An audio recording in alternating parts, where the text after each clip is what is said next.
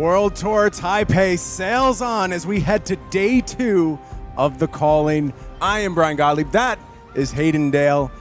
Everything you learned yesterday, throw it out. We're done. We're moving on to draft. And Hayden, I'm so excited to share this format with the world for the first time.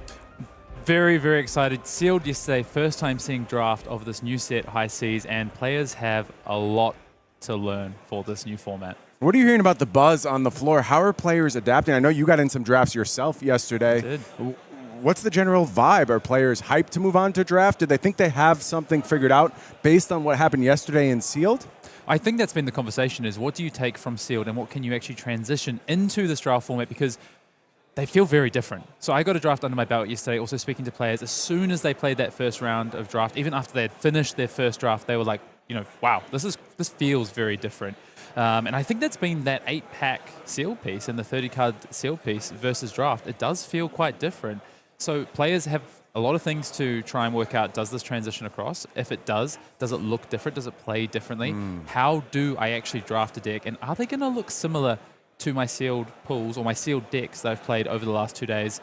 Because if they're not, it's going to be a new learning curve for them. Why don't we set the stakes for what we're playing for here today? And I'm going to show you exactly why something like a calling matters so much. It's all about those dollars up top. $5K USD to the winner of this event. Yeah, and of course, going down the list there, 2,400 all the way down, 20,000 total. Gold foil EA Stonewall Gauntlet, that new Stonewall gold foil EA, replacing some of the ones we've seen previously. And of course, PTIs for our top 8 players that they'll be able to cash in at a later date. Yeah, big money on the line here at the calling, as always. But of course, that's not the only thing we're talking about. We got to talk about that Stonewall Gauntlet. Look how beautiful that card looks, Hayden. You have one of these in your collection yet? I do not. I want to ask you a question, though. How do you choose these gold foils that become the prize cards? Yeah, I mean, it's a lot of discussion about what kind of things are widely desirable. Something like a generic is always going to go ahead and take the lead when we have these discussions. Stonewall Gauntlet, a little bit looking for the right meta to shine in, but I think this is a piece of equipment that is just going to have a role to play for a very long time in Flesh and Blood. Of course, it's not just dollars, it's not just cards. It's all about the World Tour, baby. And when we head out on the World Tour, we're about making stars. We're about finding who the Flesh and Blood greats are. We're about playing the game, seeing the world. 120 destinations served up by the World Tour, and that $1.5 million. Everybody trying to put a little piece of that into their pocket. And Hayden, I think the most important thing about this calling is it's one of the best opportunities to go ahead and prep for these other big events we have on the calendar. Got to call out Pro Tour Singapore as the next big stop for this World Tour. Yeah, looking forward to getting to Singapore, of course. Before we get there, a number of Battle Hardens, callings. We've got, of course, Nationals season just around the corner. That's the next big thing on players' radars as we head towards Singapore, of course. US Nationals in 2 weeks, and then we head full steam into those other 46 other national championships. Yeah, the hype's already developing for the CC meta game that's going to go ahead and come to fruition after the release of High Seas. I'll be there for the first look at it. The US National Championships coming to you from Vegas. Why don't we go ahead and take a look at our schedule that we have coming up. As I mentioned, Las Vegas, the next big stop for us. And there's going to be a mix. Not only is it going to be CC, but we're going to do more booster draft at that event. And I think if you're a participant and you're not here this weekend in Taipei, surely your eyes are glued to coverage right now, trying to get any edge you can in that event, Hayden. Yeah, and we're going to be looking through drafts today, of course. Draft viewer, we're going to see those rounds play out. You're going to see just how different it does look comparative to what we saw in Sealed yesterday and Friday. Beyond Las Vegas, we have more CC on the docket. Of course, national season going to be going on at the same time as this calling Bologna. I think there's so much stage to be set that if I were playing something like this calling, I would have no idea what I was playing. The metagame has just been shaken up by bans. There's been LLing. There's more LLing on the horizon, potentially. I think players really have their work cut out for them this national season in a very unique way for Flesh and Blood. And for my money, Hayden, I love that. I love that the context is always changing. I love that it's not static. One of the big benefits of the Living Legend system is the diverse styles it forces you to play. And sometimes you have to adapt on short notice. Yeah, even a week's notice potentially, of course, as we get into these seasons, and we're going to have Living Legend checks in on that Monday. Even I think about the ProQuest season that's just been the very last week of ProQuest season. I had no clue what to play. Living Legends were impacting things, and that's before we even get to High Seas. That's before we even get to see how this meta starts to develop. All eyes will definitely be on Las Vegas before we get to Bologna. I think that'll inform a lot of what players will do when we get to Bologna and beyond to places like Houston, plus, of course, national championships around the world. Yeah, I can tell you, Hayden, our friends over at AGE just hosting a CC event today and taken down by Arachne this go-around. Marionette this time. So I think the context is just going to change week by week with the LL changes, with the evolving metagame, and of course with the exploration of these High Seas hero. And there's so much Classic Constructed to play over the next couple months. We have Houston, we have Kuala Lumpur, we have Bucharest, all of these with CC stops. But then I got to move on to August. When we come back to my hometown, your ex-hometown, Hayden, we're going to head to Auckland for a double calling weekend. You making the trip over the ditch there? Already got my tickets. I'm going to be there. I'm looking forward to it. I couldn't miss a Welcome to Wraith calling, limited calling. It's almost, I never thought I'd get a chance to play another Welcome to Wraith limited calling, so you best believe I will be there. Yeah, I mean, you don't win anything anymore, so I have to think something like this, reaching back into the past, is probably your best shot these days, It's a nostalgia trip, right? It's like, well, that's where I have had some success before, so surely I can repeat that maybe. Yeah, if not, you can go ahead and sign up for the Classic Constructed calling as well, or maybe, again, in your best interest, you just go back to your roots, you play some Arcane Rising First Edition limited as well. Yeah, very exciting alpha draft, of course, if you make it to day 2 of that Welcome to Wraith sealed calling. And like you say, Arcane Rising First Edition, if you don't quite make it there, still a great consolation. Yeah, not bad at all. Simultaneous battle hardened going on in Lucerne. And then just a week later, we head to Kansas City for another Classic Constructed calling with some Classic Constructed battle hardened action as well. And we'll be bringing you coverage of that event so you can check in on that CC meta once more. And then it's Perth, back over on the other side of the world. Any plans to attend that one? I'm not sure yet. I mean, funnily enough, I'm actually closer to my hometown in Christchurch, New Zealand, where I live in Sydney, Australia, than another city in Australia. 4.5 hours travel across the country to get there. But I've got my eye on making it out there and support the Perth community, because they are an amazing community out there in Western Australia. I guess that does make some sense. Australia, pretty big place. Pretty sizable, yeah. Yeah, okay. It sounds like we should go ahead and take a look at our standings at this point. I want to set the stage for how things are going here in Taipei. It's great to talk about the future. I know we're all hyped for it, but we have a tournament to wrap up here. And of course, we got here with 8 rounds of sealed play. And sitting atop, we have 2 players from Thailand, 8-0 and 7-1, both riding Scurv for their first performance. I'm going to tell you, Hayden, you know, Scurv powerful, but again, I talked about context shift. The context for Scurv is going to change again. What happens to Scurv when he doesn't show up with perfect information, when he shows up pack 2, pack 3? Is there a way for players to go ahead and get into that pirate thief hero and do something a little unexpected? Or do you think you have to get there and pack 1, pick 1, lock in the beginning? Yeah, I think it's interesting. I think it comes down to how open you can keep yourself through pack 1. I know personally, anecdotally, through my draft yesterday that I did with some of the players who are on day 2 here, plus our coverage team, I managed to stay open until pack 2. So I feel like it is reasonable to be able to do it, especially if your payoff is something as potentially as powerful as Scurv. But that's easier said than done. And also, you don't know, Scurv's not necessarily going to show up in your draft. So very interested to see if, you know, how many Scurv players we might have through these 2, and then of course top 8 draft for today here in Taipei. I think there's another question too. It's just, does Scurv still excel under the context of draft? Is this still the powerful hero that we saw in Sealed yesterday, or do things get a little harder when you don't have as many of those blues, those reds floating around, where the pirate cards are being a little bit more fiercely contested and you're not just guaranteed access to them? I don't know. We'll have to see. And I think what stands out to me on those standings is a beautiful mix of locals, of names we know, names we may not be as familiar with. But I do have a name that we're all super familiar with that we can go ahead and start our day with.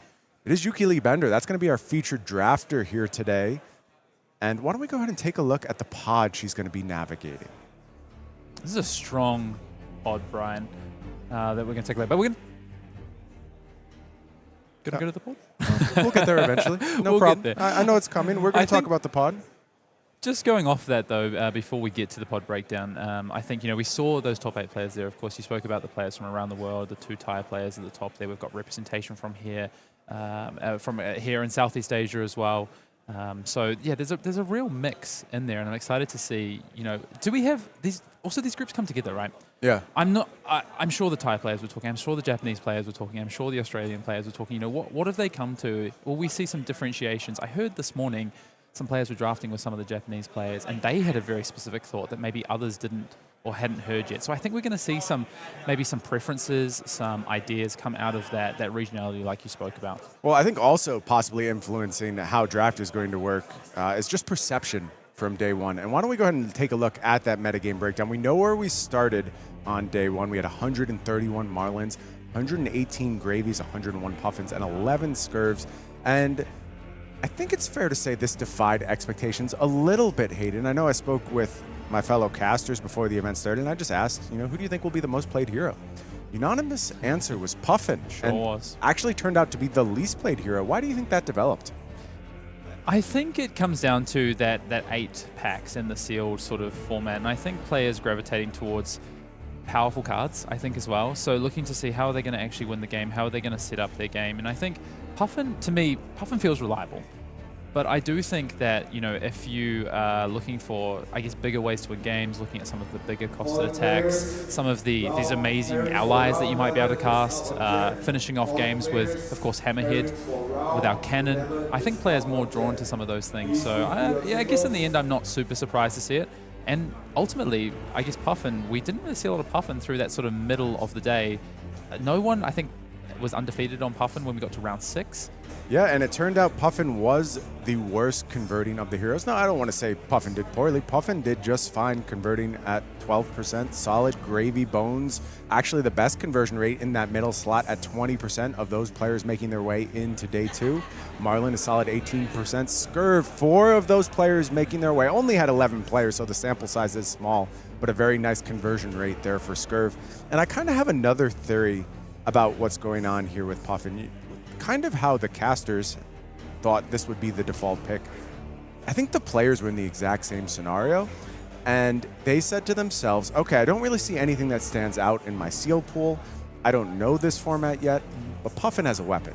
And that means if I just go ahead, I play solid flesh and blood, I defend, I use my weapon, I'm going to go ahead and fatigue Marlynn. She's a stupid ranger. She needs enough arrows to go ahead and win the game. I'm going to fatigue Gravy. He's got no weapon. What's he going to do? Scurv, I'll just kill the octopus, no problem. Puffin is equipped to take on all of these comers. But I will tell you, High Seas rewrites the book on fatigue, and I don't think you can just say, oh, I have a weapon, that's good enough to fatigue my opponents. It's not going to happen. You need a real Puffin deck here. Yeah, I think we saw that pretty plainly as well, and I heard that from players on the floor who were playing that, it just didn't quite work out the way I thought. I didn't have quite the card pool. I know you were just speaking to Pro Tour champion Arthur Trehay before. He actually mentioned that to me just as I was coming back as well, that I played Puffin on day 1, but I don't think I had quite the right card pool and learned a lot from that. I spoke to Andrea Mengucci, who said basically the exact same thing. Just thought it was the default pick, thought the weapon would go ahead and carry, but as time played out, not quite the story. Now we are ready to take a look at our pod. And as I mentioned, we will be following Yuki Lee Bender. And I really just want to take a moment as we head into this featured draft to sing the praises of Yuki in Limited. And look, there's a lot of great praise you could throw Yuki's way. An incredible constructed deck builder as well. Very much put KO on the map early on in that hero's lifespan. But one thing that always stands out to me as sort of the highlight moment for Yuki Lee Bender's career was back in Worlds, where she was drafting Bright Lights. Barcelona. And we followed her for consecutive drafts. Frankly, she was just on another level. She was doing things that nobody else was doing in that format. She proved mastery, understanding. She was willing to basically play any hero and had game plans that accounted for everything. And that was the moment where she really solidified herself, in my eyes, as one of the absolute best players in the game. So to get the chance to follow her early on in this High Seas format, I think it's an opportunity for everyone sitting at home, everyone who has to play U.S. Nationals, to get some really valuable information. Yuki tapped by the mothership to go ahead and write the Masterclass series. She's going to be going ahead and contributing articles to fabtcg.com. There's a reason why she was picked to do that. She learns quickly, and she's really, really good at illustrating those concepts. So I can't wait to see what she does here in this draft. I can't wait to hear from her afterwards to understand how it went, how she's going to evolve, what she thinks she did right, what she did wrong. And we're going to try and suss that out right now, because it sounds like we're ready to follow our featured drafter here. And there you see it's Yuki Lee Bender with cards in hand, getting ready to make her first pick.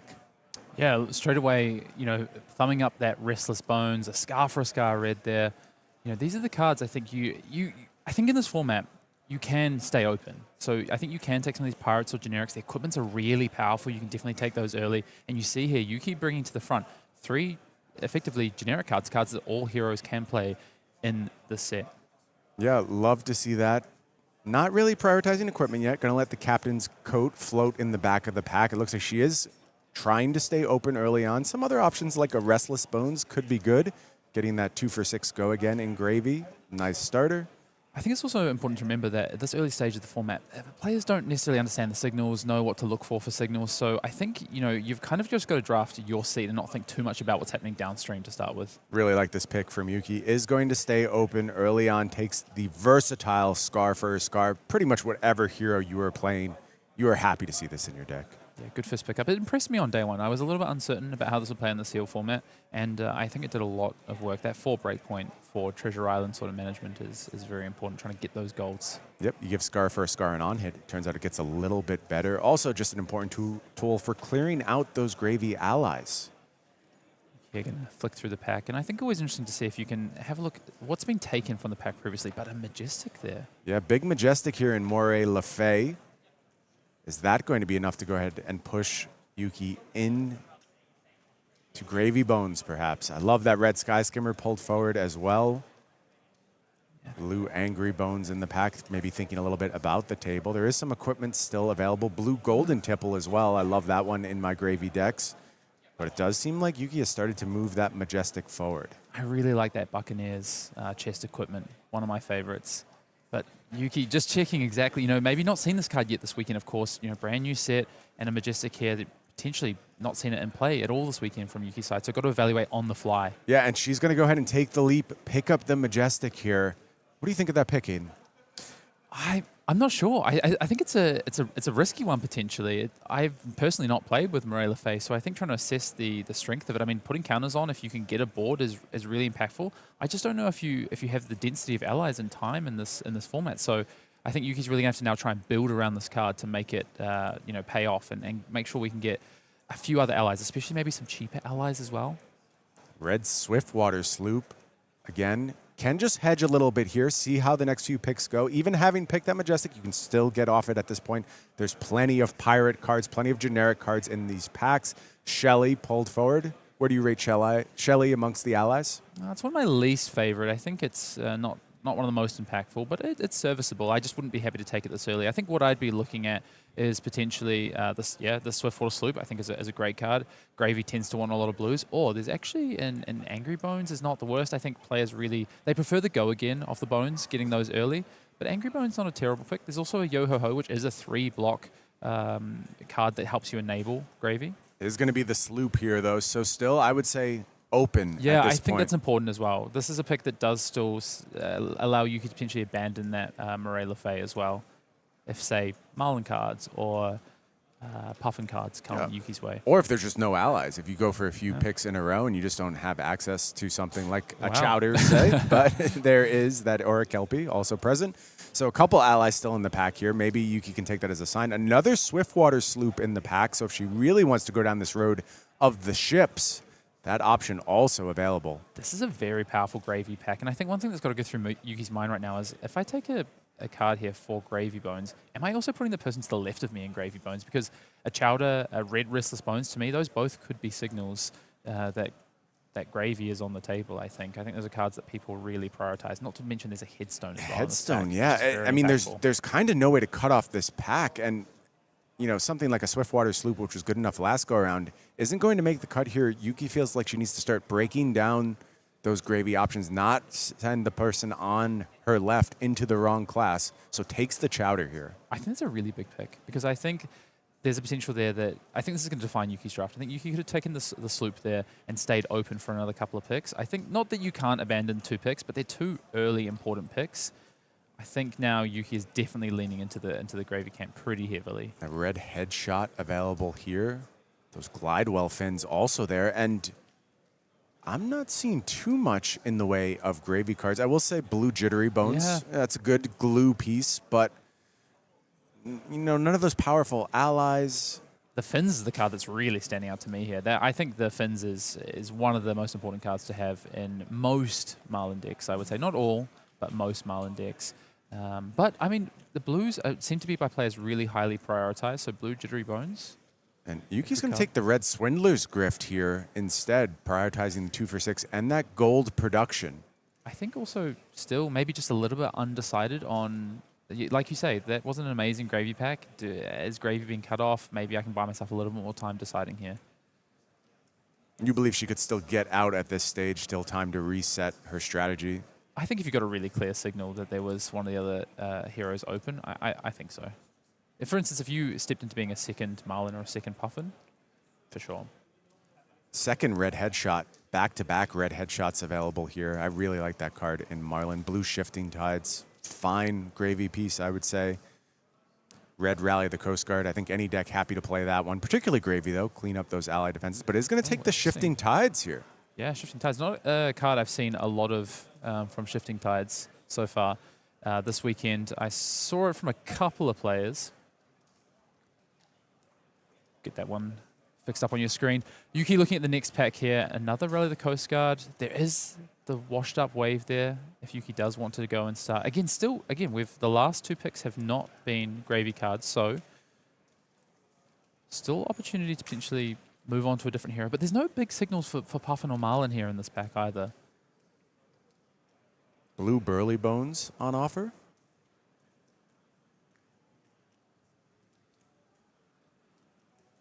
So a couple of blues picked up in these last 2 picks. Blues are important to gravy, and I think especially the ones that you can help trigger hero ability. But the Burly Bones, of course, is the overpower, not the go again. So not necessarily exactly what Yuki might be looking for here. I would honestly say these last 3 or 4 picks have not been particularly great for Yuki. Yeah, a little thin here. Burly Bones here, coming to the front. Yep, another Burly Bones there as well. So just stocking up on blues here as we get into the middle of the pack, really prioritizing now. I think Yuki's made the decision. Nothing's standing out, nothing saying I shouldn't be in gravy here. Nothing telling Yuki I definitely should be gravy, but nothing telling me that I shouldn't be gravy, I think, here. So likely maybe 1 of 3 so far, maybe 1 of 2. So Yuki's saying, okay, I'll pick up the blues that I need in my deck. 3-block blues, important in this format, I think. My celebrational card here, Angry Bones in the pack. 2 for 7, not bad. Plenty of ways to go ahead and fit that little bit strange resource curve, but gravy plays into that well. I think players really learned yesterday just how important these Bones cards are, especially if you can hit off the top of the deck after looking at Compass. The value is really high, right? So players really starting to lean into these Bones more. So it's coming up all Bones for Yuki. They're taking blue Angry Bones this time. 4 bones in a row here. I think if you're Yuki, you would prefer finding things like allies, but I'll be honest, I read Angry Bones this late. That feels pretty good. Yeah, I will say one thing, though, is that if I'm seeing Angry Bones, my thought is, what were the other cards in the pack for gravy, and has the other gravy players taken, for instance, Restless Bones, things like this, and these are the ones I really do want to see. Definitely the preferred option. Sees a Kelpie here, so does have an opportunity to pick up an ally, but is going to take the Charter Course instead, and I think this is just about blue enablers. Without the go again on the Bones, only having Burly Bones and Angry Bones at this point, you do need to make sure you're able to unlock your graveyard. Yeah, 100%. You've got to make sure you have those go again blues, picking up a blow for a blow there, which is just a solid role player. Really good in the mirror, of course. Happy to have it in the mirror. You don't want it played against you either, so yep, nice pick no problem picking up that one. Closes things out with yet another Burly Bones here. How are you feeling after pack 1? I'm in Yuki C. I'm not feeling particularly great. I think, started with a great pick in that Scar for a Scar. The Murray Lefay, I'm not certain on. I think, if we can get into the right sort of backing of that with enough sort of allies, some hop-alongs, for instance, some ways to hopefully, force the opponent to maybe not be able to clear that Murray Lefay straight away, it can definitely pay off. But the rest of the pack has been tough. I think, honestly, the best card other than that that's been picked up is that red Swiftwater Sloop, 3rd pick. I think that plus the Chowder. After that, it's been slim pickings for Yuki. They're all role players after pick 4, I think.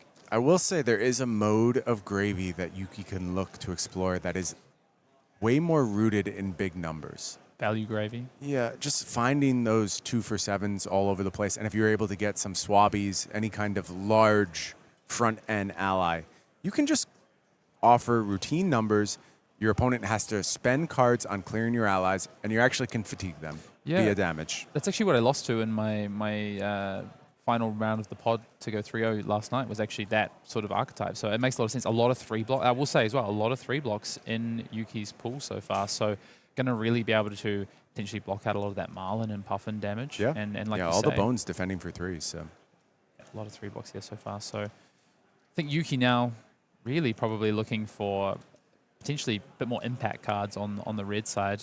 Some of those go-agains would be great. Yeah. A red Restless Bones, for instance. She's a little torn right now. It feels like she needs 2 pieces. She needs engine pieces. She needs blue go again to go ahead and unlock the graveyard. But honestly, there's no reason to unlock your graveyard if you haven't found enough allies. And I don't love our ally selection thus far. Yeah, and the other thing is no equipment yet for Yuki either. True. Which is 3 huge. needs. 3 needs so far. Yep. And the equipment in the set is very impactful. I think you can fairly easily make sure you have 4 equipment, but you've got to be on top of it. And I will say, I think the only piece that I think was maybe a potential option there early was the Buccaneers chest. Otherwise, Fish Fingers in the middle of the pack, maybe not as exciting. So not tons of options there for Yuki Pack 1. I think High Seas is interesting in that you should not struggle to get your 4 pieces. But there is a lot of variability in the quality of those pieces. And picking up something like an old knocker is very different than picking up just a generic chess piece. Yeah, yep. Headstone, of course, was passed around as well. Yeah. So, and I think if you look at that pack 1, in terms of the cards that came back and the quality of cards that came back, right now, I'm thinking there's minimum 3 gravies in this pod. That sounds correct to me, Hayden. And it might be on the low end, honestly. There we see some equipment come around. Jittery Bones Red available. Aboard the ship. Blue Battalion Bark, love that card. Very good card. And we saw that card basically define the sealed format, but here you're going to have to give up a bit more to get it into your collection. I think those cards are going to go often and early. And if you're in Yuki's seat, you have a lot of needs right now. I don't know if you can go ahead and take something that isn't focused on your core game plan. I think you've got to make up the numbers elsewhere with those sorts of cards. It's got to be a focus on, like you say, either picking up a piece of equipment here or potentially, I think that's a red Jittery Bones behind. I think that's also another important piece that Yuki would like to see. So a really big decision here. I'm a massive fan of the bounty. I think Buccaneers bounty is just a really impactful piece of equipment. Yeah, this is one of the more premium chess pieces, I would say, and it looks like Yuki is going to make that pick now. You know, if there's some other blue bones, possibly, that might have gotten us to a different place, but I agree. I think it is just a chess pick here. Yeah, I think the red Jittery Bones, I think the Buccaneers bounty is a more disciplined pick. I think a lot of players in that situation would have said, I currently have no go again. I need to take the Jittery Bones, but I think that was a bit more of a disciplined pick there. Another blue Battalion Bark coming around here. Yeah, a lot of equipment in this pack as well. There's a Tricon, a Quartermaster's boots there as well. So lots of options if we're going to continue along this equipment train and start to make sure we're stocked up. Yeah, that blue Jittery Bones, one of the best enablers as well. Mutinies, fine enablers. Where do you rate the mutinies right now? I think that's an interesting question. I'm not really hearing a consensus on how much players prioritize those cards. I think they're really good. I think the reason that there's not a consensus is players are still working out how to prioritize gold creation and Treasure Island sort of usage. And I think players are defaulting to trying to not hoard gold, but keep their gold, spend it wisely, as opposed to freely at the moment. And I think that's part of the reason that you're seeing differing values on that card right now. But I think they're very strong. It is going to be the ship here. Picks up the blue Battalion Bark. So despite the needs, this card's good. You just want it in your deck, plain and simple. Yeah, and especially with the amount of blues that Yuki already has, it's going to be easy to make sure that second cycle, maybe even first, that Yuki can get the value out of this. There's a headstone, though. Yeah, another shot at a headstone. It'll be hard for Yuki to pass on that one. And looking at this pack, nothing is even close. I don't think you can pass this one up. Nothing in the range of this equipment. Blue Swiftwater Sloop is probably the next best card for Yuki in this pack, I think. But again, we talked about the difference between sealed and limited, and access to good blues and a nice number of blues to activate things like Swiftwater Sloop blues that you have to play are harder to come by. So I think that card, for me, actually drops a little bit from sealed to draft in terms of the value. Anything you can take away about table composition thus far? These first 3 picks have gone okay. I will note the allies don't really appear to be present still. Do you think Yuki is potentially cut in multiple directions right now? I think there's a real chance that Yuki's got a gravy 2 seats down, so either immediate to the left or 2 to the left, and we spoke about that. That really strong pack 3 that Yuki had, we said, does Yuki just ship this to the left and say, actually, I'm out on gravy, because it's really hard to cut that signal, and I think that's potentially what's happened. There's a lot of Puffin and Marlynn cards coming around. Look at yeah, it's call the big guns. incredible Marlynn cards passed around. Still no allies here. Boots available, but there's another battalion bark. I think Yuki is picking good cards right now. Great. I just worried that they're not moving her forward in her game plan. Yeah, they feel like really strong role-playing cards, right? Battalion Bark in blue, yeah, it's going to be great in your in-game, deal some damage, but it's not going to help your core game plan and I guess raise what I would say is the grade of your deck, I think, overall, unless we get... And that's where you really want to be wheeling some great class cards, and I just don't think that's going to happen because it looks like, yeah, we're being contested on gravy here. It feels like Yuki's thinking about chart a course here, but ultimately goes with the ship. I like that pick. Yeah, I agree with that as well. I think the second ship is... Once you've got the first ship, you take the second ship. It helps you cast the first ship. That's Try and set up those pitch-stacked late games. So he has to work with here. Yeah, and look at these Puffin cards. I mean, there's a Drop the Hammer in this pack still, which I think is a very strong card. Yeah, and there's just nothing. Yellow Burly Bones. There's nothing Yeah. for Gravy Bones here. Yeah, Yuki's defaulting to reading rare cards that she hasn't seen maybe necessarily before. I will say, regaining composure is fine. I talked a lot yesterday about how good tapping your opponent can be. I'm not saying it's where you want to be at this moment in time, but I do think Yuki can consider it given how bad her blue go again in particular needs are at this stage. I think that's the big thing. I think she's got 1 so far, I think. So 1 from pack 1, that's it. So I think this is probably but we're going to go with the Swindlers. Yeah, yellow Swindlers is the pick here. And I wonder if maybe Yuki getting a little yellow nervous. We saw an earlier Swindler's Grift picked, so you do need to lean into that a little bit and get some yellows. And there's a card that also incentivizes you having enough yellows in your deck. It is the blue golden tipple. I mentioned this one is one I really like as a gravy enabler. And with where Yuki's at, I have to feel like this is the pick here. I think golden tipple is just a really good card in general. I think I spoke yesterday about cards sitting into the pie, into the wedge in terms of, and I think that's a really strong, 2 or 3 heroes. I think this one fits really nicely into both Gravy and Marlynn.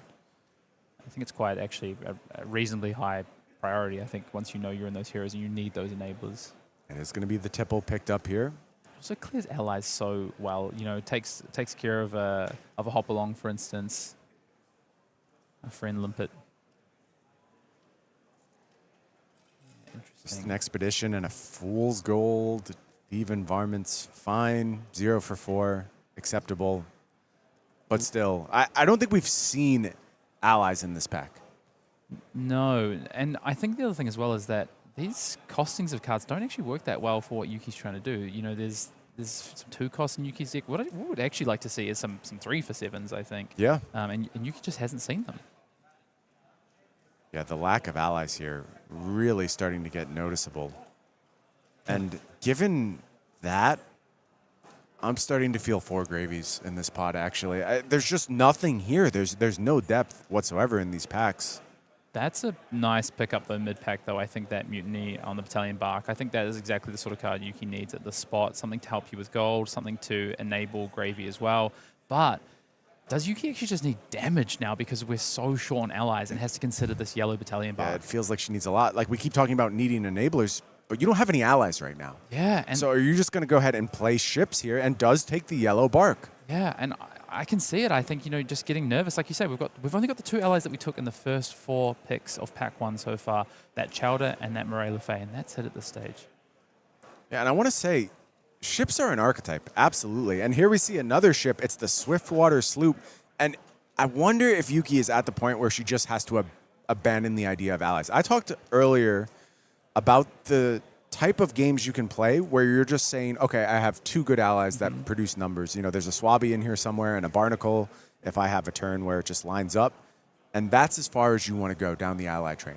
You can do that, and it works if you have enough support for it and enough backup for it. Yeah, Gonna need some more sort of Swiftwater Sloops to be able to do that, I think. But it is a good pickup, and we've got the 2 Battalion Barks in blue, we've got the yellow Battalion Bark. So Yuki probably would have enough damage in the deck. I think it's just about, like you say, I mean, a Barnacle would be a great pickup, I think. Oh, I agree. I'll also say maybe this pick sort of closes the door on it. Yuki's not that far off of playing Scurv, and if a Scurv shows up in Pack 3, it's hard. It's really hard, but I will tell you it's not impossible. And I wonder if something like that pushes her in the direction of taking a few more generics when the pick is on the line. But is just going to go ahead and take a NIMBY here. I think that does do that, though. There was 3 really good Marlynn cards in the pack, Ranger cards in the pack. You could try and maybe hate draft one of those out from... No, she's just taking the generics here. Going to take the yellow money or your life here. And yeah, if you find a Scurv here, the option is open to you. Look, it's unlikely, but it's something we're going to have to start considering as we move through these draft formats. Another ship here with the Swiftwater Sloop. I think I like the 3-block yellow in this case, though. Yeah, I think Yuki that's... agrees. Doesn't want to live the Scurv dream, doesn't want to gamble on that. I think that is the correct call. Picked up another headpiece, unfortunately. We've already got the headstones, so despite that coming around last, is not going to be very useful for Yuki in this situation. But yeah, honestly, not a great pack, unfortunately, for Yuki. Just really cut off from good gravy cards. I'm going to go further, Hayden. I think that was a disastrous pack, too. Like, I am almost certain now that there are 4 gravy bones at this table. And if you're in Yuki's seat, I wonder if maybe that Murray LaFay was the start of the downfall, seeing that Majestic and hopping in. There's other spots, too, where the packs were just very deep with Gravy Bones cards, and it was pretty clear that good stuff was going to leak through. You couldn't really cut anyone off. Either of the other 2 heroes, I'm just seeing late unicycles, late red arrows, all the good stuff coming around for either Puffin or Marlynn. Not a great pack. And I think, though, Yuki tried to make the best of it, right? Pick up a couple of blue Battalion Barks, pick up a yellow Battalion Bark, try and still find some damage, and then hope to get paid off on the pack 3, ideally with maybe less gravy cutting you off in that 3rd pack. We talked a lot about preferences, limited experience at this point. Yuki played gravy yesterday. Do you think there's a possibility that pushed her a little bit to try and find a way to get back into that hero? And keep in mind, this is not a criticism. I think the idea of, I actually know how to play this hero. I know this set can be challenging. I know there's complex interactions, but I've started to unpack the gravy ones. Why would I put myself kind of behind the 8 ball with the difficult task of immediately figuring out either Marlynn or Puffin at this point? Yeah, and yes, I agree. And honestly, I've been in that situation before, and part of it's just subconscious as well. You just understand more about this hero because you've played it for 8 straight rounds cards yesterday. Look better at that point. Your evaluation is a little bit skewed because you just know more about these cards, and I think a lot of it is actually just subconscious. You might go away and do your research on Marlynn and Puffin and learn about what looks good in those cards as well. But how can you as equally evaluate them if you haven't had the chance to play with those cards as well? It is a really difficult situation for our players to be in. Coming in, of course they would have done maybe 1 or 2 drafts yesterday. There's not a lot of opportunity to draft, in the 12 hours they have between finishing day 1 and coming across to day 2. So, yeah, Yuki potentially in an interesting spot there. We're going to go through pack 2 for Yuki, pack 3, sorry, for Yuki Bender here. Really looking for a number of cards, but it's not impossible that Yuki can turn this around. A couple of, a Swabby, maybe a Barnacle. No, I think that is it, Hayden. You just want to find an ally with a big front end, and you have good damage thus far in your deck. You have a nice collection of bones. You have sloops all over the place. Big old bag of bones. Yeah, I think there's a chance for Yuki to make it out of this okay, but this pack 3 really needs to come to the table. Yeah, I think Yuki navigated that. Considering how poor the options were on the table, I don't think Yuki could have swapped out to a different hero at that point. Agreed. So I think Yuki made the most of what came her way in pack 2 to try and make sure that she could set herself up for a couple of good picks and the rest being role players in pack 3 and have a serviceable deck. A deck that can potentially scrape a 2-1 is I think what we're looking at this stage. I think Yuki's trying to salvage a 2-1 at this stage. Yeah, and I think there is something to be said for identifying as a skill, the ability to salvage a mediocre draft. Not every draft is going to go your way. Sometimes you end up in a bad seat. Sometimes there's no clear signal. It becomes, at that point, your duty to figure out not how to get the 3-0. That's not possible. Sometimes you have to give up on that dream. But you need to pull out with a 2-1 if you want to go ahead and make your way to the top 8. Yeah. And I think Yuki found a pretty good gift here in these early picks with that barnacle. Yeah, call your shot. I think interesting though, there is a hoist them up, right? So is Yuki going to go down that true value route? I just think you've got to have the button. You have all these enablers. You need to find some yellow cards, ideally some allies, and I don't think Yuki's going to see potentially even another ally after this. This might be the last ally that Yuki actually sees. A scary spot to be in for sure. But really, considering this hoist them up, the saltwater coming to the front as well. I mean, that card is very powerful, a great enabler for gravy, but I don't think one that you can take here. I think you've got to go for... Oh, and she is going to take the hoist them up here. Wow, interesting. I mean, I'm not in Yuki's seat, so it's hard to you comment on, but we'll see. I think we'll see how that goes. I think that must have been a really hard decision for Yuki there to pass up. Yeah, I mean, barnacle. look, if you are trying to play a numbers game, there's something to be said for the hoist them up. 0 for 4 block. Very, very good. And actually a 0 for 5 in some scenarios. That will get you ahead in the numbers race. Yeah, and if we're going to jump on that sort of line of thinking, there's a couple of good options here because Yuki does have a number of blues and a number of 2-cost attacks. So that life for a life looks really interesting to me. But so does the Coast Guard. There's I think a Pilfer, the Wreck was there as well, I think. There's a number of options here. Yeah, does she just need 3 for 7s? Does the damage count have to get really high in Yuki's deck to not be subject to fatigue? Yeah, potentially. I think life for life does represent a really interesting option though. But I think, again, the Coast Guard does get a little bit less value now without all these allies. Looks like Yuki wants to go with the life for a life. I will say, if you're in Yuki's seat, struggling to get allies, well, what does that mean about the rest of the table? Yeah. They're playing them. Life for a life, way to clear allies, way to get a little value while doing so. So there are small pushes towards making this pick. Yeah, and I think it works well with the cost curve in Yuki's list so far. So it makes a lot of sense to me. See if we can find some more value cards. I do think a nice 2-card 7, though, a nice 3 for 7 if we can find something else. A Pill for the Wreck there that was passed up as a really important card. A Walk the Plank and Red would be nice as well. So maybe Yuki can find something in these middle packs here. More Go Again potentially on the table here with this Gold Hunter. Yeah, Yuki could just be looking to set up kind of a go wide Gravy Bones with as many of these 0 for 4s as we can find, 1 for 4s.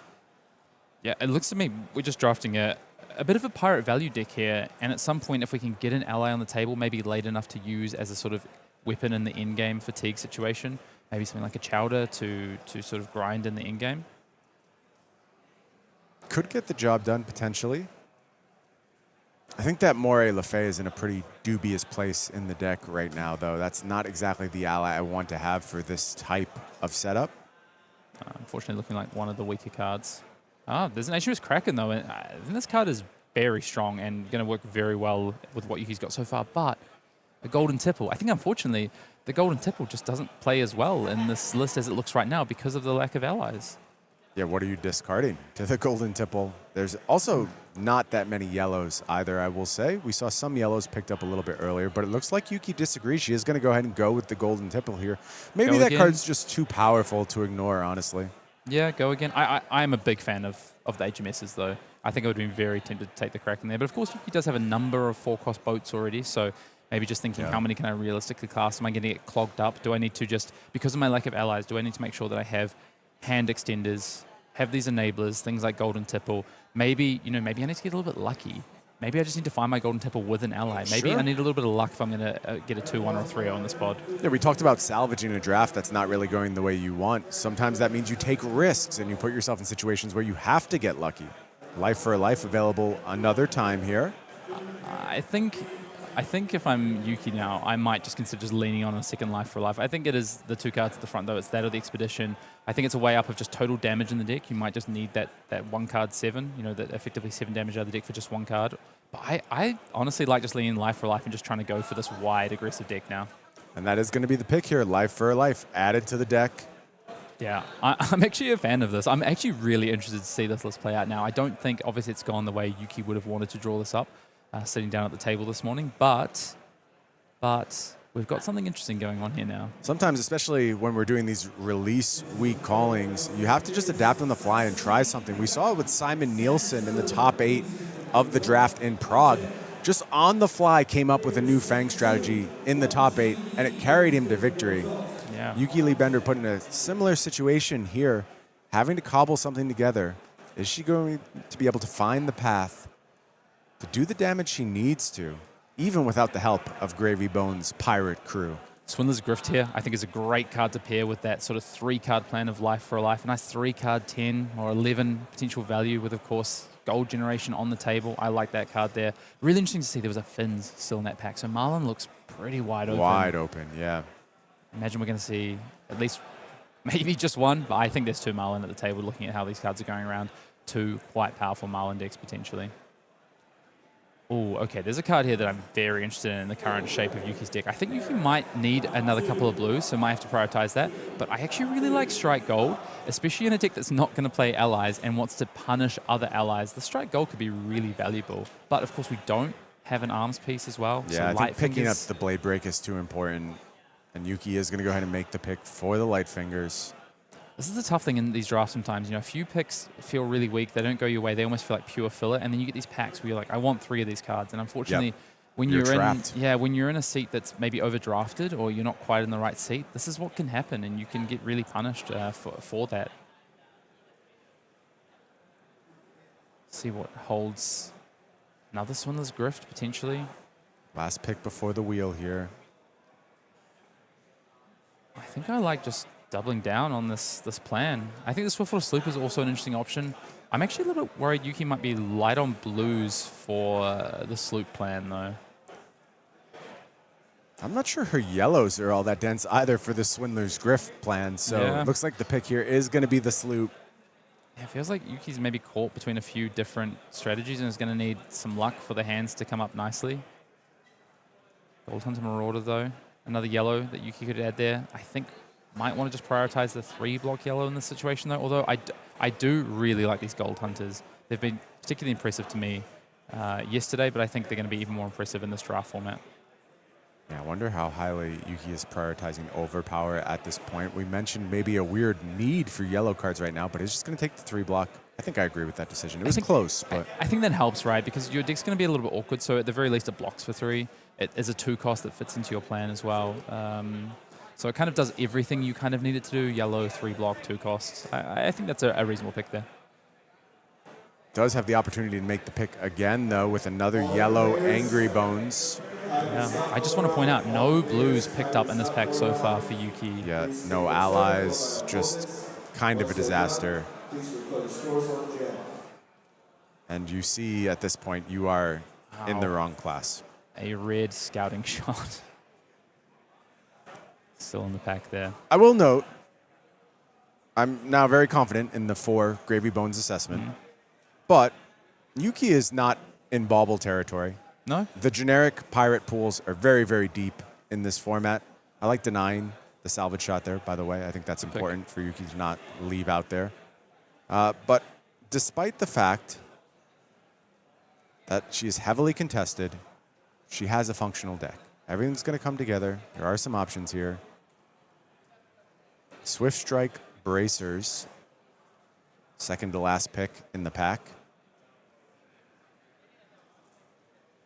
And then Not a playable, unfortunately. Cog, not playable. We're not hurting for playables. What we are hurting for is Quality, I think. yeah, a lot of other things, Yeah. frankly. We're hurting for allies. We're hurting for true power cards.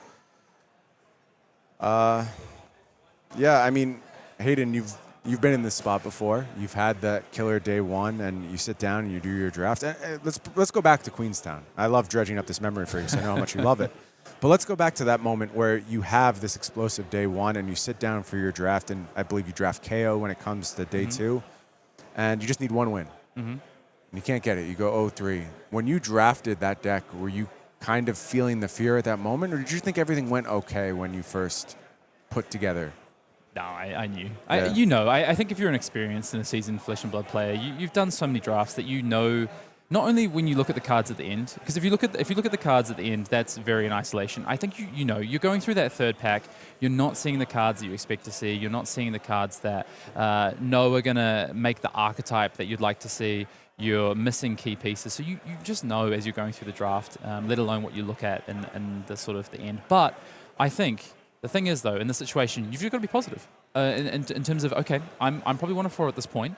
So there's 3 others that have been fighting for these cards. I can scrape a 2-1 here. If I maybe, pair first round into one of those other gravies that struggled, I beat them. I just need to get a little bit lucky in one of the other 2 rounds. I can scrape a 2-1, and X2 is very, very much alive for this event. You can go 2-1, 3-0 in the next pod and make that top 8. So I think if you're in Yuki's situation right now, the draft hasn't gone as you would like, but you've got to frame it in a way in terms of this is what I'm now going to do to make sure I can get out of this pod and still be alive in this event. Let's set the stage for exactly how this pod broke down.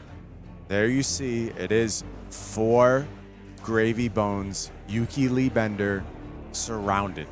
Gravies on both sides. Yeah, And it felt like it. It makes all the sense in the world. Now, if you want to take away a bright spot, if you're a Yuki Lee Bender fan, she's playing a Gravy Bones mirror. So there is a really great opportunity to go ahead and beat up one of those other potentially weak Gravy Bones in the mirror match. The problem is, though, is that Xavier's probably in the best Gravy Bones Yeah, spot, right? he's furthest All away. across the other side of the table Yep. there between a Puffin and a Marlynn. So, yeah, that Xavier, when you look at pods like this, what I always look at is, okay, if you've got free air around you, it means you've probably been given a bit nicer picks through 1 to 4, which is where your impact cards come. Tells me Xavier probably has more impact cards. Makes a lot of sense to me. Also going to be having impact cards. The Puffin and Marlynn drafters in this pod, only 2 of each. And I think if you're in Ricky Diaz's seat, somebody who we saw play Marlynn to great effect yesterday, not only found himself in his comfort class thus far, but probably has a lot of bangers given the quality of Ranger cards we saw going around the table. Yeah, I think so. And I also look at Alex Dobler there as well. Of course, you pass to the left in packs 1 and 3. So I think in the slightly better Puffin seat as well. I think, in theory, Alex, Ricky, and of course, the other 2 Puffins and Marlins, but also Xavier, maybe in the best spots in this draft here. And those 3 gravies really have felt the brunt in that corner. That Gravy Bones black hole going to be difficult to work your way out of. Let's take a look at Yuki's deck list one more time. I want to go ahead and just break down everything that went on here. And let's just start with the biggest problem I see. I'm going to look at the allies, because normally when we go ahead and do a Gravy Bones review, you expect a nice long list of allies to work your way through. You talk about the strategic implication of having those allies, where they're going to be deployed. Are you playing towards the late game?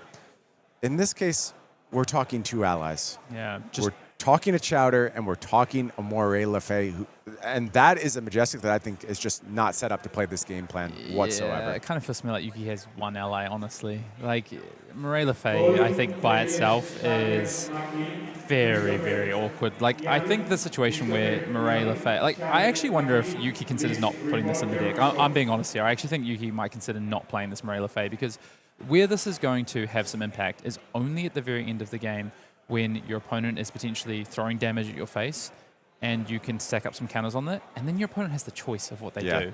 It feels like it gives all the agency to your opponent when you're not all in on this ally plan. If you have multiple allies, you move those counters around, you make things very awkward. But in this scenario, Moray just doesn't do much, frankly. You could get both into play at the same time, the Moray and the Chowder, but I think if you don't, I genuinely think if I'm Yuki's seat, when I look at I'd have to look at my playables, but I might not play Moray. How about we take a look at the pirate cards that Yuki has available to her? Because if she finds a way out of this scenario, I feel like it is on the back of these pirate cards, the ships, if you will. And there's some nice ships here. We have a few Swiftwater sloops, double blue battalion bark. I would say, given that she is just this kind of damage deck, you wish there was a lot more going on in terms of maybe red battalion bark in this instance. So I don't know. How do you feel about this particular collection of cards? I think what stands out to me is that Yuki can play a value game, right? A lot of angry bones here, and I think all it's going to take for Yuki, if I'm Yuki's seat, I'm thinking, all right, I just need to play some value. I need to set up for second cycle of value. If I can angry bones into finding, say, Chowder off the top of my deck, get a little bit lucky, that's going to set me up with some great value. Set up a couple, get a Swiftwater sloop in Arsenal, set up potentially a Swiftwater sloop into something like a battalion bark.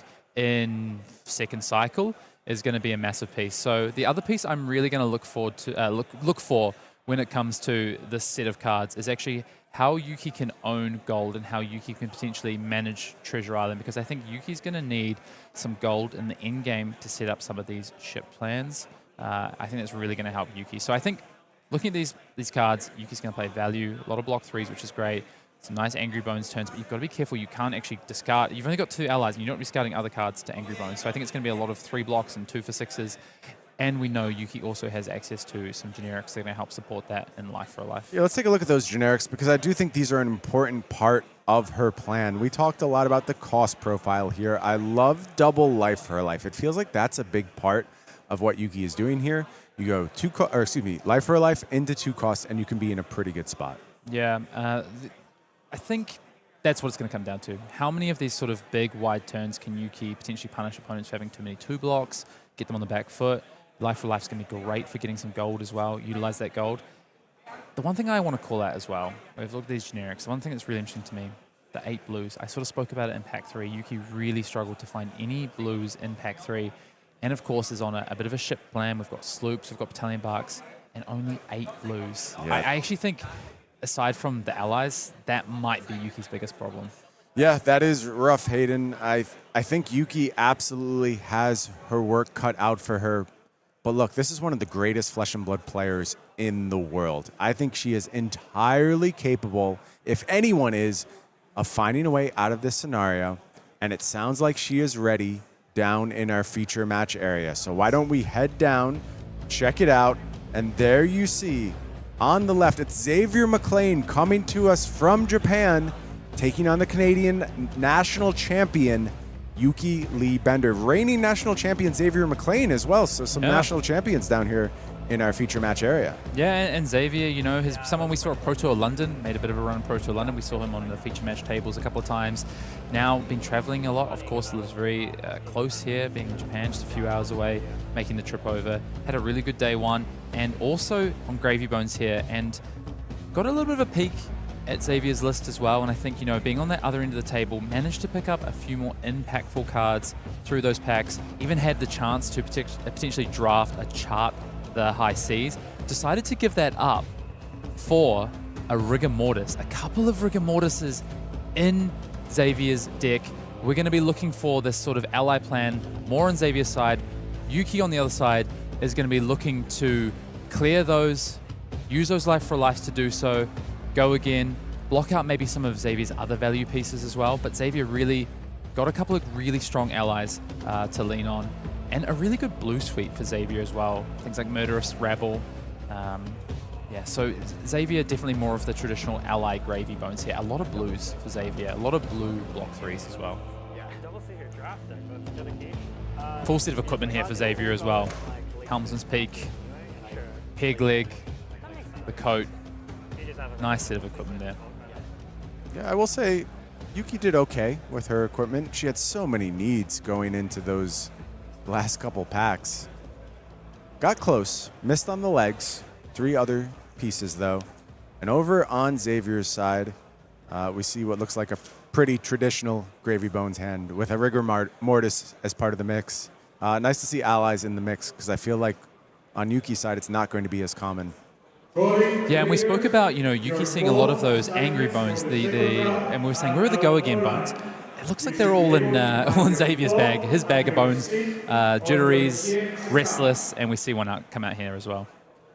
Yeah, Cuddy Shark coming off the top as well for Xavier, so a little bit extra value here, and does have the resource floating as well.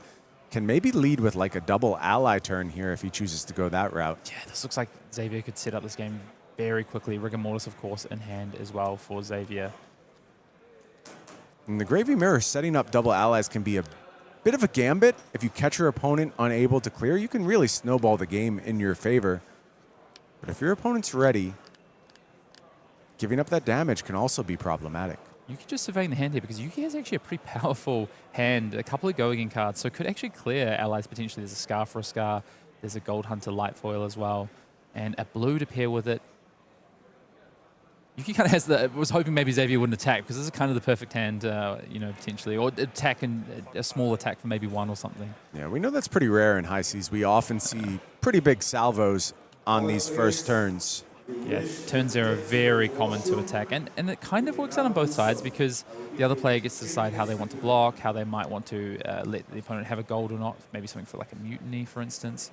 But Xavier does manage to set up a Rigor Mortis from hand here. And of course, another ally in the graveyard already. Yeah, saves that Cuddy Shark for the future. I like that call from Xavier. No reason to get a little frisky here. Just put out Rigor Mortis and start asking Yuki questions because you can't leave Rigor Mortis around. So if Yuki doesn't have go again here, she could already be on the back foot. We know Scar for a Scar at the ready in her hand.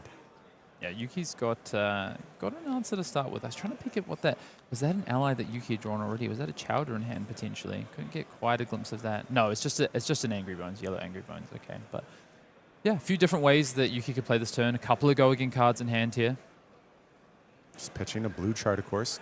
Kick things off with the light cell here. Does have less gold than Xavier. Trigger. So light foil coming in at Xavier directly by the looks of it. Clear that.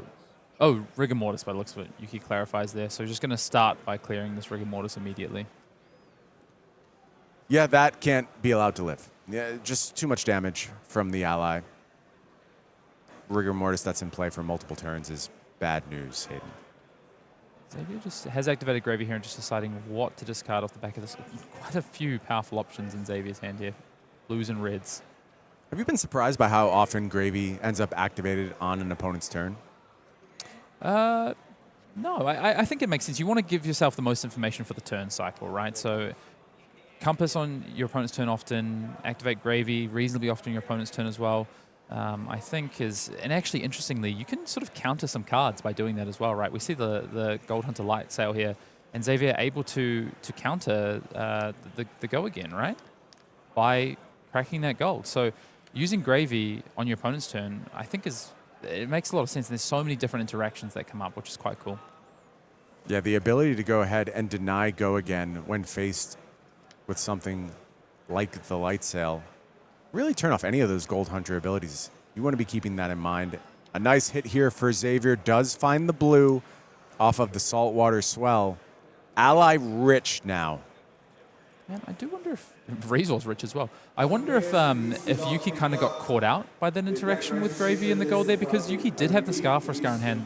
And it could have presented more damage into Xavier, or maybe just saying, no, actually, I just need to save this Scar for a future ally. I know you already have Cuddy Shark in graveyard there as well. I need to make sure that these go again cards, they're used to clear allies. Yeah, I'm not sure, honestly. I think I can see either outcome. You just want to go ahead and prioritize keeping that source of go again around for as long as possible. Yeah.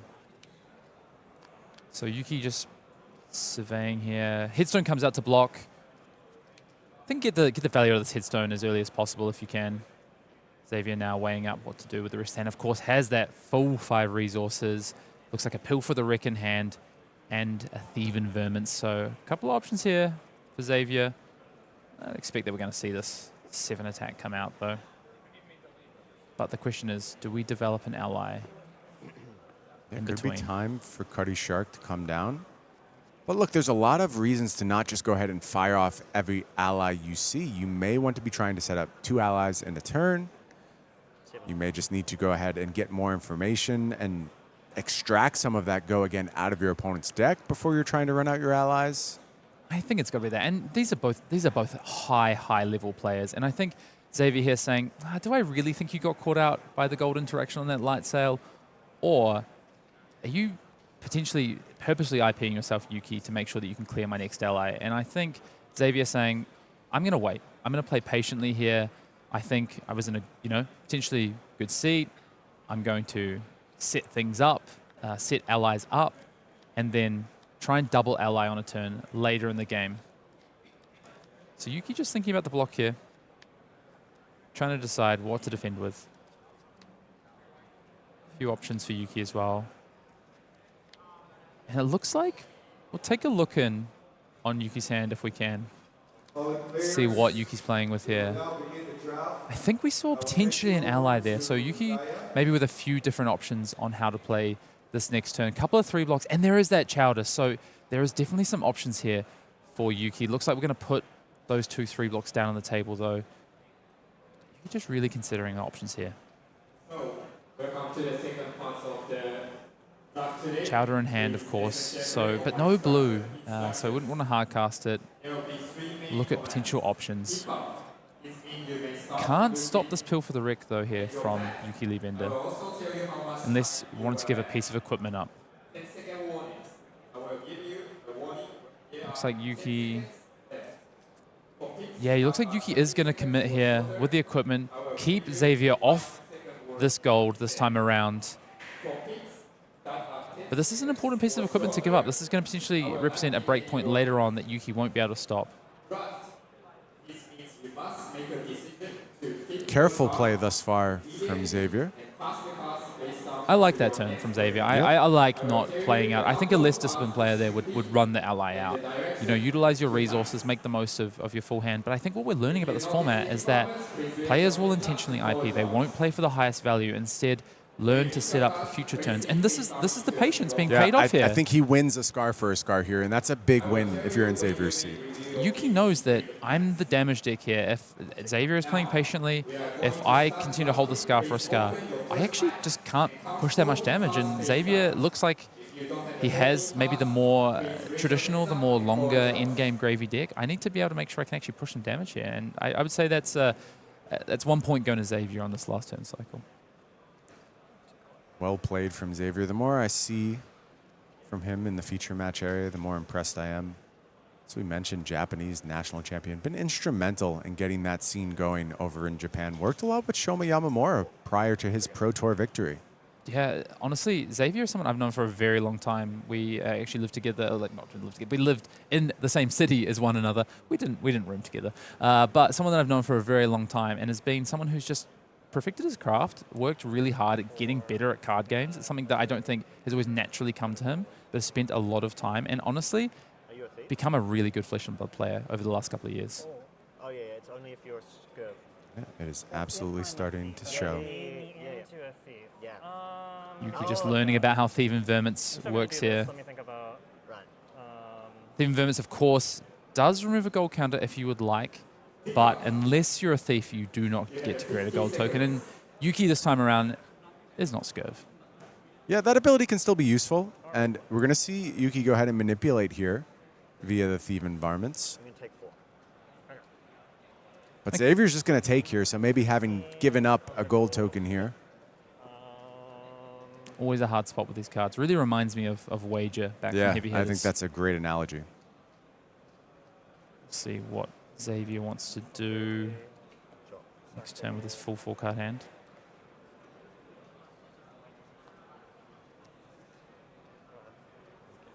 Yuki is going to get that Chowder into the graveyard. Very important to have that now set up for potentially a big turn. And of course, we do also see Yuki drop into the sloop. So we do know there's some really wide turns that Yuki can set up. That's what we saw. I think that is the avenue that Yuki's looking for to try and really push through big chunks of damage in this game if Yuki is to come out victorious here. I just want to reset a little bit. It's very obvious to us what Yuki is working with. We saw her draft. Xavier did not. And you see Chowder hit the bin. You expect a lot more is coming that will follow those allies. So Xavier has to kind of do the same thing that Yuki's been doing, thinking about preserving sources of go again, maybe slow down his pace a little bit, and we'll have to see if Yuki can use that misinformation and maybe use it to manipulate Xavier's play a little bit.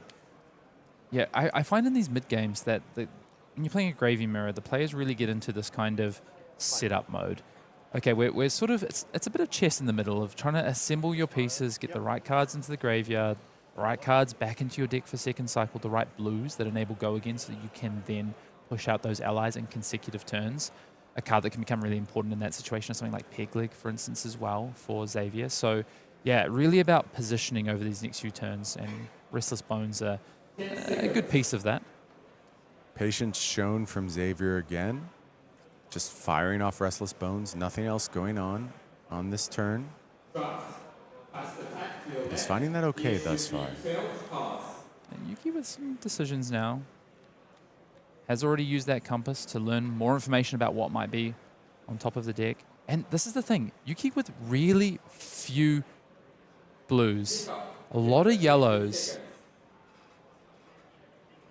And we're seeing it here. This is the challenge that Yuki's going to have is how do you actually set up something like these red sloops? You just have so many yellows, not many blues in your deck. Yeah, it's tough. You need to play towards a long game, Hayden, and your goal is to just get those yellows out of your deck. And I wouldn't be shocked to see her fire off yellows in a bunch of instances just because she needs them gone. Yeah, and that's the thing we're talking about. Like, players will play with less value. And we're going to see one right here. We're going to pitch a red and a yellow for this. And this is purely, like you say, just clear out these cards. Yep. You actually play with this value. One important thing, though, is this is a blue out of Yuki's deck. Yeah, you actually would prefer to pitch here, but Yuki's stuck with a bad arsenal on the last cycle.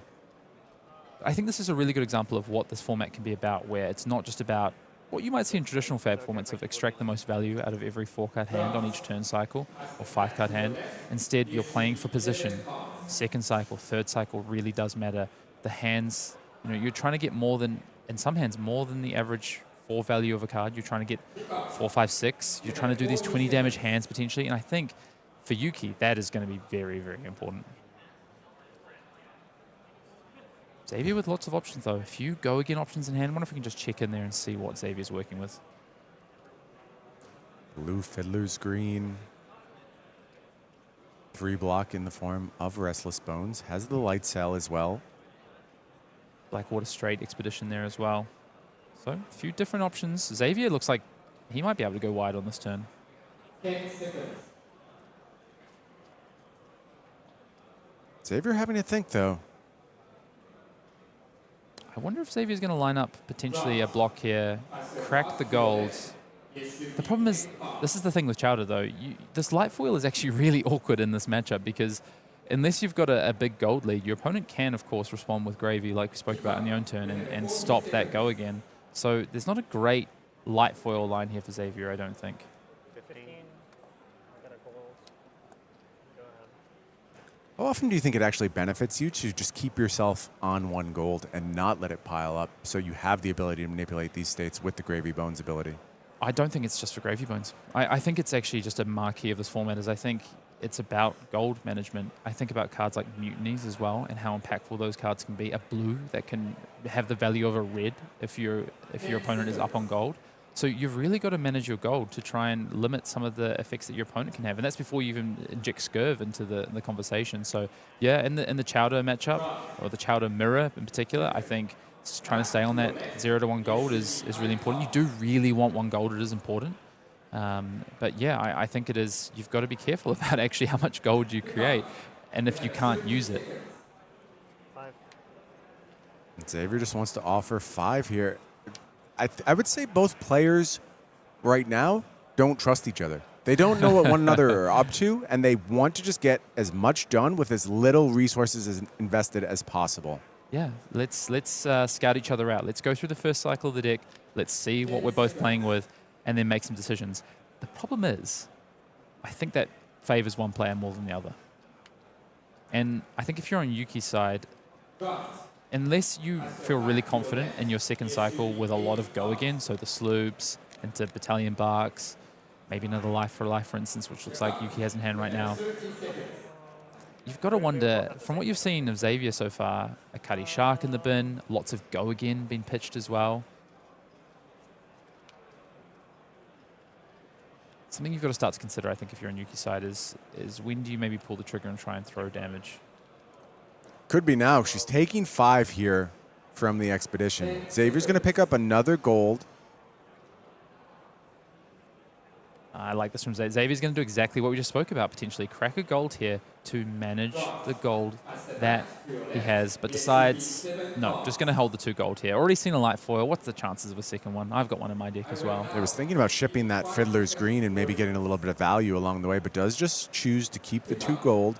Another source of go again comes out here from Yuki. I think Xavier predicting the blues in his deck as well. Yeah, I think life totals are a little bit behind here. But Yuki does have the lower life total right now. Does have go again. Looks like a couple of angry bones there in Yuki Lee Bender's hand. Brian Gottlieb-inspired Angry Bones. My celebrational card. I'm waiting for the altars. 4 down to 11. Okay. Please, no. We're starting to see the game open up here. Both players starting to really take some damage here. I got a gold. Down to 13 plays 11. It often goes this way in High Seas Limited. The damage comes in big bursts. And speaking of big bursts, Angry Bones wants to continue the output here. 6 more damage headed the way of Xavier McLean. How crazy, right? We see both players IPing themselves for the last couple of turn cycles, and now all of a sudden we're going full stem ahead. I do think this actually plays in Yuki's favor, though. This is what Yuki wants the opponent to do, is to start to take some damage, because Yuki knows ally dominance is not where I'm going to win this game. Cannot win on that axis. I really want to know if the Morella Faye made the deep, because so far it looks like it didn't. I think Yuki has done exactly what we spoke about and decided not to play that ally on the list.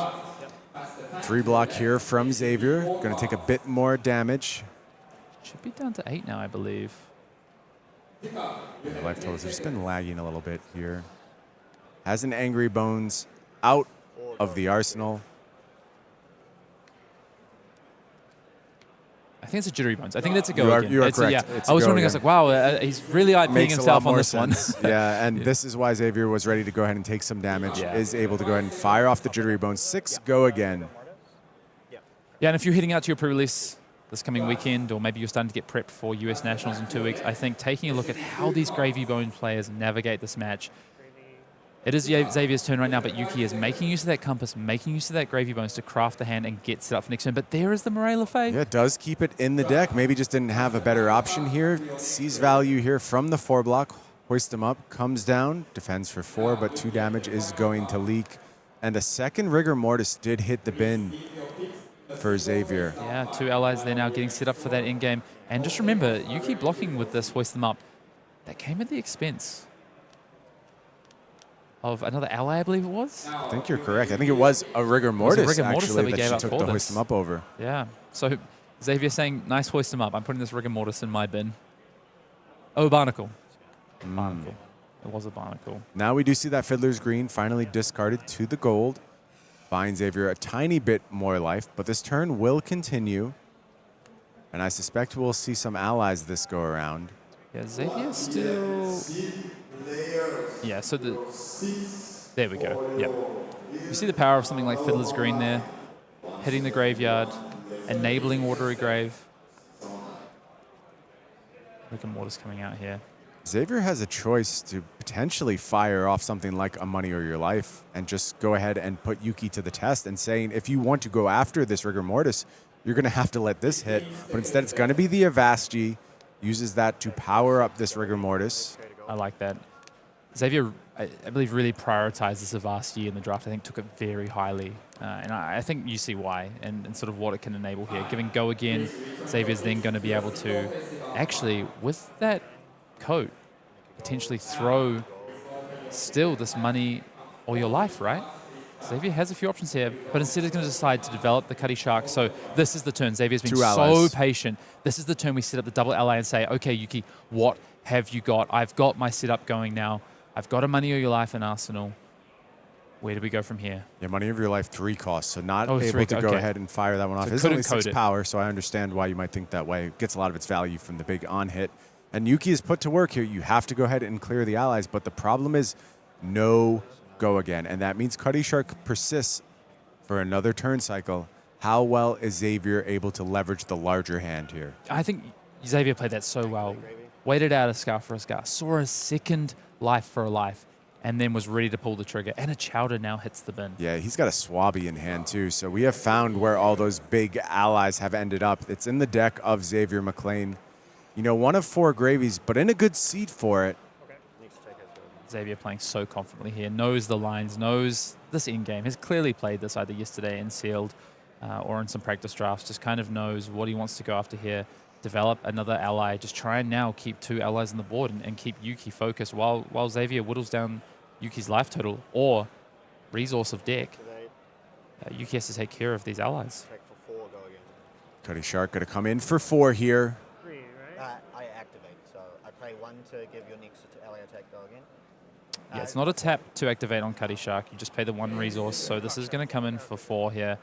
Xavier using up those resources wisely, and of course, thanks to that peg leg, does have go again on this Cuddy Shark. And there's so much that Xavier can do from this point. You have to be, frankly, terrified if you're in Yuki's seat with that blue already in the pitch.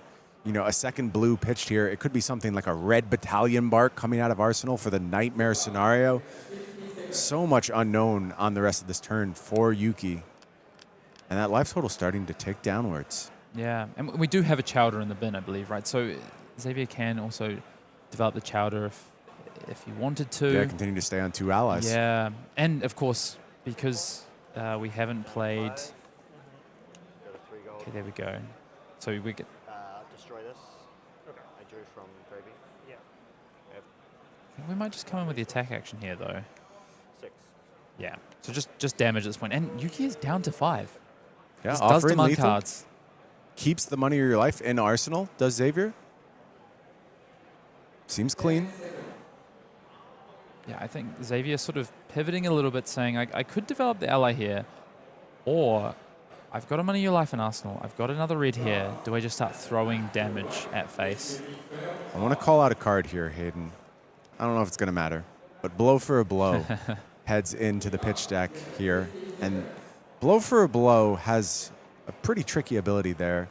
When it hits anything, deal 1 damage to any target. Yeah. I wonder if we can find ourselves in a situation where Yuki finally goes to try and go ahead, set up those allies, and Blow for a Blow could come back around and just, frankly, end the game. Yeah, attack an ally for 4 and deal 1 damage to Yuki if Yuki goes down to 1, which Yuki is going to need to give some life up at some point to try and develop something in this game. Either be that an ally or that be a couple of big attacks. We know Sloop is going to come back around at some point. That's going to be something that Yuki's going to be eyeing up to try and push a bigger damage turn with a couple of big attacks. She does still have her chowder, so Yes. even at 1, she could go ahead and find some life potentially. Yeah, I have Very true. Chowder. You have chowder, right? Yeah. I got chowder and more left. Yeah, there you go. They're just both players checking. Which allies have you got in the bin there? Which allies are sitting in the graveyard right now? The count is Yuki with a chowder, and a Murray Le Fay, and Xavier with chowder. Swabby, of course, also in the pitch zone there for Xavier. And I think Yuki is now... I think what Yuki's thinking about is what do the next 2 turns look like? We're back to second cycle. Yuki knows what we're playing with over the next turn. So it's not just this turn that Yuki has to... Not just this turn right now that Yuki has to play with or work with. Also has to work out what the next couple of turns may look like. And it looks like a Blow for a Blow in Yuki's hand as well might come into play here. But either way, Yuki is going to have to give up at least 1 card to this combat chain in defense. Okay, I'll block 3. Yeah, Yuki really unsure on this play. Not something you see very often from Yuki either. Yeah, I think she's in a tough spot. That's why you see so much uncertainty, and she's got to start going ahead and asserting her game plan in this game. It feels like she's kind of reacting to everything Xavier's doing. And all the credit to Xavier. He's done a great job of setting up those scenarios. But it's time for Yuki to find a way to flip the script. Does have what looks like a Blow for a Blow here, so can clear that Cuddy Shark with some value. I think Yuki's still not sure what the right play is here. It's only hero. Yeah, just checking how a Blow for a Blow interacts with Treasure Island if you attack an ally, for instance. I think if you're Yuki, though, your path to victory has to involve clearing this Cuddy Shark, I think. And Yeah, I think Yuki wondering if she gets the gold from dealing damage on the Blow for a Blow here. Attack you for 4 go again. And it's going to go face here, going after Okay. Xavier. Yeah, maybe Yuki just saying, I have to deal enough damage to take cards from you if I'm going to be able to win this game. Fair. This is the struggle that illusionists, necromancers, any of the ally-based class routinely put you into. They say, yeah, go ahead, ignore my ally. You have to kill me, right? Mm-hmm. Then all of a sudden the ally turns around and kills you. Take 1, and where would you like to direct the 1? To you. Okay. And yeah, Yuki pointing the Blow for a Blow damage directly at Xavier. Go again, of course, so Yuki does have another action point here. What will be next? Feels like she needs something big here. It is going to be that sloop coming down. 6 discarded go this one? again No, I blocked with it. for Okay, Yuki. So you haven't discarded. You Currently, just drew with the gold, right? I have not. No, Okay, Yuki does have 2 just- resources okay, floating, I just so wanna double check you're not yeah, gonna could ally me potentially afterwards. crack Yeah, all gold I've at done some is point. This, and I blocked with this last draw. This one just coming in for 6 go again here. Xavier doesn't technically have to put any defense in front of this. Xavier, and exactly what Xavier does, says, nope, I've got the Falls hand. to 1. I wonder if we can just quickly check and see exactly what Xavier is playing with. Looks like a trade-in, a blue sloop. Quite the rest there, but we'll go back to see what Yuki... Cracking a gold here. Yeah, probably just looking for an arsenal this go around. Does have the option if she plays the blue to develop with Moray at 0 cost. Depends what the pickup is here. Can't quite see what Yuki's found there. It's a deliberation though. So it looks like on Xavier's turn, with that blue. Okay, so it was the life for a life. That's a good draw. That's a pretty good draw. That might be the best draw there. Yeah, Yuki, of course, knowing that it was there because of the compass, so well set up. But the best card, I think, for Yuki to have there on top of deck. Yuki's got some options here. Yuki's definitely still in the game here. Xavier going to go ahead and activate Gravy. Very blue-rich hand for Xavier here. But he's got to defend. He's up against it now. That's very good. Yeah, Yuki navigating this game really well, considering how Xavier was able to link those allies together in this game so far. Yeah, and 2 cards earned for Yuki.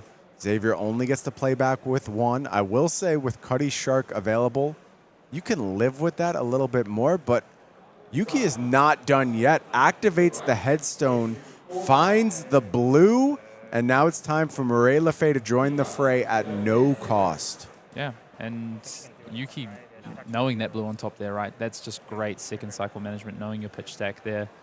Yuki throwing away that blue to develop the Moray LeFay. The question now for me is Xavier going to respect it? Or is Xavier more interested in taking cards from Yuki's hand here? I said, Hayden, if anyone could find their way out from under this deck, find some way to put something together, it's Yuki Lee Bender. And feels like she's doing it right now. She's very much in the mix, has an ally available, does still have to answer that Cuddy Shark. Think it's still the money or your life in Xavier's arsenal? I actually think Yuki might have slightly pulled ahead in this game after that last turn. Thank you for 6.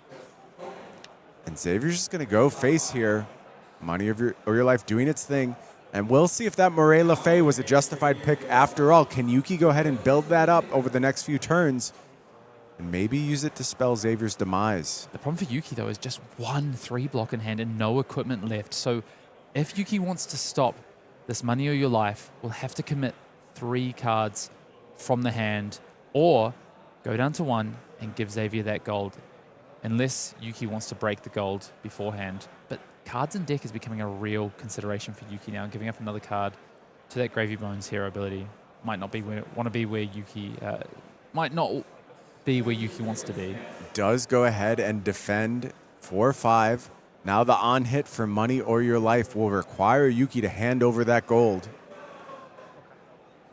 Yeah, actually, of course, Yuki does just have to give the gold because Yeah, otherwise it'd can't be the take 2 the damage. It's not a.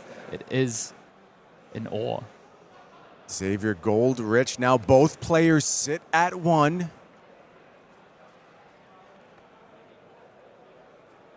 And Yuki with her head in her hands. I wonder if maybe a bit of a misstep on the last turn. Fires off the tipple here. Yeah, I wonder if Yuki was trying to find a way to develop the chowder there. I don't know if there was a think way, she though. regrets maybe not keeping the sloop because she can offer just a 6 and put a counter on Moray here and instead just offers 3 because the Moray ability is an instant. And I think that is what Yuki is regretting here. Maybe missed out on the chance of demanding another card from Xavier. Yeah, I think you're right. Activate gold. Xavier now blue rich, lots Gold of gold. rich. Good spot to be in. Can find some go again. That light foil's not going to have go again, though. He picked up the blow for a blow, Hayden. He picked up the blow for a blow, and that means he can send that at Moray LeFay. And you see Xavier just kind of thinking a little bit. a bit of a quizzical look on the face. And I think, yeah, keep proceeding with your turn. But I think he's got the secret sauce here, a way to just guaranteed end this game potentially. Picks up another card from the top of the deck. It is going to be an ally. Yeah, just double checking here. Play all the lines, just in case. You never know. Yeah, compass information. Check the last card in deck. Okay, I can do that or I can do that. Yeah, Xavier's going to go ahead and fire off the Jittery Bones here. Puts a Swabby in the bin. So there's some backup available. Can go ahead and develop his arena as well before he fires off this blow for a blow. But there is the blow for a blow. It's going at Murray LeFay, and there is nothing you can do to stop that. It is going to deal 1 damage to any target once it hits Murray. I don't think there's no secret Fiddler's Green. And it gets the fist bump, and Xavier McLean takes down Yuki Lee Bender. The dead ain't tell no tales. Wow, in their incredibly close game, and Yuki did everything she could to try and get into that game. Xavier, was patient, found those double allies, pulled through with a third ally as well. But Yuki, keeping that life for a life, came back into the game, found an angle to win it, but ultimately, Xavier as well, playing so well there and closing it out. I really liked the way both players played. Maybe a bit of a misstep from Yuki in the end game there. I don't think it mattered. I think Xavier had exactly what he needed to close out that game. And, I said it earlier on in the match, that was a card that had potential, if this game got tight, to just bail Xavier out. And I saw some reactions when this card was first spoiled, kind of downplaying it a little bit. And I understand why, in comparison to Life for a Life, Scar for a Scar. It looks like it's really amping up the cost per value proposition. But unpreventable damage is worth a lot, especially the way these games of High Seas Limited play out. And I don't think that's going to be the last person we see fall to blow for a blow as this format progresses. No, a particularly strong card into Gravy, and I think players starting to prioritize those cards higher, particularly for the mirror. But also, maybe I'm a Puffin playing into a Gravy. That's the sort of card I want to have access to make sure I can clean up some of those allies. After seeing that, how could you not want to play more Gravy Bones? You got to love the Pirate Necromancer. And if you want to get your hands on some Gravy Bones action, I recommend this Armory deck. This is a new way we're going ahead and introducing a new hero. He, of course, makes his first appearance here in High Seas, but an Armory deck going to go ahead and support Gravy's play as well. And I got to say, it's a really nice add-in here with this Gravy Bones deck. If you are a Blitz player, you head to your local armories, you love battling in the Blitz format, don't worry, this deck supports that format as well. Has a nice little like checklist type card included to go ahead and chronicle which cards go for CC and which go to the Blitz deck. But also there's a little marking on the bottom of the cards as well. Allows you to really quickly switch back between Classic Constructed and Blitz modes. Of course, there are some big exclusives in this Gravy Bones Armory deck. Sawbones Dockhand, Hayden, you've now seen a little bit of Gravy Bones. You know what he's up to. What do you think about the potential of Sawbones? Yeah, I'm excited to see more allies that we haven't seen already this weekend come to fruition for Classic Constructed. And I think damage prevention is good. It just changes the math so much when you can prevent damage for yourself. A pirate you control would be dealt damage. You can prevent one of that damage. That's going to make it a lot more. We just spoke about blow for a blow, for instance. I don't think we're going to see that in Classic Constructed, but we are going to see instances of damage, of what you might think of as unpreventable damage. But Sawbones offers a way to potentially interact with some of that damage. Yeah, I love this new world of flesh and blood we're living in with Armory decks available. And of course, it's not only Gravy Bones that's delivering an Armory deck right now. We're looking at the future. We're looking at this Ira Armory deck as well. Hayden, you got to be an Ira fan. You were around since the beginning. You probably got your first games in with Ira. I've played a lot of Ira intro decks in my time. Not so much in CC to this point, but has been something that I've loved seeing come into Classic Constructor for the first time, offering players that experience to go from learning in store with those Ira decks to being able to play Classic Constructor with Ira, and now an Armory deck to make that transition even easier is super exciting. Yeah, and we haven't seen the contents of this Armory deck yet. Well, I have, but I haven't. Though. There's some new stuff brewing for Ira here. You see Enact Vengeance, a card that combos with Edge of Autumn. Ira, throughout her run in Blitz, even CC, has been a Kodachi player for a lot of the time. That's usually the way things go. Her signature weapon, Edge of Autumn, maybe not getting the buzz it deserves. But with these new cards, I have a feeling that is about to change in a pretty big way, Hayden. I'm a big fan of that because I really like Edge of Autumn, and I feel like there's not been reasons to play it to this point in Classic Constructed, even in Blitz. If we get that reasoning, we get some of those payoffs, like Enact Vengeance, like other cards, I'm here for it. I'll tell you what, I'll get in, I'll play tomorrow, that's for sure. Okay, we're going to have to see if the payoffs are there. We're going to see what's left in that Gravy Bones Armory deck over the next few days. I know there's some content headed up over on the Flesh and Blood YouTube page. There's going to be some gameplay with the Gravy Bones Armory deck, so we'll be checking that out. But we're also going to be checking out more High Seas Limited, and we have round 10 action for you. More draft, more Xavier McLean in just a little while. Do not go anywhere.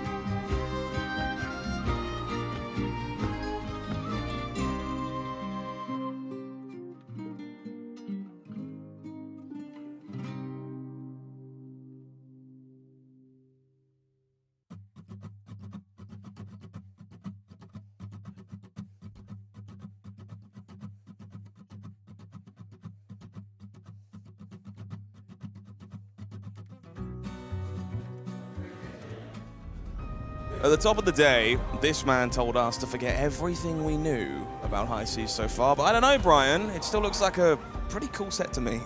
Okay, you can remember that.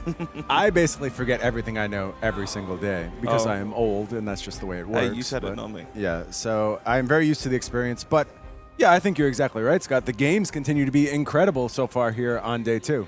Yeah, absolutely. Let's take a closer look at how the first kind of pod we're covering today has started to shake out so far. Some of the players we've taken a look at nice and early in the feature match area, but there are a few other names we want to pay attention to as we go.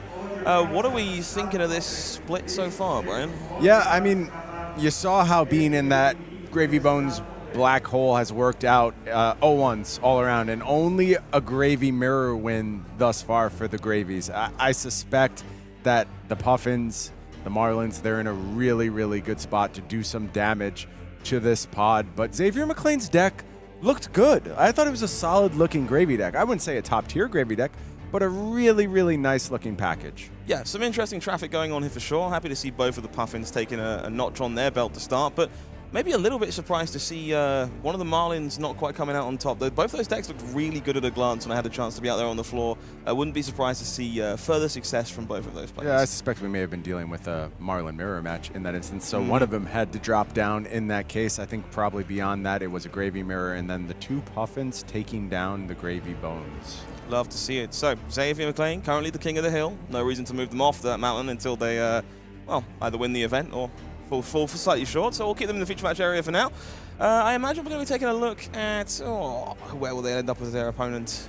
Yeah, they're going to be taking on Ricky Diaz in this case, and those are a couple of folks who know each other very, very well. You see the Japanese flag, both expats, both ended up in Japan, now very good friends, and in fact, test together quite regularly. Sounds like a fantastic match to me. Two Japanese juggernauts going to be joining us in the feature match area for this round. Marlyn, the treasure hunter, taking on Xavier McLean on that gravy bones. How do you feel about this matchup in general, Brian? In draft, which one should we? What should we be expecting to see? I suppose. A lot of this depends on how the Marlyn is built. I think the redliner builds in the draft format open up a lot. You really need a lot of pieces to come together if you're going to play redliner in your sealed pool, but when you're drafting, you get to control your destiny a little bit more. And I don't know which way Ricky is leaning yet. If he has access to something like a lot of go again, the matchup becomes really interesting. This kind of intricate dance of managing fatigue on both sides and using things like salvage shot to go ahead and clear out as many allies as possible and just denying damage. Honestly, either one of the two decks can position themselves as the fatigue deck, I'll say, but I do want to be clear, when I'm calling these decks fatigue decks, it's not necessarily they're thinking, I'm going to sit here and block you forever. It's that they find themselves with a strategic advantage to be the one that demands more cards from you than you can demand for them. And by offering damage turn after turn, they eventually get deck advantage as well. And I really do implore you to go over and read Yuki Liebender's article over on the mothership, fabtcg.com. Did a great job talking about the kind of principles that go with defensive decks and how sometimes maybe we mislabel them, where they really are about just managing deck count and doing so via both damage and defending. Sounds like an awful lot of things to be paying attention to and an awful lot to learn for our players at home. What I want to learn about right now is that incredible looking equipment suite for Ricardo here. This is kind of what I expect to see in a pod that only has 2 copies of Marlyn. What more could you really ask for, Brian? Yeah, great setup here. I will say that I have kind of a soft spot for Patch the Hole, but you can do the exact same thing with the tricorn. Ricky is absolutely set up here to do what he needs to and has the perfect arms as well. What I think is the best chess piece in Old Knocker, and has a fine start, as we've often seen in these games of High Seas Limited. Just fire off a big attack on turn 1. Yep, Money or Your Life is going to kick off this game here. On hit, 2 more damage, unless you want to, well, sacrifice a non-existent gold in this case. We'll earn a big old bucket of bones in blocks from Xavier McLean on this first turn here. And of course, that cheeky peek with the compass to kick things off. Xavier just bone rich right now, just has restless bones all over the place. You should, because my hand's not good. I love already the banter between these players. You can tell they've played plenty. I'm tempted to risk it all right now, says Xavier. You should. My hand is terrible, says Ricardo. Xavier did risk it, though. He just went ahead and shoved with the Restless Bones, looking for a better top card there. Did not find it. It might hit me. It's a very interesting decision point. The players maybe aren't used to exploring with Restless Bones. Of course, if Guaranteed Go Again is available, it's a beautiful card, one of the fundamental pieces of a deck like Gravy, but there's a lot of risk and reward to a card like this. If you're shooting in the dark, it's not always free real estate. And look at this, many pieces of equipment being reached for already. That bad.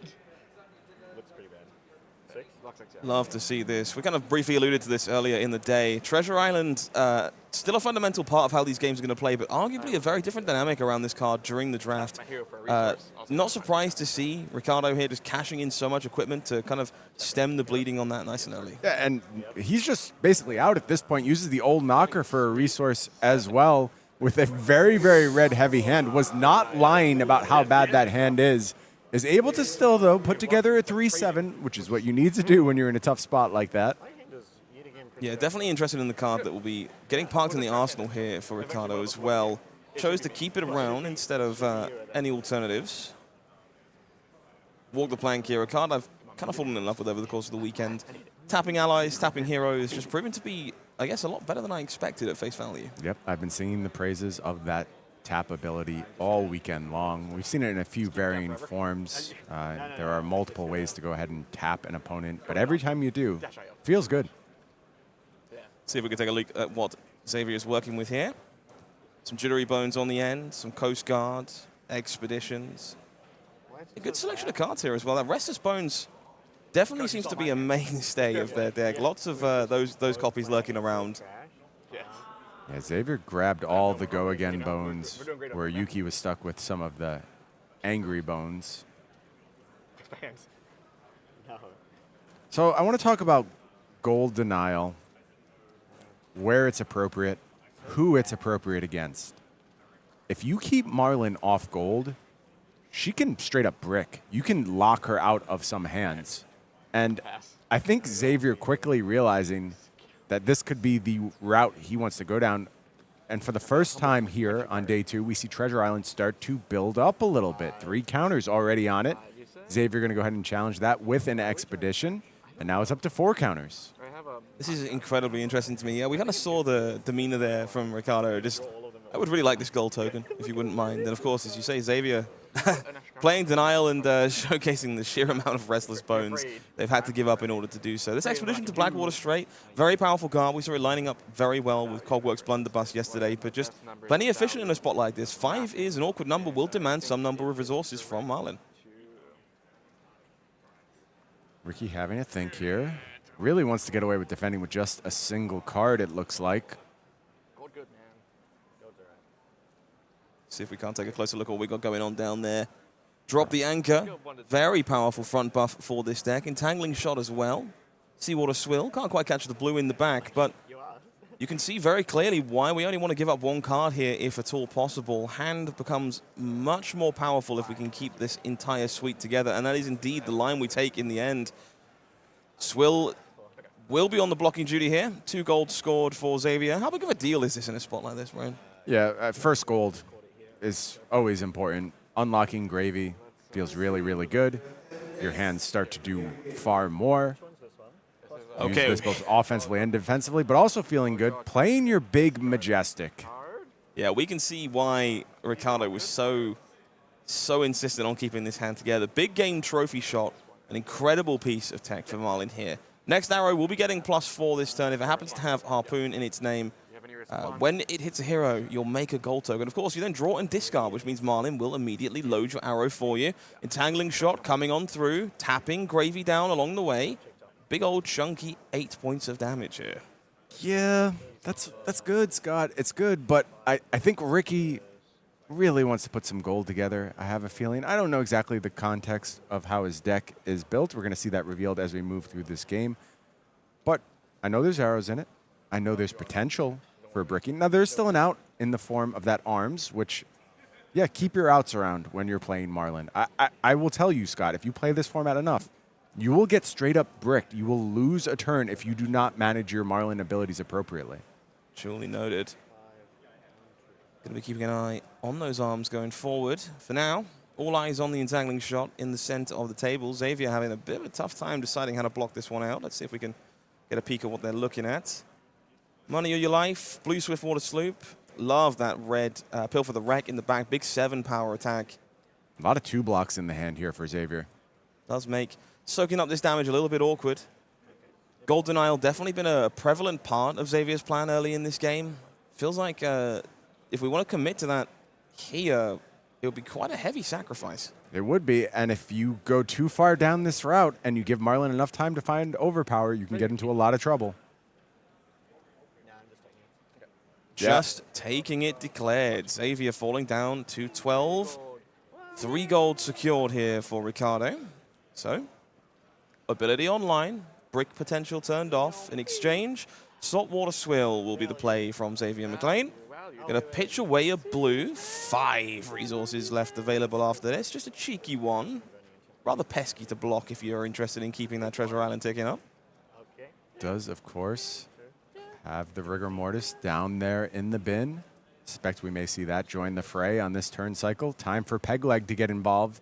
Love this combo of the saltwater swill alongside Pegleg. Lets the numbers get nice and high. 4 go again, comes out of the arsenal. This expedition to Azuro Keys, pretty potent way of turbocharging up this treasure island if you'd like, but just raw efficiency.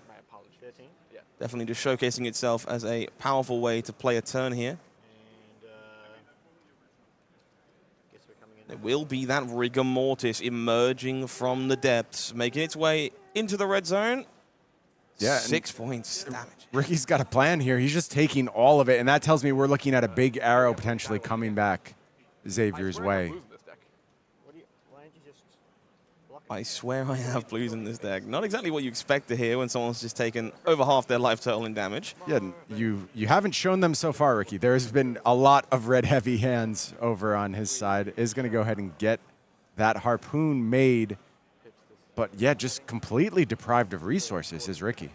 Yeah, this feels more of a needs must to take all this damage to make this hand function, bring it all together, than a hand that Ricky is overjoyed to keep. We will see one of my favorite combos in this set. This Golden Tipple here, cashing in that harpoon immediately. It's going to refresh with a brand new card as a result. This feels like a big draw. I don't know if he found the resource card yet. There it is. He finds the blue. Let's see how much that unlocks the hand. Feels like it could be quite important here. Rigor mortis biting the dust on the other side of the table. Gold will be cashed in to keep drawing, looking for something else. We find a second shot. Has the potential to be quite powerful if we can chain this all together. It will be. Call in the big guns. Load in the arrow with go again. Overpower. Okay, the damage finally starting to stack here for Ricardo Diaz. We send in that gigantic arrow here. 7 additional points added on in power. 11 damage with go again. Not half bad. With the addition of that blue to his hand, Ricky finally found the pieces he needed to put together a real Marlynn turn. When I think Marlynn, this is what I'm thinking of. Hammerhead juicing up an arrow, offering big damage numbers. See if we can't see what Xavier is taking a peek at themselves. Another money of your life lurking there in their other hand. Murderous Rabble, very sweet, majestic. Expedition and some more Restless Bones. This is a really restless necromancer we find ourselves with here. Yeah, Xavier was not in the gravy black hole, but was a black hole for Restless Bones, apparently. Adding loads of them to the deck, and this game moving much faster than our previous round. Very efficient game being played by both of these players here. Going for the jugular. We, of course, know that Pill for the Wreck in the arsenal for Xavier. It will be that Restless Bones to kick things off. We spin the Swabby all the way down into the deep, dark depths. Go again on this one here. Unfortunately, not a super resource-rich hand yet for Xavier, so we'll need to combine some stuff if that Swabby is going to contribute on this turn. I feel like it's pretty unlikely. So a little bit of damage just goes through here, and now we head back to Xavier, and it feels like this is the moment where if Xavier doesn't challenge cards in hand, Ricky might just blow him up. Kind of love to see this from Xavier here, taking the risk, looking for a yellow or a blue that could allow that Pill for the Wreck to come emerging from the arsenal. Does find a yellow gold hunter by the looks of things, so difficult choice here, actually. The light sail could keep the go again train rolling, and it looks like Xavier's debating a high risk play here, I only want you to win. where he wants to think about pitching a red to refresh the hand. Can't afford that. I'm on camera. It'd be really bad for me to want to lose right now. If he picks up a blue here, the hand could unlock quite a bit, but it's a gamble. I'm a really big fan of the jovial banter between these players. I love to see everyone having such a good time. These two players are 8-1, by the way. We're in a calling. We're playing for thousands of dollars in prize money. Both of these players very live for all of the best prizes, and yet fun is the priority. They're having a good time with each other, and it just brings a smile to my face as well. You know, normally like, oops, you made me block. Now you can't. I might. You might. You're right. Players here, it's kind of discussing the potential for these future plays. Has already earned a salvage shot from Ricardo in this case. Hand looks a bit gummed up with arrows, to be honest. Not an awful lot of options there for Ricardo, but those blue ones will allow the harpoon to come across. No risk taken here from Xavier. Just going to be taking things safe, throwing that pill for the wreck across the line. This feels like a fairly big deal here. Not a lot of life to work with Ricardo. Will force us to give up a few more of those cards. Maybe deny a harpoon activation, a cannon activation if we're a bit lucky. I will block because that's the correct line. Pill for the wreck. Big numbers here, and you're right. Ricky did have a bit of an awkward hand. No way for Xavier to know that. But pretty happy to defend on this cycle, I bet Ricky is. Absolutely. So, one yellow being turned down, that trophy shot being churned into a gold for Xavier McLean. We'll head our way back to Ricardo here. First things first, Marlynn. Marlynn will activate. Gold. And then we'll go dig in a little deeper to try and find something a bit more impactful. Another headshot found here for Ricardo. Will be that call in the big guns. We're going to lock, load, and fire with the Goldfin harpoon. Yeah, I think Ricky found exactly what he needed to here to go ahead and juice that hand up. Does find the clean Goldfin harpoon, 9 overpower, and Xavier McLean goes a digging. Can he find outs to this evasive damage? 9 overpower is an awful lot to contend. We see the block card in the hand, the on the horizon. This might be enough to keep Xavier McLean alive. It's a yellow. What? I guess I should block 8. I can block 8, and the shock on the face of Ricardo in declaration to that. Yeah, a surprising outcome, but with that washed up wave, that could also do the job. Blocking 8. Yeah. Is that including arm piece, I guess? Yeah. Yeah, okay. But I think, like, maybe I just block. Okay. Xavier here. I love to see this talking out loud, considering their options. This is going to be a really tough turn to navigate. Staying alive will require a good chunk of their remaining resources in the face of this rather large Goldfin harpoon. But they don't require much to take the tempo away from Ricardo here. Oh, yeah, okay. That's actually pretty good. Okay. Show me it. Some serious decisions to be made. Xavier's got to leave himself a path forward to get back into this game as well. Not enough to just stay alive. Okay. So maybe that means the life total has to be a little bit lower. But the chowder does have to be deployed here. Block for 8 was real. Gold is picked up for Ricky. Harpoon, get over here. Go on the bottom in that order. It will be that blue nimblism being pitched, cashed in for a gold in this case. Xavier goes hunting, finds a Fiddler's Green, will be pitched away. Yeah, get rid of that Go one. a little further. Oh, go. Really needs to find some offense here, does Xavier. Some of those bones showing up would be nice. More gold cracking. And have we put together a hand? I see a trade-in. I think that's a Rigor Mortis as the other card. Not exactly what Xavier was looking for here. Currently, these allies not online from the graveyard either. Because I was like, oh, yeah, just got this. And then I've got 2 resources for... Oh, but yeah. Does that mean this is just a raw rigor mortis deployment?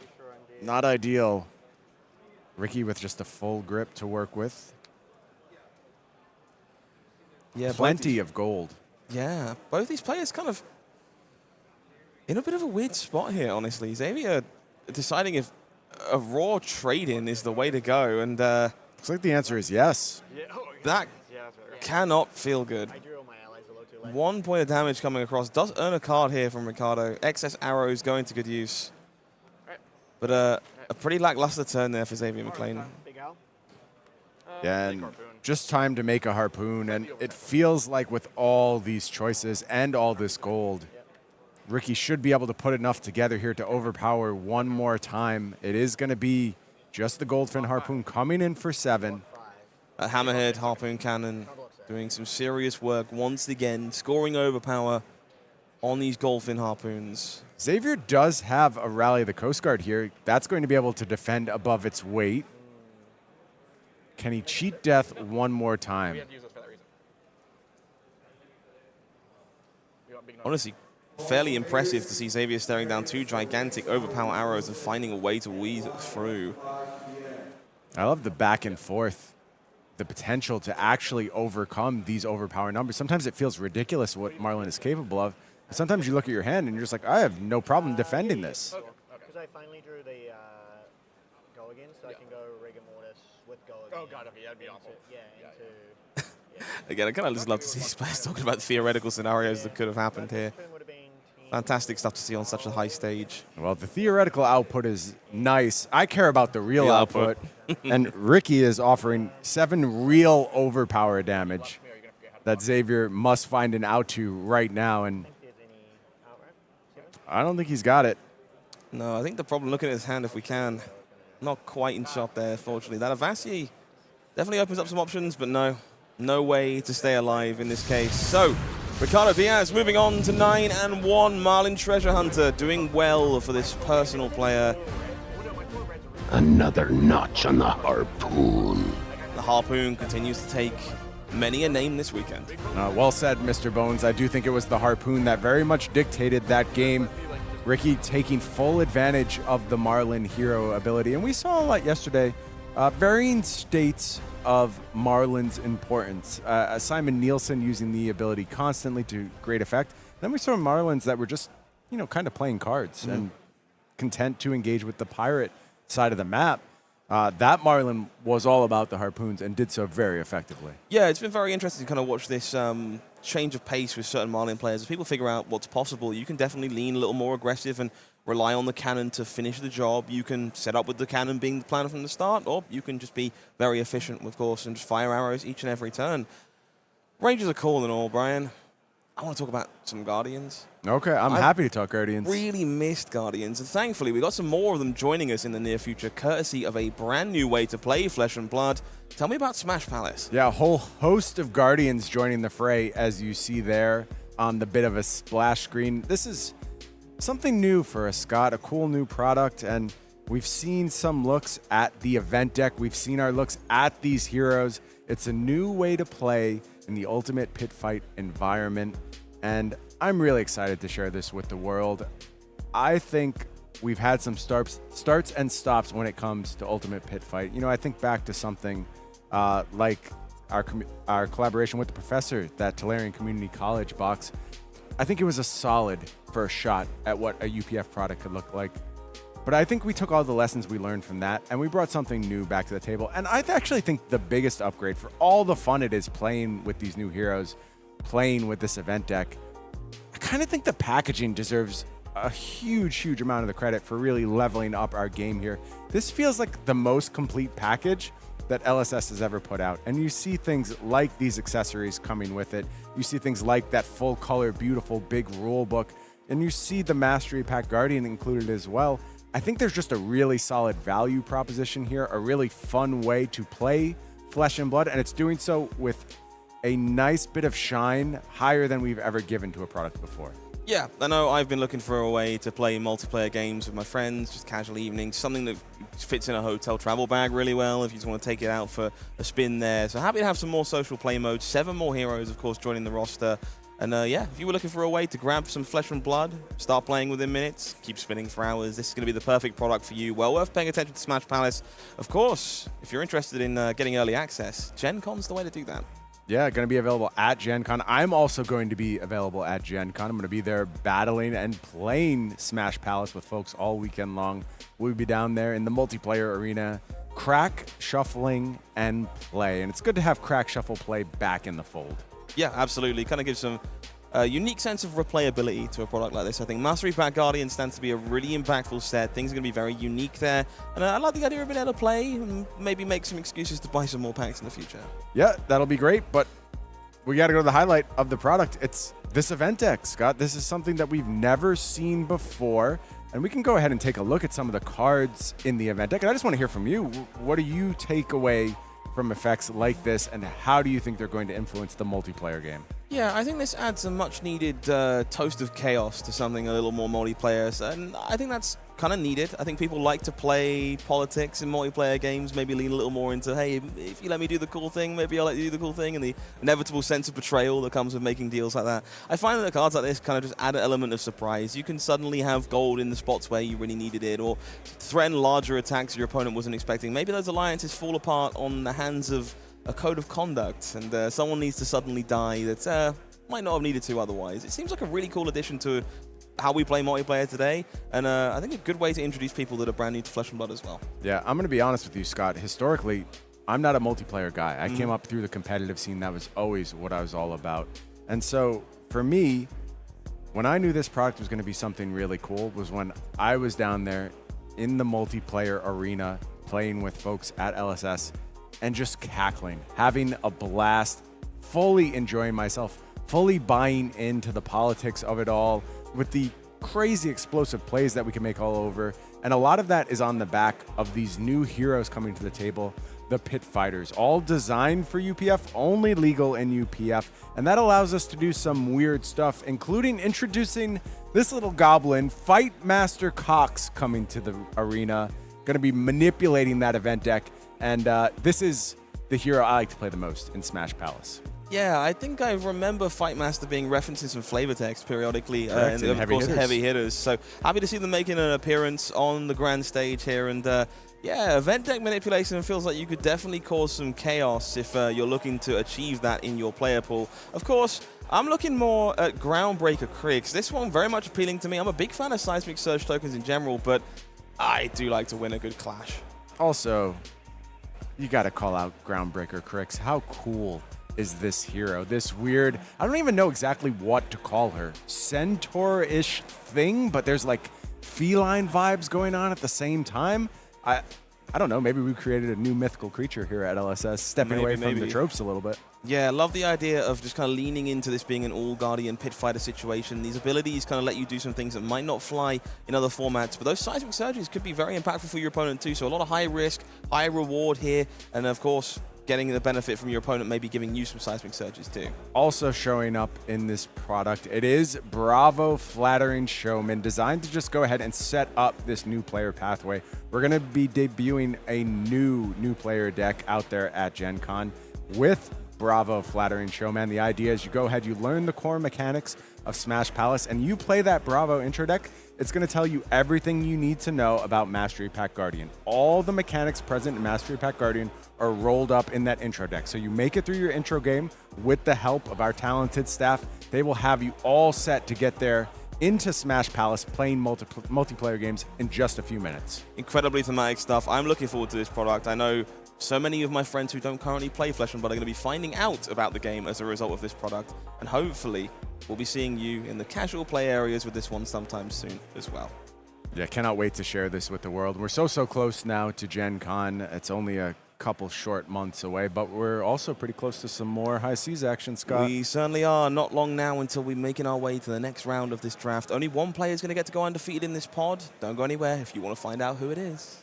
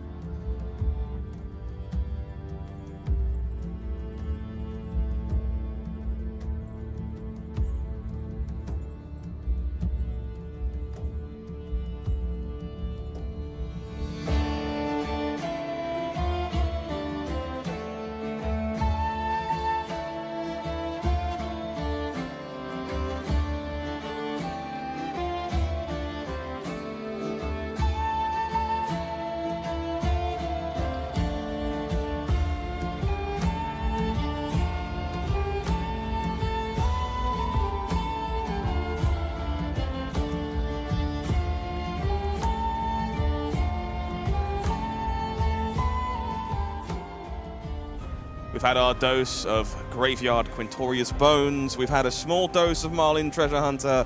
There's one hero missing I really want to take a look at, Brian. How do we think Puffin might be doing in this pod? Good enough. She's going to be in the finals of this pod, taking on Ricky, trying to go ahead and punch a ticket to 3-0. So Marlynn Puffin to decide the pod, as we kind of expected, given the density of Gravy Bones there. Yeah, makes a lot of sense. I'm very excited to see how this kind of plays out in draft. Not a matchup we had the chance of seeing today so far. Did the dynamics here change much based on what we saw yesterday in this matchup, or were we expecting to see kind of similar kind of attrition fight we saw before? Yeah, we're going to see how the Puffin is set up. Again, Scott, I just think you can be anywhere on the spectrum with all three of these heroes. You can be defensive or you can be offensive. You can try and play a grindy game. You can try and blow your opponent up. So much depends on deck construction. And I think the range gets a little bit broader when we come to draft. That's the biggest shift from sealed, is you can be even more aggressive if you just really tunnel in on getting that red line type build. You can amp up the aggression to kind of a ludicrous degree. Yeah. And I think the same is true of defensive options. Just find a ton of 0-for-4s while everyone else is prioritizing that offense. So it's a very back and forth dance that we'll see these players doing as they move through all of these drafts. Yeah, I'm finding myself agreeing more and more as these games go by. I'm looking forward to seeing how some of our fan favorites have been doing in this pod. So let's take a look at the breakdown so far. Who managed to pick up their last rounds and who might need a little bit of help if they want to keep making their way towards that top 8. Yeah, shout outs to Yuki Lee Bender getting a W with that pretty rough looking draft deck. So we talked about what it means to be a great drafter. And sometimes it means you pulled out a 2-1 or even a 1-2 sometimes, Scott. Sometimes you find a way to get that win that it seems like you shouldn't have access to, and Yuki has found it thus far. Yeah, want to call out the other side of the table here, of course. Xavier falling to 1-1 as a result of that matchup we just saw on camera. But love to see Iaali putting up a fight here on Puffin as well. World Championship finalist of the past here. I may have a mechanologist bias, but I'm also just a really big fan of Chris. I agree. I love how Chris comes to the table. Chris also very willing to buck trends, willing to do his own thing. Doesn't really rely on the groupthink to tell him how he has to approach a format. We'll play unorthodox heroes. We'll draft in unorthodox fashions as well.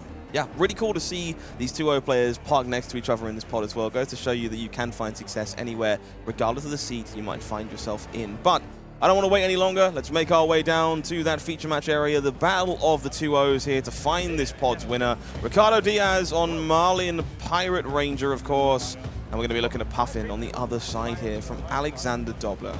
Japan versus Australia here in Taipei. Alexander Dobler, apparently a local of Hayden Dale's, familiar with this player, says getting steadily better as time goes on. Yeah, I had the pleasure of sitting down and having Alexander in a draft late last night when we were getting ready to prepare for today. And seems like a phenomenal player. Hoping to learn a little bit more about them as the day goes on. I can definitely expect big things from them, I think, in the future. And hopefully that starts here today by 3-0ing this pod. Sounds like Alex living in Australia now, originally from Singapore though, so trying to punch a ticket to a hometown pro tour, as so many players want to do. Sounds like a good place to be to me. We're going to start talking a lot more about Singapore over the next couple months. Obviously the focus has been on high seas, but now we get back into pro tour season, and I think everyone's attention is going to come to that destination. And I very purposefully use the word destination, Scott. You don't want to miss this one. No, Singapore is one incredible place to go if you ever get a chance to visit. It'll make for quite the pro tour, I'm sure. Games on the tables will be fantastic, as will the rest of the holiday you take around them. So well worth looking forward to. Hoping to see a fair share of the player base there. We will be getting ourselves started. That Cogworks Blunderbuss, the first card turned over here for Alex. Looks like it will be the Chanon once again for Ricardo, as we expected. First check, always going to be on those weapons, and I would say both players doing the default, and I am putting default in the largest quotation marks possible, because I think that's been the default so far. We're going to see how that evolves, though. Yeah, really happy with Alex's equipment suite here. Going to take a quick look at that while we get things started. We have that unicycle. Really big fan of this one. Of course, the Rust Belt as well. These seem like the premium pieces of equipment to me when it comes to talking about mechanologists in this format. I feel like unicycle is almost a must-have. We've seen that card unlock powerful play after powerful play all weekend long. And speaking of powerful plays, this feels like the default for most of these turn zeros. It is 3 for 7, so many times being offering up. Alexander probably with the best out to that you could look for in the 4 block, only 2 cards having to be committed. Yeah, healthy start there, but another on the horizon found for Alex Dobler on the draw there. So maybe not the perfect layup of cards. However, going to kick things off here, making a golden cog, using that blue copy of On the Horizon to good value one way or the other. Cog made and cranked, of course, to continue that turn. I'm always thinking about that zone right there, Scott, the pitch zone on the horizon being pitched around. We'll see if that matters when we get to the late game and if it's able to potentially close off an overpower arrow. We've already seen a good amount of blocks from Alexander here. Is that going to be how he thwarts this Marlin and its ability to produce gigantic harpoons? Yeah, fantastic call out there, Brian. Does seem like getting those block cards into your pitch stack. Pretty fantastic way to shut down the late game shenanigans from Marlyn. And again, we see early equipment being committed here from Ricardo, making sure that Treasure Island does not get its feet in the door early on in this game. Seems like a very important trait for both these players, but I kind of love this. Extending a little further, forcing the issue, breaking fish fingers, and throwing Teeth of the Cog for 5 more points of damage. Really wanting to push that pressure. Yeah, I feel like Alex looking to pick up some gold here. That's the priority. Trying to at least put Ricky to the test and saying, if you're going to deny me gold, it's going to leave you with a pretty non-functional hand. Yeah, Ricky here considering exactly how they want to sequence these cards together. We see a blue salvage shot, Money or Your Life, and that copy of Golden Tipple going onto the combat chain there to shut down that damage. No gold made for Alexander Dobler. We make our way back over to Ricardo Diaz, who does have a functional plate out of that arsenal. Will be a straight up 4 points of damage coming in from a nice clean arrow. This is a kind of line of play I've seen a lot from these Marlyn players who have decided that gold denial is the best route for them in these matchups. Parking those scouting shots, those other impressive 0-cost 4 power arrows in the arsenal, gives you more freedom to work with your hand and then still retaliate in some form. Yeah, just vanilla 0-4 on offer here, but I said it before, Scott. Marlyn wants gold. Like all the high seas heroes, Marlyn wants gold, but for Marlyn, the stakes are a little higher. If you don't have gold, your turns can get very awkward. You need those harpoons in a lot of spot. And we saw Ricky really come online last round when the gold was flowing. Needs to get to that state as quickly as possible. Alexander very much agreeing with you here. Going to be offering up the unicycle to make things happen. More importantly, that Pion Sentry coming in clutch here. Going to be tapping that cog to refresh into another golden cog, meaning we will have some options available to us going into the next turn. Great play here from Alex. Picks up the cog back up. Now gets to have back-to-back turns with cog available. That means potential go again on the blunderbuss. Can power up some other things out of hand. Hold on, I need to do something quick. This card was backwards. Some really powerful ones in the hand for Alex Dobler here. Looking at draw back the hammer. Rally the Coast Guard. I picked up my deck, and this card was backwards. Okay, looks like our players there just calling in the judges. Seem to have a small issue. Taking care of things, keeping things above board. Very important at this level in a calling. Yeah, we always say just call a judge when there's any uncertainty. Players will go ahead and sort that one out. It will only take us a moment. Any thoughts on the way this match has progressed so far? Yeah, obviously this format is still very new to me, so wrapping my head around this idea that gold denial feels so important in these spots is definitely something I'm kind of getting to grips with slowly over the course of the weekend, but it's been very interesting to learn about. I don't think I, on face value, would have thought that Puffin was such a big deal here to deny gold. Marlyn makes a lot of sense for both these players, very eager to deny their opponent the ability to get going early, and we see Treasure Island ticking up as a direct result. So we are going to find that Sky Skimmer being pitched away here to facilitate Rally the Coast Guard coming across, and again, Ricardo denying the gold, does not want to grant access, wants to make sure they're the one who's going to reap the rewards of a gigantic stash of treasure if Alexander does not give them cards. Yeah, and it's scary to let Treasure Island tick up like this against a Marlyn, because if they do find the right spot for overpower, you can just be left without choices. Thus far, Alex has done a good job of dodging that scenario, but it does kind of feel like a matter of time when you're up against a Marlyn. Money or Your Life here, threatening 8 points of damage thanks to that beautiful on-hit, but likely going to be soaked up by Alexander here if they're interested in keeping that gold at bay once again. It's like a slightly interesting hand on their side as well. Goldwing Turbines aplenty. Cloud Skiv as well. Tough Old Wrench in the blue form. To me, I think the way this early game has gone has set Alex up really well to start challenging Ricky on cards in deck. Now, there is a caveat to that. If the gold gets out of control on Ricky's side, if he is able to get that first big raid of Treasure Island, I think that breaks down a little bit. But if Alex can keep it going, keep putting forth the blocks, and Ricky's offense stays a little bit anemic like it has thus far, I really like how he has managed cards across these first few turns. I think this has been an intriguing game to study so far. These players just making choices very deliberately informed by what they've learned from their first handful of games. And again, we see Alex so dedicated to making sure this goal is not going to be scored. Rust Belt being committed in order to deny that. I don't want you to miss your trigger. That galvanized coming in clutch there off the tough old wrench. Going to refresh that cog once again. Enable some more flexibility from the cards that are left over in Alexander's hand. Don't you be mean to the first cog. Don't be rude to the first one. It did its best, okay? Ricardo here on the other side. Hand flush with arrows, a call in the big guns lurking there. So maybe finally the chance to put together a gigantic arrow on their side. We'll see how much pressure Alex is able to commit. One of the interesting side effects here, as you kind of alluded to, Brian, of this very defensive, very deliberate game. Both these players still sitting at 20 here. Damage yet to be forced through on either side. Draw back the hammer. It's going to be the play from the Arsenal here from Alex. Plays perfectly well with his Cloud Skiff, setting things up for a gigantic 9 points of damage.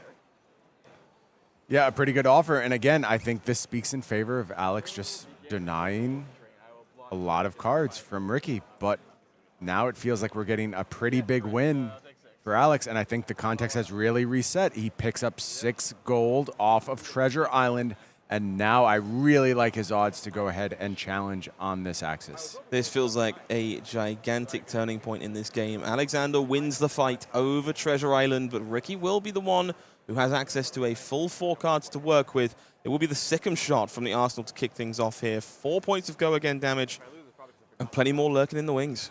Going to try and shift gears a little bit here. Go wide in the Marlynn seat. Yeah, pretty brutal combination there in the hand for Ricky. We see that call in the big guns and a headshot. One of the better ways to make use of that pseudo reload effect offered by the buff. Give me money. Plenty of resources to set this up. See if we take a peek at Alexander's side. Very red heavy hand here. Perk up, teeth of the cog. The Steamboat and the Sky Skimmer, all very powerful commons for Marlynn. Wouldn't be surprised if Alex decides it is time to make a stand, and we see exactly that. Yeah, I emphasized the potential to play a fatigue plan. You don't have to go that route. You can just go ahead and take a bunch of damage here because the on-hit has become so much less threatening, you having claimed that 6 gold. So Ricky has gotten the gold he can get from this turn. He can go ahead, call in the big guns, headshot. That's just damage, that's just numbers. If Alex thinks he can do more, and I'm kind of inclined to believe him based on what I saw out of that hand, I say go for it. I say let Ricky do his thing. Love this. Very deliberate use of resources here from Ricardo. Choosing to save that call in the big guns, utilizing the arm piece here, parking that in the arsenal for the next turn. Still sending 7 points of damage courtesy of that text on a headshot. I like that from Ricky. He needs to not just have one good turn. He needs back-to-back good turns, and calling in the big guns on the next turn could be the thing that allows that. So just 7 here. That's going to give Alex a lot of options. I suspect he wants to go ahead and at least refresh the golden cog here. Seems to be the consideration on their side. 1 card being committed. Teeth of the Cog will again refresh that golden cog. You see the look of disgust on Ricardo's face there. Something we haven't actually seen too much on camera this weekend. These galvanized cards doing some serious work this game for Alexander. Refreshing those cogs constantly does provide additional value turn after turn, thanks to Puffin and these Sky Skimmers, these Cloud Skivs, these powerful cards that utilize these cogs. Speaking of powerful cards, perk up here. Yep. My shout for best common so far for these Puffin players. Going to make 2 golden cogs, courtesy of untapping the hero, and of course cranking them both to secure a draw from Puffin. What a turn from Alex. Picks up the card off the Puffin ability and has 3 cogs at the ready as well as a unicycle. So whichever one of these ships he sends at Ricky, it's going to be fully powered up. Yeah, it looks like a Cloud Steamboat and a freshly drawn Cloud Skiv in the hand here for Alex. The only question is, can this blunderbuss also get involved in the turn? Yeah, I think that's the deliberation here for Alex. Of course, the one-cost attack lurking, enable potentially by the Rust Belt if you prefer. Alternatively, we can just use those resources on our bigger attack, utilize those cogs more efficiently, but forgo the blunderbuss as a result. Difficult decision point here for Alex. Yeah, I think Alex is just doing output math here, and he'll eventually figure out the line that has the higher yield and go with that.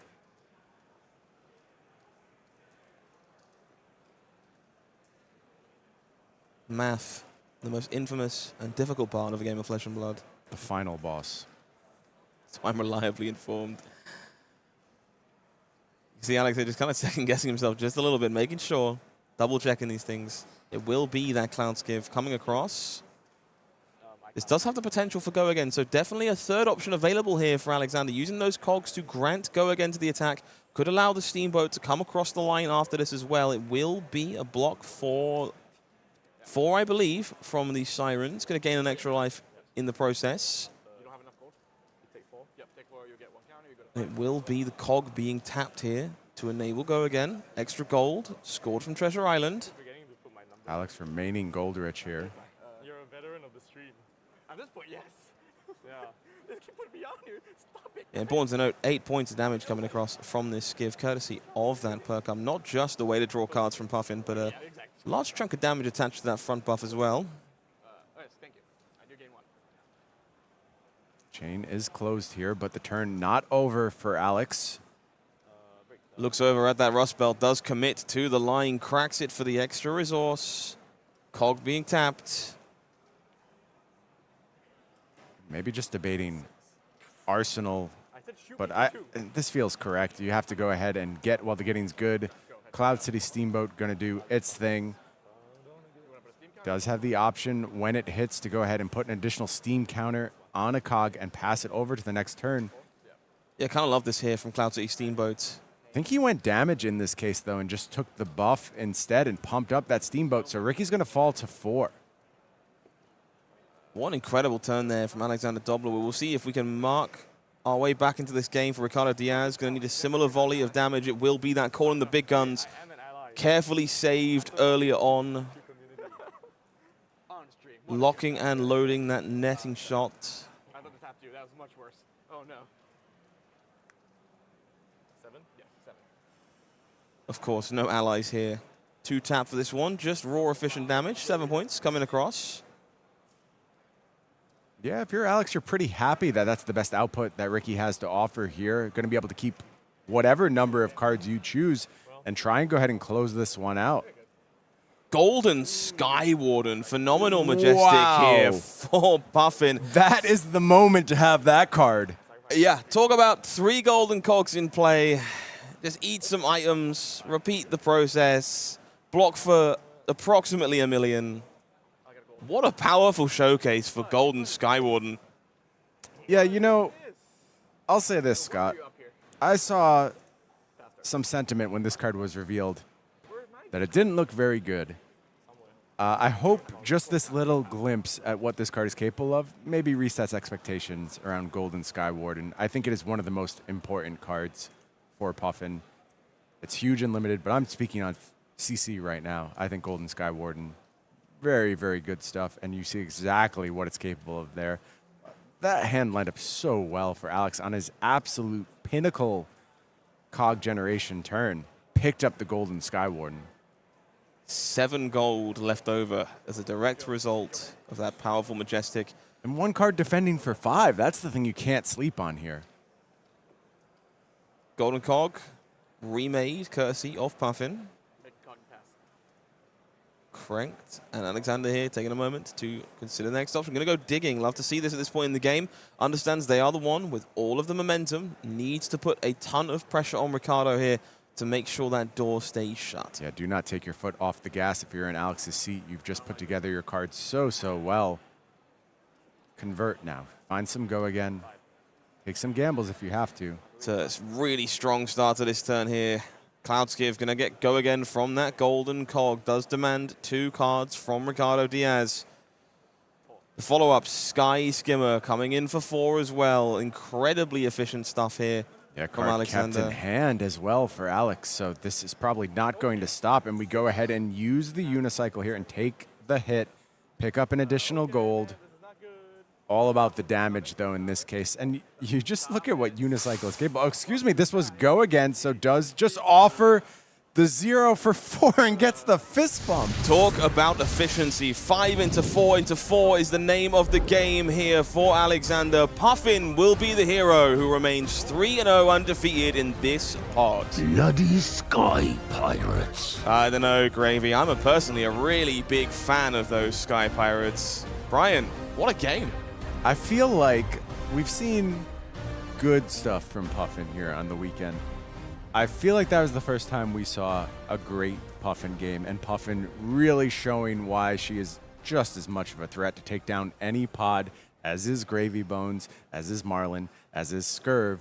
You saw right there when we were sitting pod 1 at the calling, it was Puffin carrying the day for the first draft. Yeah, honestly, that was very impressive. That game felt thematic. Both players felt like their respective heroes, but I was just very impressed by the level of play from both of those players. Unicycle, again, just beautifully used to enable those additional sources of go again.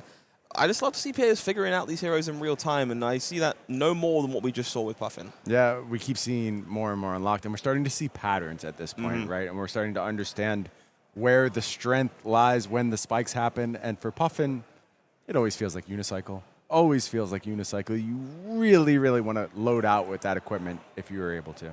Let's take a look at how this pod broke down when things did finish up. Wow. Impressive stuff here from Yuki Bender.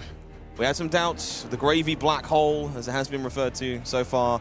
2-1 finish. Really strong there. Yeah, look, there was a bunch of gravies here. The total record, 7 losses, 5 wins. So for Yuki to pull out 2 of them, that feels really, really good if you watch that draft. Yeah, really impressive stuff. Looking at Chanon Puttaree as well. Our 8-0 overnight. Unfortunately, not a particularly strong one from them here on Marlynn. Bit of a shame to see.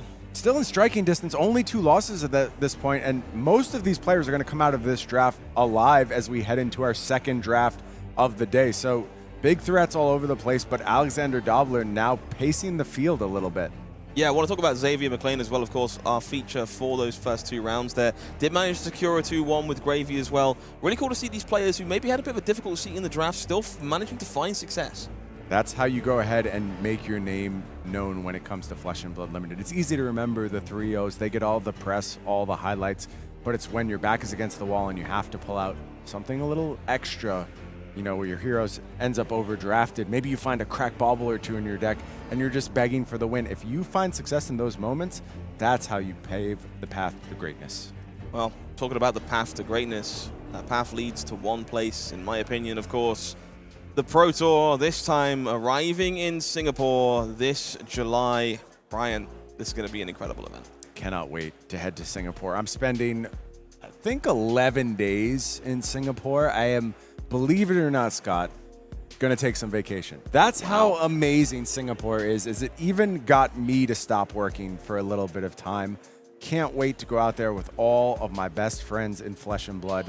And first of all, play some great games. Second of all, just enjoy the sights. Really embrace play the game, see the world.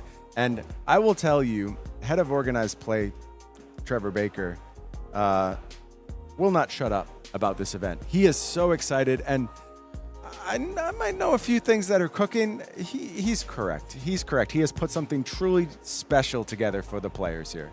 Love to see it. Let's take a closer look at that truly special event. Of course, some truly special promos to kick things off here with this souvenir package. I got to be honest, Brian, that golden horse, that's a really nice touch.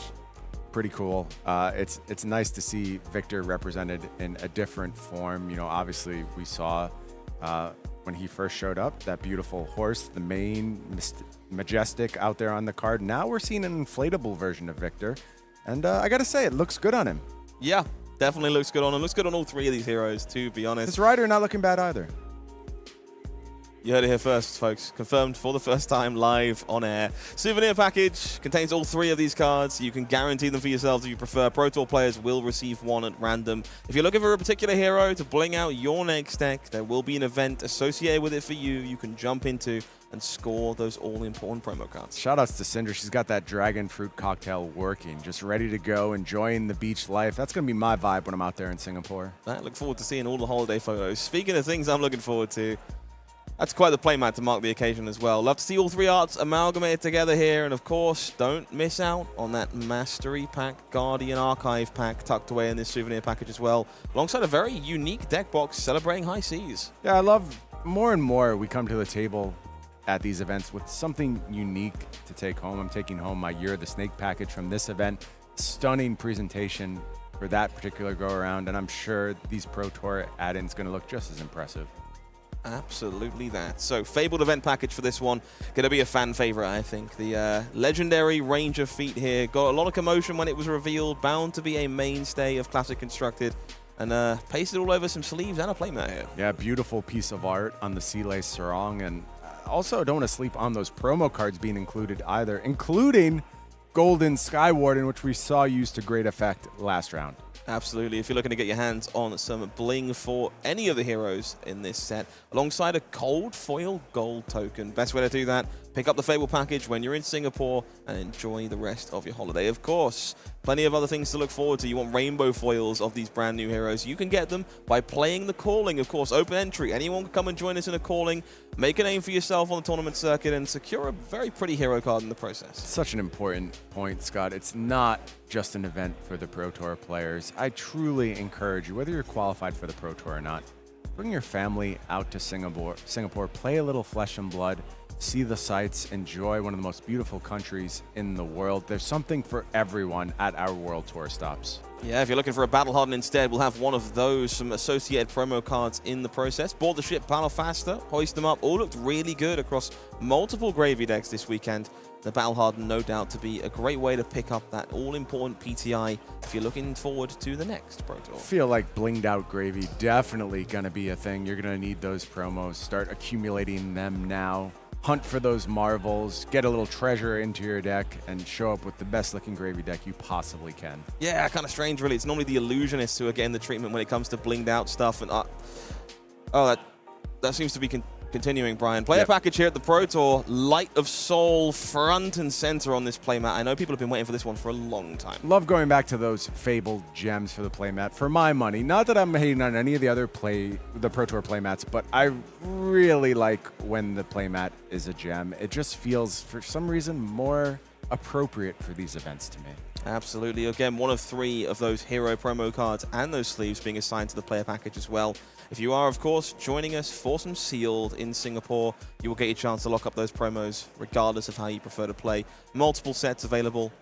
Can't wait to see what players get doing with these. Yeah, show up and guarantee yourself you're heading home with all 3 of these heroes just for playing sealed deck. That's a pretty sweet deal. I could just sit around and play sealed deck all weekend. Unfortunately, they make me work all the time at these. I would love to just be there accumulating promos. Live the life I can't, people. Go ahead, enjoy sealed deck out there in Singapore. Have a blast. Yeah, let me live vicariously through you. It's like my favorite way to play Flesh and Blood. I also cannot wait to see this next draft pod. Of course, we're making our way slowly towards the top 8 of this event. 3 rounds stand between us and then. We've just seen Alex on camera in this last round. We're going to make sure that we follow them again for their draft pod as they try and secure their place in that top 8 with a brand new draft deck. If you want to see that coming to life in real time, don't go anywhere.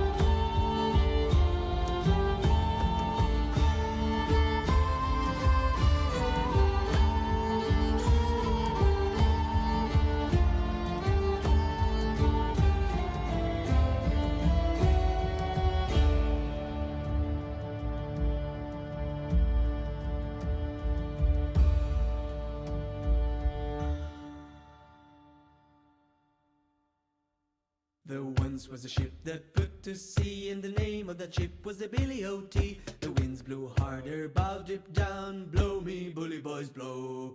Soon may the wellerman come to bring us sugar and tea and rum. One day when the tonguing is done, we'll take our leave and go.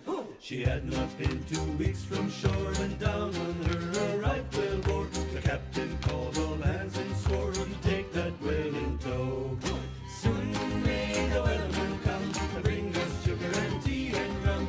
One day when the tonguing is done, we'll take our leave and go.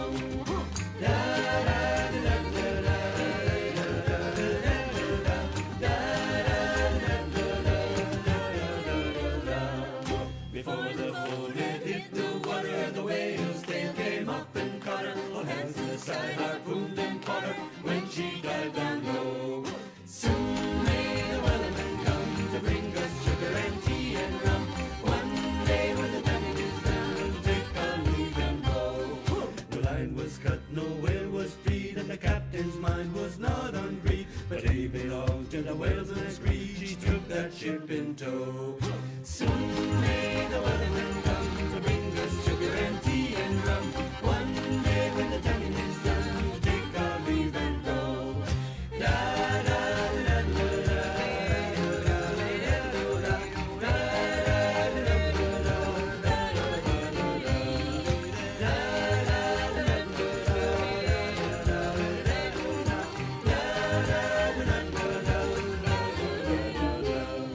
For 40 days or even more, the line went slack and tight once more. The boats were lost, there were only 4, still that whale did go.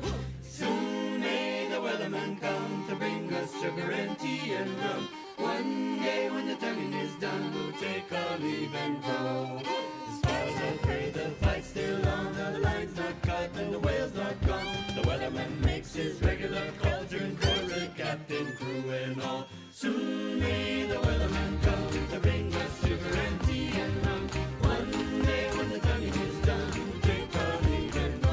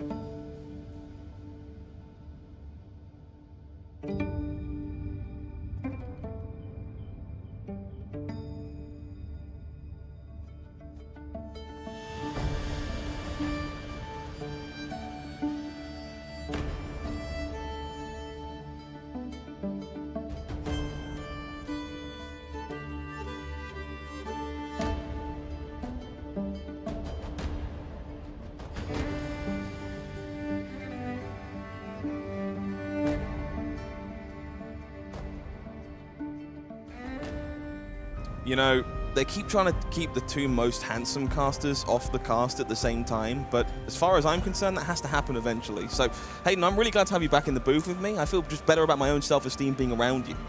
No problem. I mean, I'm glad we actually get some time in the booth together for once. I feel like we're halfway through the day and we haven't actually sat together, so it's nice to rotate back in and spend some time maybe watching another draft with you, Scott. Yeah, speaking of nice, I'm very excited to see this next draft pod. We are on the precipice of making our way towards top 8 here. 3 more rounds stand between us and our players and that ultimate berth that everyone is looking for. These games, perhaps the most important ones of the weekend so far. 100%. And this is where the pressure starts to creep in. You know, 7-1, X2 at the end of day 2. You make your way through the first draft, maybe you 2-1, maybe even 3-0. Now you start to feel it, especially for some of these players who, if not a winning in this round, definitely some with winning in the next round. And it starts to weigh on your mind. You start to think about the what if, about the top 8, about the trophy, and about the glory. Can it be done? Let's find out. Let's take a look at the players who are going to be joining us in this pod this time around. Of course, a few familiar faces in this pod from our last one. Yuki Lee Bender, still 9-2 after a very impressive 2-1 showing with Gravy. Same for Xavier McLean here. Both those players in that Gravy black hole still finding a way to hang on.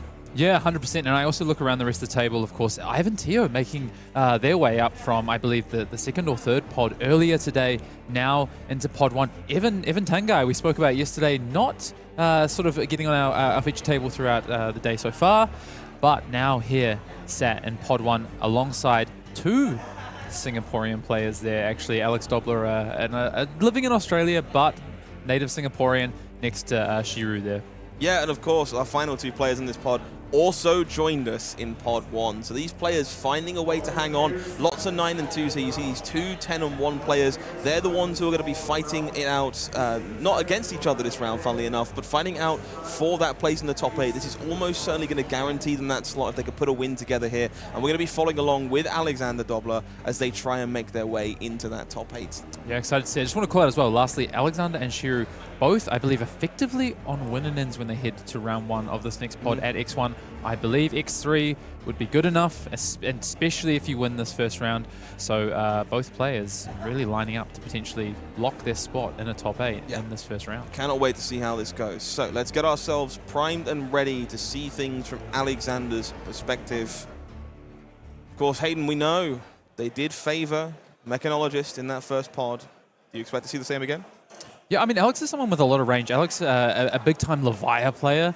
So shout-outs to Ethan Van Sant, someone of their ilk there. But has recently been playing a lot of Prism. Actually, already punched their ticket to Singapore, winning a ProQuest a couple of weeks ago on Prism. So it has a real range. You know, Brute to Illusionist, that's a bit of a range. Mechanologist we're seeing here. So I wonder if they might change tact again. Maybe a Ranger, maybe a Marlynn.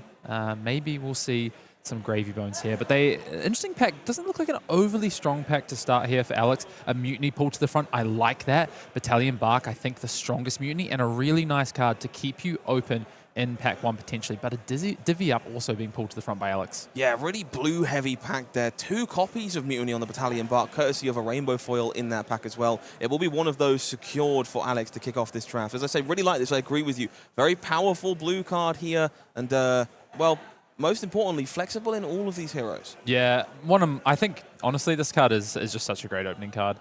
And then we see moving into pack 2, few interesting options. A Pearl Amulet there. Not sure that's a card that Alex might not have seen, so having a little quick read, that is the untap Amulet there.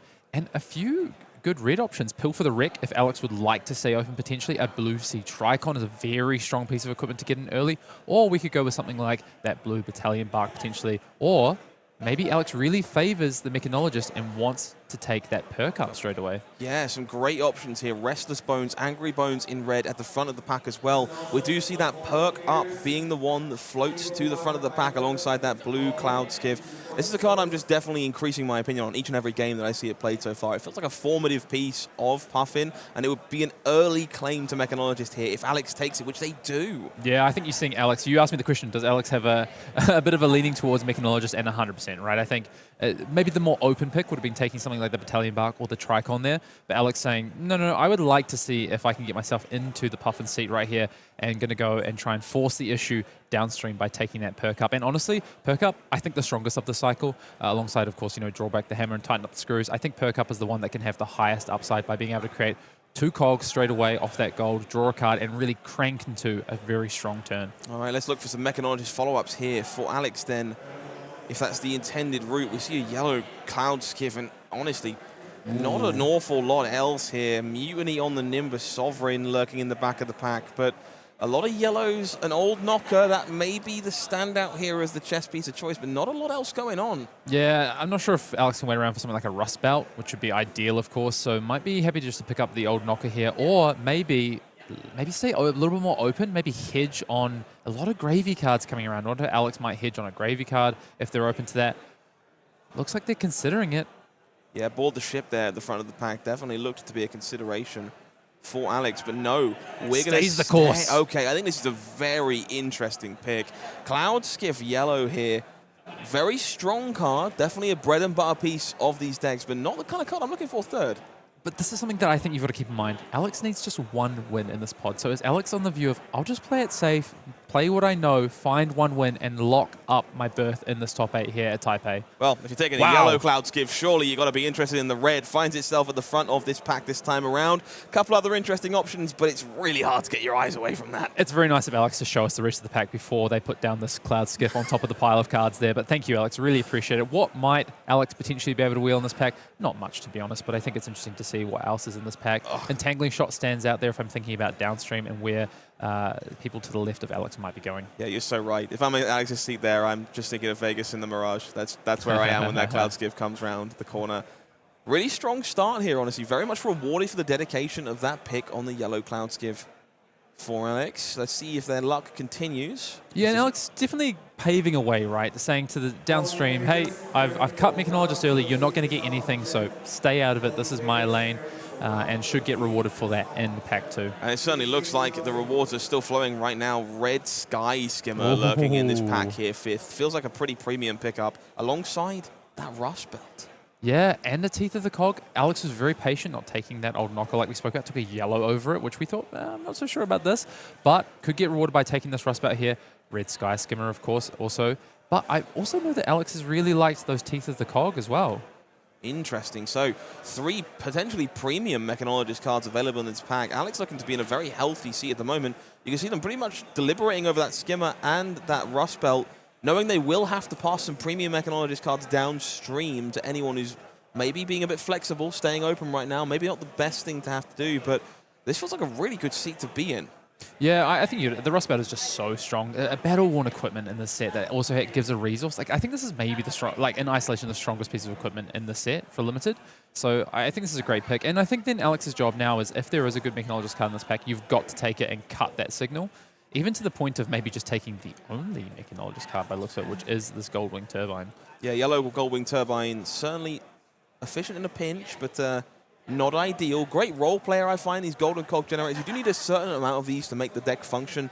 And Alex here is pretty happy to pick one up and get that number from 0 to 1. Yeah, it's a good way to start when your opponent's maybe trying to deny you gold as well, to start your sort of Golden Cog, kickstart that sort of board. So I like having some number of these. And yellow's honestly fine. Puffin is a hero that can play well off yellows. Doesn't need all these blues like other heroes necessarily do, certain Marlynn and Gravy builds. Yeah, worth noting as well, Goldwing Turbine blocking 3.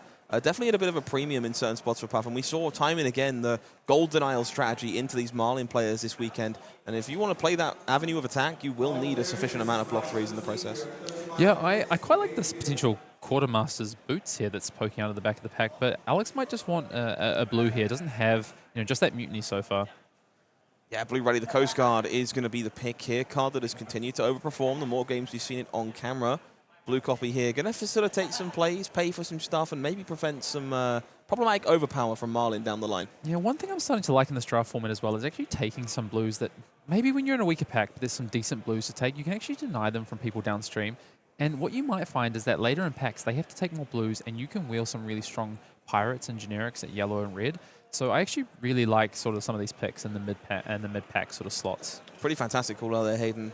Look at this pack. Red Restless Bones, a bit of a standout here. Surprised to see this one still available in the pack for one lucky Gravy player. But we'll be looking at that yellow Sky Skimmer and a blue copy of Teeth of the Cog. That's going to be the pick here for Alex. Love to see this rounding out that resource space. And again, those Galvanize effects were pretty impressive last round. Yeah, just keeping that the cogs are turning, right? And I think that is really important with this hero. And I think you see Alex here just prioritizing that. Really interesting. You're starting to see some context of what might be happening in the rest of the draft, though. That red bones being passed around.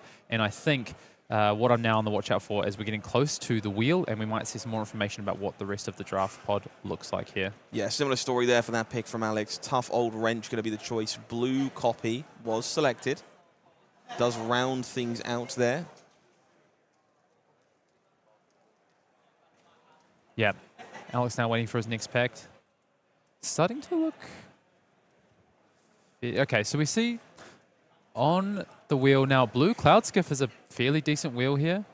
Yeah, this feels like a very interesting pack. You kind of talked about that texture we were looking at before. Red copy of Angry Bones still lurking in that pack as well. Now, not quite as premium as the Restless version, but definitely a card that Gravy players are going to be interested in. So well worth knowing that one is still there.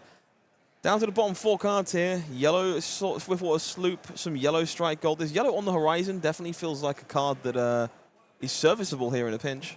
Yeah, this pack is really starting to dry up, though, for Alex. And I wonder if there's a couple of Puffins to his right, I think, potentially. As much as he's maybe cleared the pathway to his left, I'm not so certain that it's clear to the right.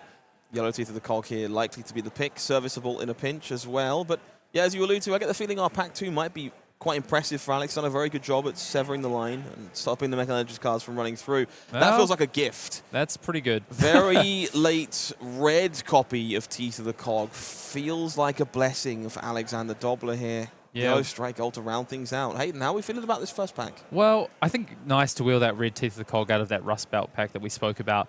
I question that yellow Teeth of the Cog pick for Alex. That's probably the one that stood out to me. There was a yellow Money or Your Life in the pack.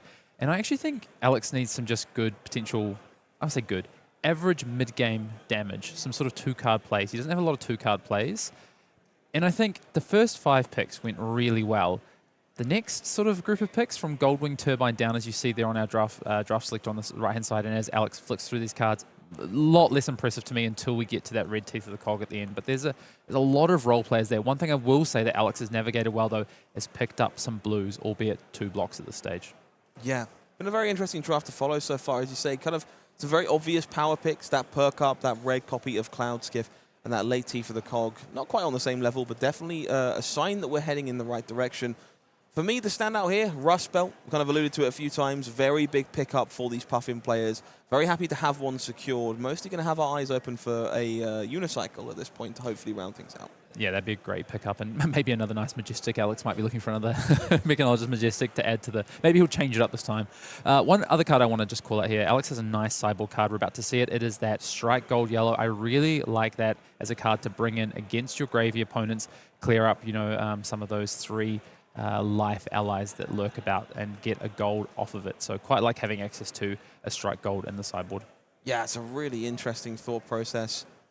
3 health allies, definitely very potent against Puffin specifically, whose weapon cannot remove them alone. So those yellow copies of Strike Gold giving you plus EV avenues to take those allies out. Seems like a pretty good one to have tucked away up the sleeve. Yeah, definitely. And the other thing I'm starting to think about is which weapon might Alex want to lean towards with the cards he's drafted so far. I think to me, this looks like a blunderbuss build so far. We're not really heavy on a lot of cog interactions, not like we've seen Unlimited Cog. We haven't seen necessarily maybe one of the Majestics that makes cogs. His gold creation, there's not a lot of those Goldwing turbines, just the one yellow one so far. So I think we're looking towards a blunderbuss build, a lot of yellows as well, which tends to play better into a blunderbuss build. Yellows and blues or 0 costs and plus the yellow. So we'll have to see what Alex can find here. Let's take a look at this fresh pack for Alex here. Yep. It is that copper cog we see nice and early. Red on the horizon, patch the hole. Red draw back the hammer and a red perk up. So definitely some options to consider here, Hayden. Yeah, lots to choose from Alex here. The other thing I think I would be looking at is, can I wheel that copper cog potentially if I don't take it? I think this card is good. It's a blue. It can stick around for 2 turns. I actually don't know if Alex necessarily needs this in his deck. A card like Perk Up, though, I do think he does need some good damage in his deck, and Perk Up is a really strong card. And I think, again, like I said, I think it's the best of the cycle. I think it's better than Drawback the Hammer. So actually, if Alex thinks there's only 2 Puffin at the table, he could wheel either the Copper Cog or the other pump. I think from what we've seen so far, it looks like there is 3 Puffin at this table, though, so it might be hard to wheel. Yeah, love this pick from Alex here. Really big fan of Perk Up. That Copper Cog, very tempting, but as you allude to, doesn't feel necessary. The amount of damage required to get these games to close does feel more important here, and I love securing additional copies of this powerful common. Yeah, the other thing this card does, of course it is a 2-block, but what I like about this card is you can pair it with a blue just to weapon for 6, a 2-card 6 at worst. Like, it's just such a solid turn in the mid-games. So I think, you don't want too many of these cards, but you do want some number of them. I think what Alex wants to find now is some reds that and some blues that actually block 3. That's what he's starting to lack, is defensive capability. Yeah, red the blocks 4 at the front of the back here. On the horizon, the card we saw doing some good work yesterday. It seemed a little less impressive in draft. Players still not entirely sure where to place that card in their pick orders. Quartermaster boots available. A yellow copy of Cloud City Steamboat. Yeah, a bit of a hit and a miss in some ways. Yeah, Alex might be able to wheel that Cloud City Steamboat, especially if the mechs are to his right. So I like taking the on the horizon here. Quartermaster boots, I think, is a consideration. But like you say, can we hold out for that unicycle potentially?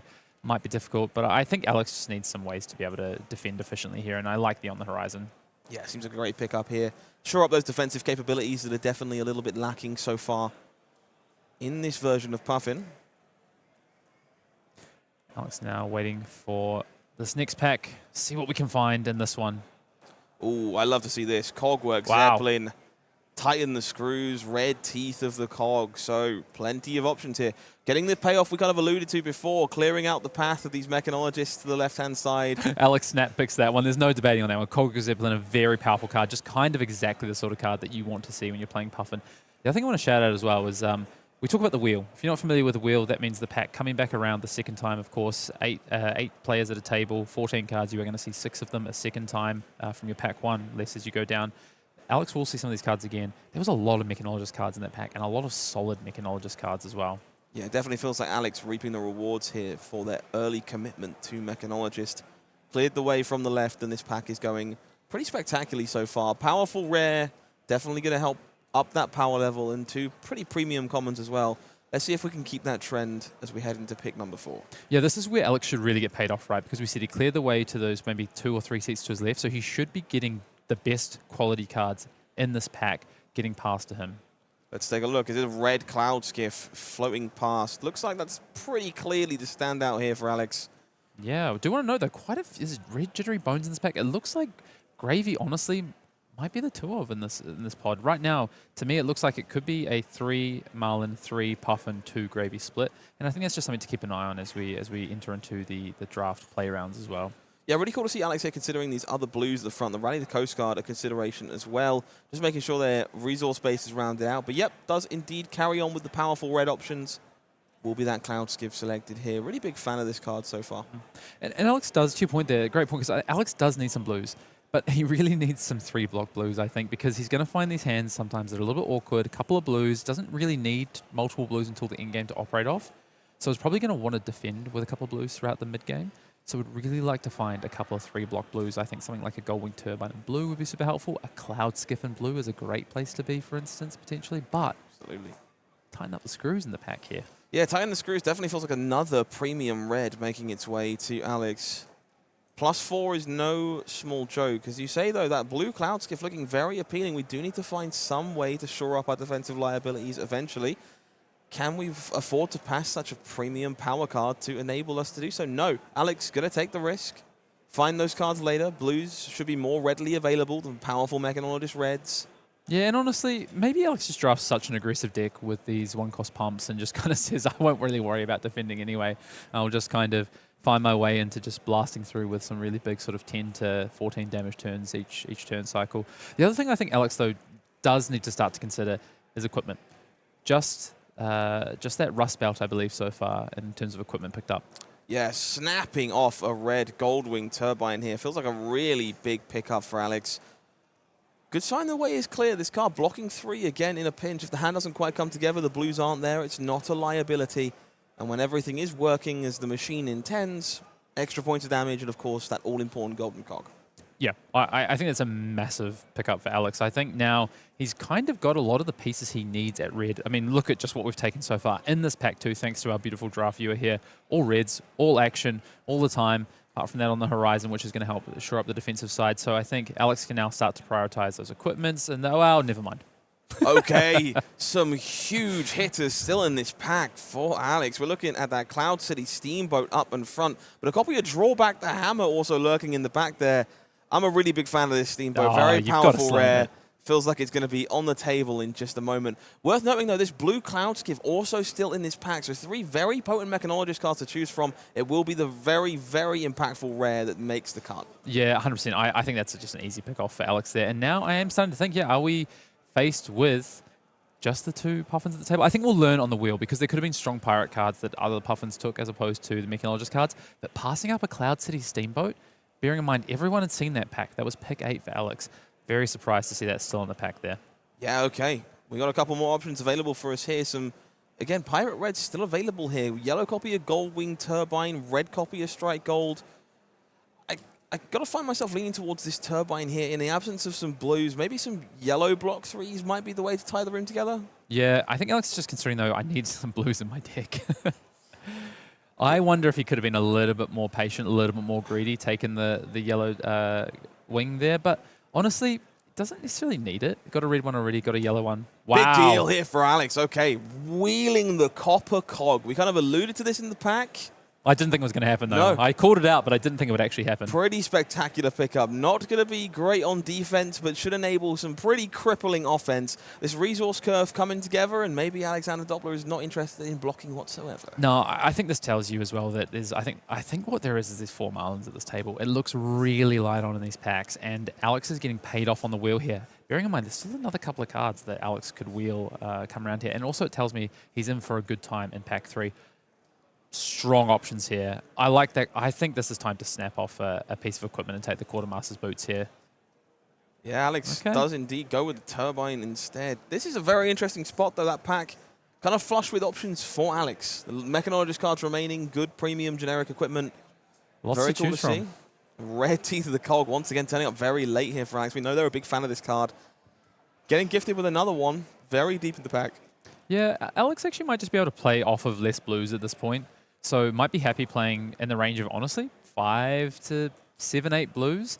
Play off some more of these yellows, like the Golden Wing that we just saw. Late pack here. Selection of yellows. Will be Couple the good walk options the there. plank being taken away here.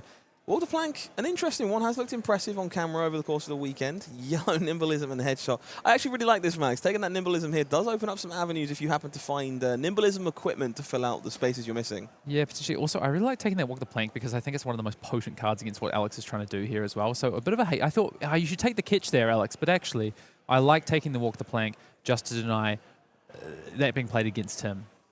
Yeah, just taking a look at this draft view on our screen here. Pretty premium stuff there. That start of that pack is mono red all the way down, making the most of some of those resource cards that were picked up in pack 1. How are we feeling about this deck right now, Hayden? I think it's pretty good. I think right now it's looking solid. Alex is maybe missing a few things he'd like to pull together. I think a couple of blues would be helpful. I think at the moment we've got 2 plus I think the 3 or 4 from the first pack, so around that 6 mark I think on blues. He's flush on good reds. I think if any reds he's looking for, it's attack actions. It's not any more of these pumps probably. He's good on the Goldwing turbines, I think. Probably don't need to pick up any more of those. I think maybe what you'd like is, I mean, a Majestic Red would be pretty good. But, you know, failing that, probably another Skiff, or actually probably a Skimmer is probably better for his resource cost. Maybe another red Skimmer. Blue 3-block maybe, and honestly doesn't need much more else. It's all going to be, I think, sort of added value. The equipment, actually, that's the one thing we've missed. It's the equipment that I think is going to become high priority. Yeah, I was about to say, I've got my eyes open for a unicycle at this point. I don't think there's much I'll be taking over it to kind of really tie the room together. These cog synergies, relying on untapping those cogs, can be a really big deal from that feat. And hoping to see one early in pack 3 here. Just the Rust Belt. Yeah, just going back to that, just the Rust Belt so far for Alex. And I just can't understate how important equipment is in this format, in this limited format across sealed and draft. Stopping breakpoints for Treasure Island and enabling value like we see with Unicycle and, of course, the Rust Belt. But even things like Tricon to help you filter blues when you don't have the gold, for instance. So, yeah, lots of important pieces, or lots of important roles the equipment plays in this set. 1 pack to go here. In this second draft pod of day 2, Alexander Dobler sitting at 10-1, needs to secure probably just 1 win to make their way into that top 8 with a little bit of luck. Yeah, and aiming for a first real finish here for Alex. You know, Alex is a player who's played the game for a while, but Alex has been one of those loyalists, you know, a Leviah loyalist, and it's, unfortunately, like most Leviah loyalists, it's not paid off yet, unfortunately. So Alex is trying to punch his ticket and get into that top 8, make a real first sort of impactful finish. And honestly, having played against Alex, last time I played against Alex, he took me out in a ProQuest Swiss round. Very good at this game, so I think, you know, he's in line to finally punch through and make a name for himself. Let's see if a very good player could find an equally good pack. We do see a red Sky Skiv at the front of the pack. As we make our way through, though, not an awful lot else standing out to me, Hayden.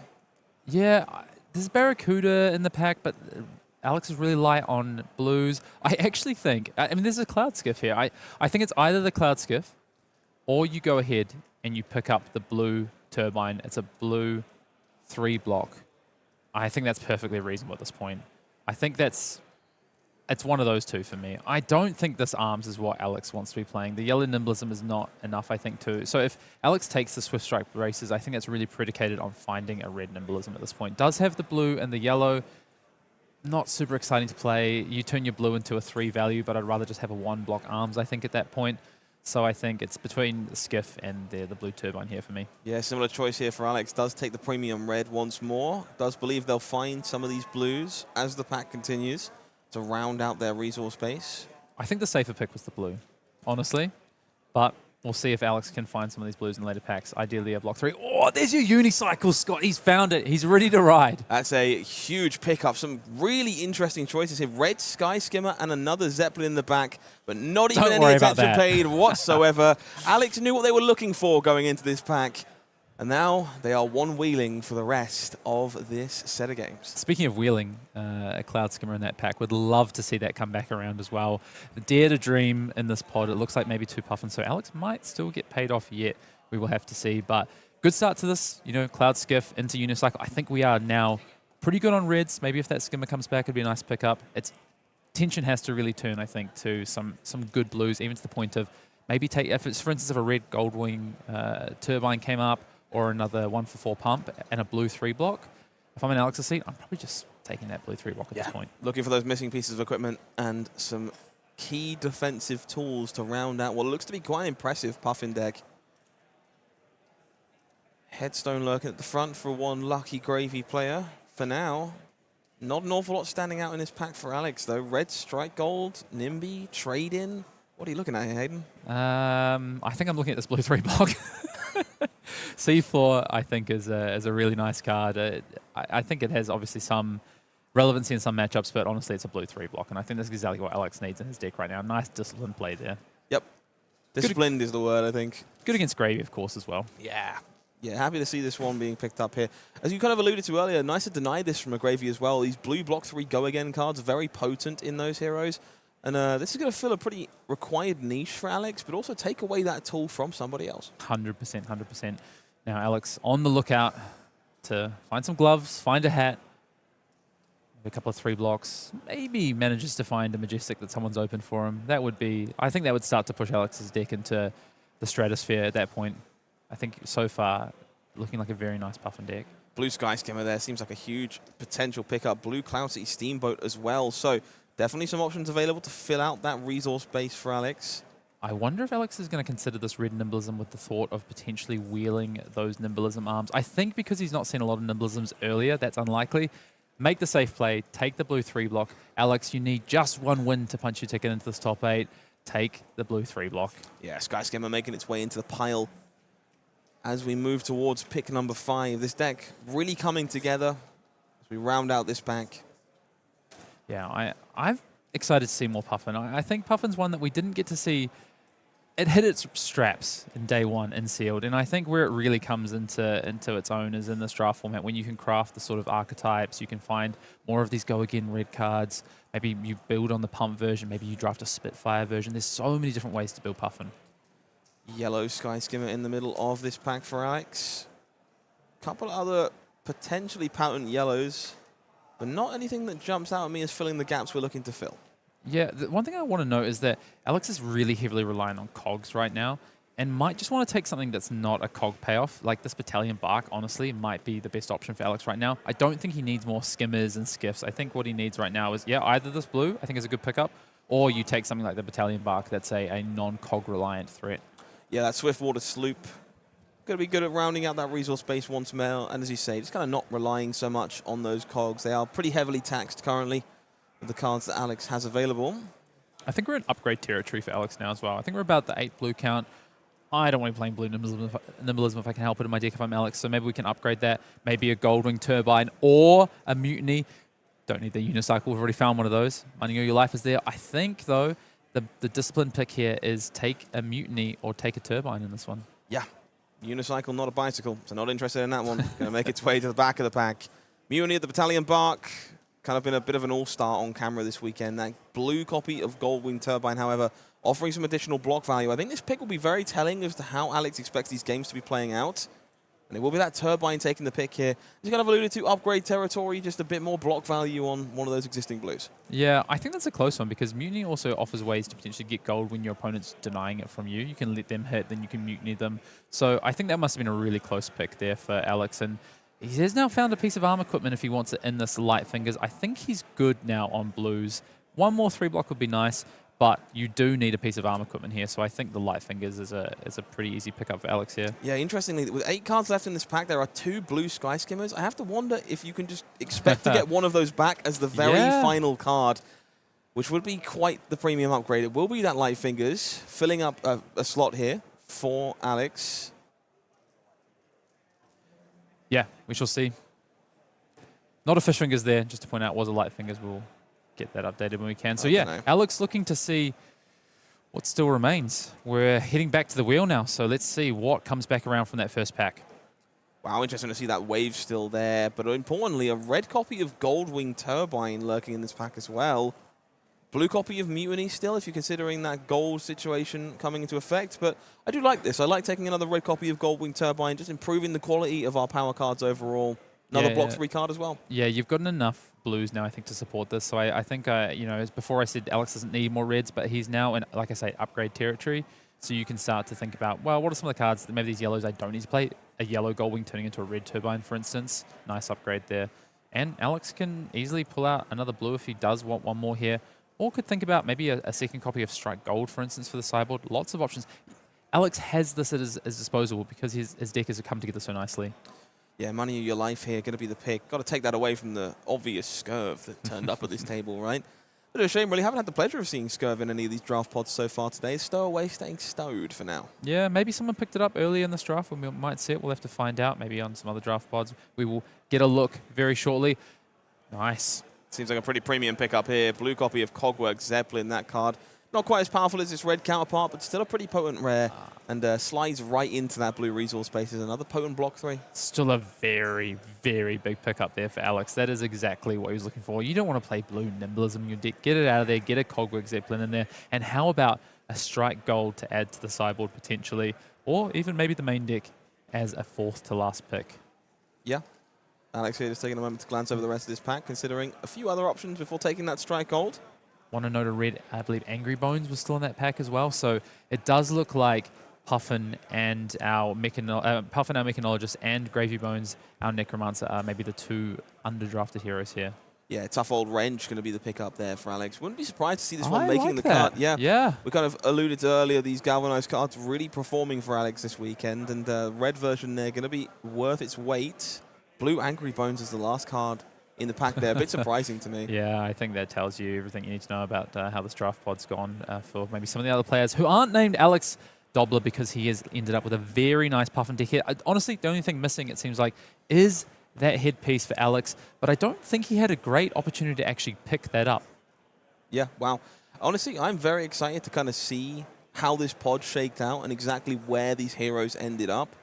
I kind of agree with you. I think Gravy perhaps a little underdrafted at this table, given what we've seen going around the table so far. But I'm really curious about how many Marlynn are in this pod. It felt pretty heavily contested. Yeah, let's find out.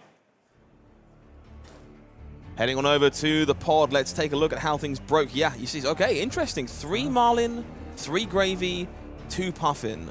Really interesting stuff here. I think you see an equal breakdown in the end. It definitely felt like 2 Puffin, and we see Alex really getting rewarded there. In fact, it's kind of perfect. Alex and Ivan on opposite sides of the table. They will be playing, of course, in round 1, so we will have a Puffin mirror. But interesting that they were sort of on the perfect seats, you know, equal distance away. And I think you see, it felt like Gravy was quite open, but that's because Shiru and Chanon, 2 Alex's left, were 2 of the Gravies, and Xavier all the way, another couple of seats over from Alex. So I think just kind of felt like Gravy was more open than it potentially was. Yeah, really interesting thing about Ivan's draft that we wouldn't have seen otherwise. Ivan took a unicycle 3rd in pack 1, and then didn't take a non-pirate or generic card until 20 cards later. Wow. Ended up in Puffin incredibly late into pack 2, and utilizing those pirate cards to kind of flesh out the Mechanologist cards they found late. Wow, so we're going to see potentially 2 very different Puffin decks coming into play here, and that's super interesting. I think, Ivan then getting really paid off for staying open, right? Because ended up in the second of a 2-hero draft slot. Yeah, absolutely. Goes to show you the rewards that are available if you're lucky enough to navigate your pod correctly. However, the rewards for this match will only be falling to one of these players. So it will be Alexander Dobler against Ivan Toe. It will be that Puffin mirror match. I can't wait to see how this one plays out. Yeah, and two Singaporeans going at it, so I'm sure probably familiar with each other as well. Makes a lot of sense. Premium match going on camera here. Really interesting, actually. I don't know which of these players had the pleasure of choosing first or second. But have you got any thoughts on this in this format so far, Hayden? Do you want to be going first and kind of threading Treasure Island immediately? Maybe making some cog generation in the Puffin mirror? Or would you prefer to have the momentum behind your sails? I think it depends, because I think if I'm in Alex's seat, for instance, he's so heavily reliant on those cogs. I don't think there's actually a lot he can do until he gets his first sort of his gold or his first cog. So I think Alex probably wants to go second. He does, of course, have the turbines like we're seeing Ivan play out here. But I think I'd probably choose to go second if I was Alex. Alrighty, will be the cog being made from this Goldwing turbine for Ivan to kick things off. And interestingly, no attack on the first turn of the game here. We've been seeing pretty much time and again, most matches this weekend, players threatening Treasure Island immediately. Ivan choosing not to take that path. Yeah, I like that. Created a gold anyway, doesn't need to. And we see Alex responding in kind with his own Goldwing turbine here. Gonna get cranked and get started with these cogs. Lovely stuff. So golden cog made for Alex. The follow-up will be that Cloud Skiv to kick things off here. Saw plenty of these turning up in Alex's deck. That last card in hand looks like that perk up being parked away for a later turn. Pretty good start here. Yeah, fantastic start. Should, of course, it doesn't have any resources floating, so no gun activation after this. So likely we will see this golden cog pump this skiff up to 7, but not a bad start. Get the cog turning, get it started, get a perk up in to Arsenal. So if Alex can find a way to potentially keep this cog around, maybe get maybe with the galvanized card on defense, get a gold off of this Treasure Island. Alex will start rolling really quickly. On the flip side, Ivan's going to work out, how do I play out my turn here? Yeah, see if we can take a peek at what's going on in Ivan's hand. You see blow for a blow, a red sky skimmer, a red scar for a scar, and a blue copy of Tough Old Wrench. So bit of a hard hand to put together. Looks like Ivan may be interested in denying gold to this Cloud Skiff, but would require quite a significant block to do that. Yeah, you see immediately just the difference in deck, right? A lot of generics here for Ivan. I think what Ivan might do here is let Alex leak a point over, go down to 19, and has a kind of nice 2-card 8 play with that skimmer and that scar for a scar. Yeah, looks like what we're seeing here. So, cog activated to add a little bit of extra juice into the sails of the Cloud Skiff. Will be some damage taken to Ivan as a result. Gold scored for Alex, but at a cost. That scar for a scar will be online and threatening a pretty significant pushback. Yeah, and this is where you see the players have to sort of balance what they want to do with gold and with treasure and what they might want to stop their opponent from doing. And Ivan, in this case, saying, no, my 2-card play is too important. I need to get the scar for a scar online, so unfortunately I do have to give up that gold to Alex here. It will be that scar coming across to kick off the turn for Ivan. Treasure Island ticket back up. 2-1. Take a look at the hand on the other side of the table. Double red Goldwing Turbine, no blue to go with. Definitely a little bit awkward here. But the hand, pretty good on defense if that's what we're looking to achieve. Lots of 3 blocks, but we spoke about Alex, you know, he's lighter on blues. He's not playing a lot of blues, and some of these hands will happen. That can be a little bit awkward.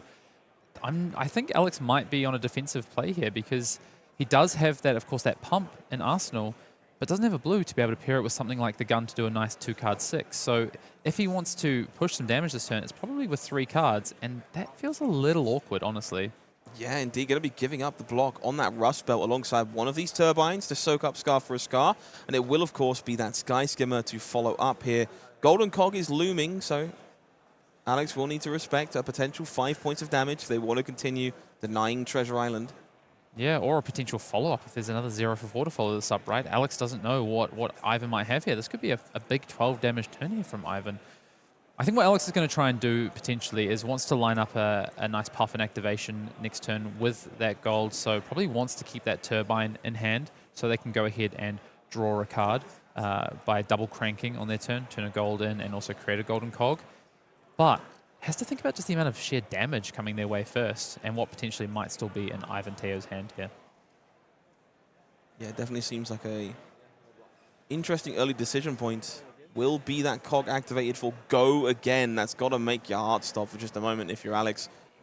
Will be scoring the gold courtesy of Treasure Island, but it appears there is going to be a follow-up to this Sky Skimmer. It's going to be another Sky Skimmer coming across from the hand here. One impressive turn. Is this Aurora in this feature match area right now? A really interesting decision Ivan had there, whether to give go again or give the +1 and actually stick that skimmer in Arsenal for a future turn. And I'm actually interested to see that Ivan chose to try and push the damage here. I think a lot of players would have chosen to maybe Arsenal that second skimmer and use the cog for just an additional 1 value. But Ivan here saying, no, I'm just going to push the damage. And maybe Ivan sort of taxes a lot of cogs, so doesn't want to have too much cog tax for a future turn. Yeah, I think that's very important to note in that this cog will be disappearing heading into Ivan's next turn. We know their deck is not quite as flush with cog generation due to how their draft played out. So they might be acutely aware that it will be quite difficult for them to get more value later on, and therefore cashing in that skimmer right now. Speaking of cashing in, gold going to be turned into another golden cog. Turbine played out to lead the turn here for Alex Dobler. Cranked and drawing that card off of that Puffin ability too. So I really would love to get a look at what Alex might have drawn here. And it is a blue, which is actually huge. That's the perfect card here. So this is incredibly interesting. We know that perk up is parked in the Arsenal here, Hayden. Interesting. What do you think about Alex holding on to that instead of running it out here? I actually like it. I thought just he would snap it off immediately. But I think he's already threatening enough damage that Ivan has to give him 2 cards if he wants to stop this Treasure Island hit. And Alex can use it for a future turn, potentially for a double Puffin turn, right? That's where perk up really shines. I think that's close, though. Honestly, I wonder if Alex, because Alex made the decision pretty quickly. I wonder if he just kind of knew, he knows, I have a heuristic of like, I use this perk up for big turns. I try and hold it until then. Yeah, really curious stuff. Interesting play there from Alex Dobler. Excited to see whether it manages to pay off in the coming turns. That cog will expire for Ivan Toe. We'll take a look at what they're working with on their side. Hayden, I think we might be drawing back the hammer. I have a feeling at some... I was a bit of a blur on the screen there. I'm seeing double. But no, that is correct. It is just double draw back the hammer for Ivan there. A blue and a yellow Cloud City Steamboat there. So an interesting hand here. Has a kind of reasonable 3-card play here. We'll have to see what Ivan goes ahead and does. I think Alex has the more explosive deck, but Ivan might have the more sort of consistent deck potentially. Yeah. Puffin on currency exchange duty once again. Golden cog being made. It will be that Buccaneers bounty being cashed in for a resource here in order to enable a double draw back the hammer into Cloud City Steamboat. Ivan happy to expend all the resources here to really put their foot down. Yeah, big turn. This is going to be a lot of damage. And of course, that golden cog is still untapped there for Ivan. Taking a look there at Cloud City Steamboat, of course, can add additional damage. But the other thing is Ivan can potentially float this golden cog as well because of that Cloud City Steamboat on-hit effect where Ivan could tap a cog to put a steam counter on it and keep that same cog around for another turn. 13 points of damage currently being represented casual on this combat chain. Casual 13. Seems pretty good to me. Let's take a look at what's going on in Alex's hand here. Red Cloud Skiff. We can see Teeth of the Cog. Definitely going to be extended here, I would imagine. The other 2 cards are mystery to us at this moment in time. I think there's a Zeppelin in Alex's hand. So while this is a ton of damage coming his way, he also has a fairly strong setup on his turn. So I think he's a little bit hesitant to give too much on the defensive side. I wonder if we'll see the Unicycle pushed in just to keep the life total a bit higher. Teeth of the Cog is going to be extended there. We're going to jump the damage here, so no need to keep the Cog around. Total of 14. We break through for 12. Alexander Dobler falls all the way down to 3, and we'll need to have some serious punch to stay in this game. Yeah, this is a big swing of haymakers back and forth in this game between the 2 players. Still a decent amount of equipment on both sides, but Alex now coming back with that 3 cards plus the card in Arsenal and a lot of resources. A gold here to start the turn. Of course, that cog as well. Rust Belt, Unicycle. Lots to play with here for Alex. Going to take a moment to consider how they want to sequence this turn. We know about that perk up that's lurking in their arsenal. Let's try and get a better look at that hand, that Cloud Skiff, that Sea Floor lurking there as well. And of course, that all-important Cogwork Zeppelin you alluded to just moments ago. Very powerful tools here available for Alex. Yeah, and potentially a ton of damage in this hand. I think Alex could easily set up a sort of a 13-14 damage turn here. Of course, that Rust Belt might play a key role. Kind of love to see this here from Alex, leading on this Cloud Skiff, regardless of what else is going on. That golden cog does mean this is going to potentially get a go again. Means you can conceal this information for as long as possible. There is a perk up in Alex Dobler's arsenal. If Ivan lets this hit and Alex can gain the gold, he can draw an additional card, do the double crank with the gold that he already has. Alex could potentially extend that damage even further if Ivan doesn't respect this. So big decision now. Of course, Ivan doesn't know that. We know that here in the booth and at home. but Ivan has a big decision to make. I wonder if we can check in and just see what he's playing with in regards to thinking about this defense here. Secrets being kept, but the pressure on Ivan likely to consider defending. Looking at a red on the horizon, that yellow nimblism that made the cut. Sky Skimmer blue on the horizon, so very much incentivized to get in front of this attack where possible. Yeah, I wonder if we're going to see the piece of equipment push forward to deny the gold here. It's got to be on Ivan's mind. You know that when you see gold on the other side of the table, it represents cogs. The signs have to pop up, and I think Ivan's definitely got to respect. But the problem is that Alex can push it across for an additional damage, potentially, although I guess he can't because of, well, he could use the unicycle. That's the thing. Although he hasn't blocked for the value in the unicycle, he could use it. So Alex could give this go again and still have access to the unicycle for the cog later down the track, even if he doesn't get the gold. It will be no blocks declared on this. The golden cog activated in order to grant go again. Treasure Island will score that goal, and we're going to see a pretty remarkable payoff here for Alexander Dobler. Puffin activated, does convert gold into cog, will be cranked for the trouble, and it is almost certainly going to be time to rise and shine with that perk up. Draw a bonus card. You see Ivan sees it as well. He knows what's about to happen. Gold converted once again, more golden cogs fill the board. An extra card drawn for Alex Dobler. Let's see if we can get a look. Strike gold attached to this at the end of the turn. Not ideal. Very much hoping for a blue there, I think, to maybe chain that blunderbuss into the Zeppelin, but instead, working with what we've got, still the potential to go plenty wide. Yeah, I think the Zeppelin is going to be enough here, though. This is huge here for Alex.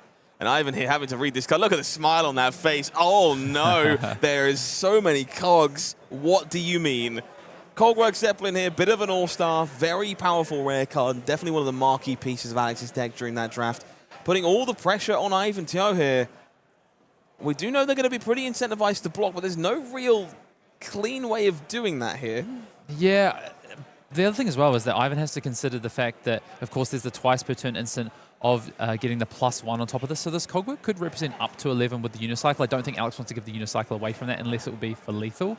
But, of course, this does have the effect of when it hits a hero, you can tap a cog, and if you do, you could create a golden cog. So Alex could even get go again and come in with that strike gold from hand, that 0 for 4, by creating another action point if this hits. Strike gold may well have been the perfect find for Alex Dobler in the end. So it looks like we're going to line up a block for 9, I believe. But that would allow Alex to use the unicycle, pump it to 10, and then get that action point off an additional golden cog, potentially. I haven't taken a moment to breathe here. Big decision. 4 cards in hand. Must decide how to handle this gigantic airship. Reading the card, I just need to make sure. I He's love got to to make see the this. right play here. He's got to make this is make or break potentially. I love to see this from our top players. They understand the importance of a situation like this, the amount of dynamic plays that can be made in this format. Just taking a moment to breathe, consider all those options, and make sure they're happy with the decision they find. Ivan here maybe potentially reaching for even a 5th piece of defense in the form of their tricorn to try and soak up this damage. Yeah, the question is, so can Ivan afford to defend for 11 here? I think that's what he's deciding. Do I just block for 10 and let Alex pump it? But what is the follow-up potentially? What if there's a 0 for 4 in Alex's hand, or at least a gunshot for 2? So I think that's what Ivan's trying to weigh up. I think you've got to block, you've got to overblock, because it actually represents additional value by overblocking here for the 1. Ivan Toe here considering the entire bulk box on the combat chain to soak up this damage from Cogwork Zeppelin. You can see how important a decision this is for Ivan. They just can't quite pull the trigger. There we go. 5 cards committed to the combat chain. It is going to be a block for 11. The unicycle, the equipment, double on the horizon, and that Sky Skimmer committed to stopping this charge. Okay, Alex, what do we do now? Do we pump this up to 12 and bust the unicycle? No. No. Okay, Arsenal pass chosen by both my co-commentator and Alex in this case. Unicycle saved for a more important turn of cycle. Ivan here, stuck on a nimblism, going to park it in the Arsenal. Let's see if we can see what's going on with Alex as we make their way into his next turn. That copper cog on the corner of the hand definitely has some potential to cause some chaos here, but not quite as impressive as the previous turn cycle, Hayden. Yeah, and I think the tough thing for Alex here is that he's now found a hand with no gold. He's found a hand with no cogs. Currently, of course, does have copper cog. But it's going to be forced into a bit of a difficult situation here. Does decide to play that mutiny. So is going to grab Ivan's gold as a good start for Alex. Yeah, mutiny on the battalion bark, giving +2. Definitely my favorite of this cycle, has been very impactful across the weekend, especially with evasive damage. Alex does have a yellow sloop in hand as well, so a bit of a decision to make here whether to crack this gold and draw a card. And then it does have the 2 blues in hand, so then could come in with the sloop. Gun afterwards, potentially, or the 0 for 4. So there's a few different lines that Alex has here. I like drawing the card, I think, personally. Yeah, me too. Really well sequenced here by Alex. Kept that information available. Gonna puff and crank to create a second second golden cog. Sorry, a first golden cog to go along with that copper cog and draw the card of Puffin. Let's see if we can see what we found in the hand. Oh, it's tighten the screws found here for Alex Dobler. 4 points of damage, the potential to untap a cog as well. That strike gold still lurking in the arsenal. Yeah, this turn is starting to look pretty big. And I stand corrected as a blue sloop there for Alex, but all the same, a very, very strong card. Wow. What a set of sequencing here from Alex Dobler. Going to continue the turn with that Cogworks blunderbuss. Does tap it, fire away.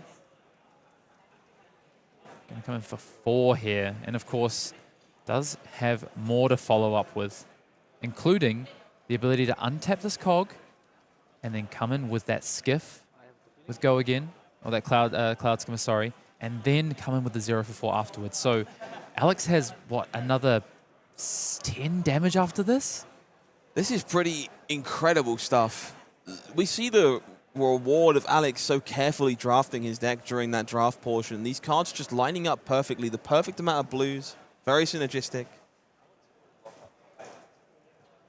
Ivan here taking a moment, looking at that turbine. Going to commit it to blocks here, soak up some damage from the blunderbuss. And while Ivan makes this decision, I just want to remind everyone, Alex is on a winning in here. If he can finish Ivan off here, punch through that last point of damage, maybe not this turn, get very close though, he is going to lock up his first calling top 8. Huge deal, potentially. Huge moment in the life of Alex Dobler here. 6 life remaining between him and a calling top 8. That blunderbuss connects, does score a gold for the trouble. We're going to be looking at how we want to navigate this turn here. Tighten the screws. And that's skiff in hand. Yeah, I think this one's pretty straightforward for Alex here. You can lay down, I mean, I wonder if he's considering cracking this gold and looking for even more, but I think you want that gold to stay around for next turn. So I think you've just got the line of play you tighten up the screws here, untap your cog. Interesting. So going to be the cloud skiff coming across, tighten the screws, of course. It was a skiff, not a skimmer. So I thought it was a skimmer there. He obviously can't come in for that cost 1. So we will set up this tighten the screws for next turn. In the meantime, though, we're going to have 3 go again with this cog into a follow-up 4 from Alex here. Yeah. Still a very impressive turn from Alex. That cog going to be tapped, enabling the go again. That can't be what you want to hear if you're in Ivan's shoes. It will be that red strike gold coming across the line. Scar for a scar. And 2 blues here for Ivan.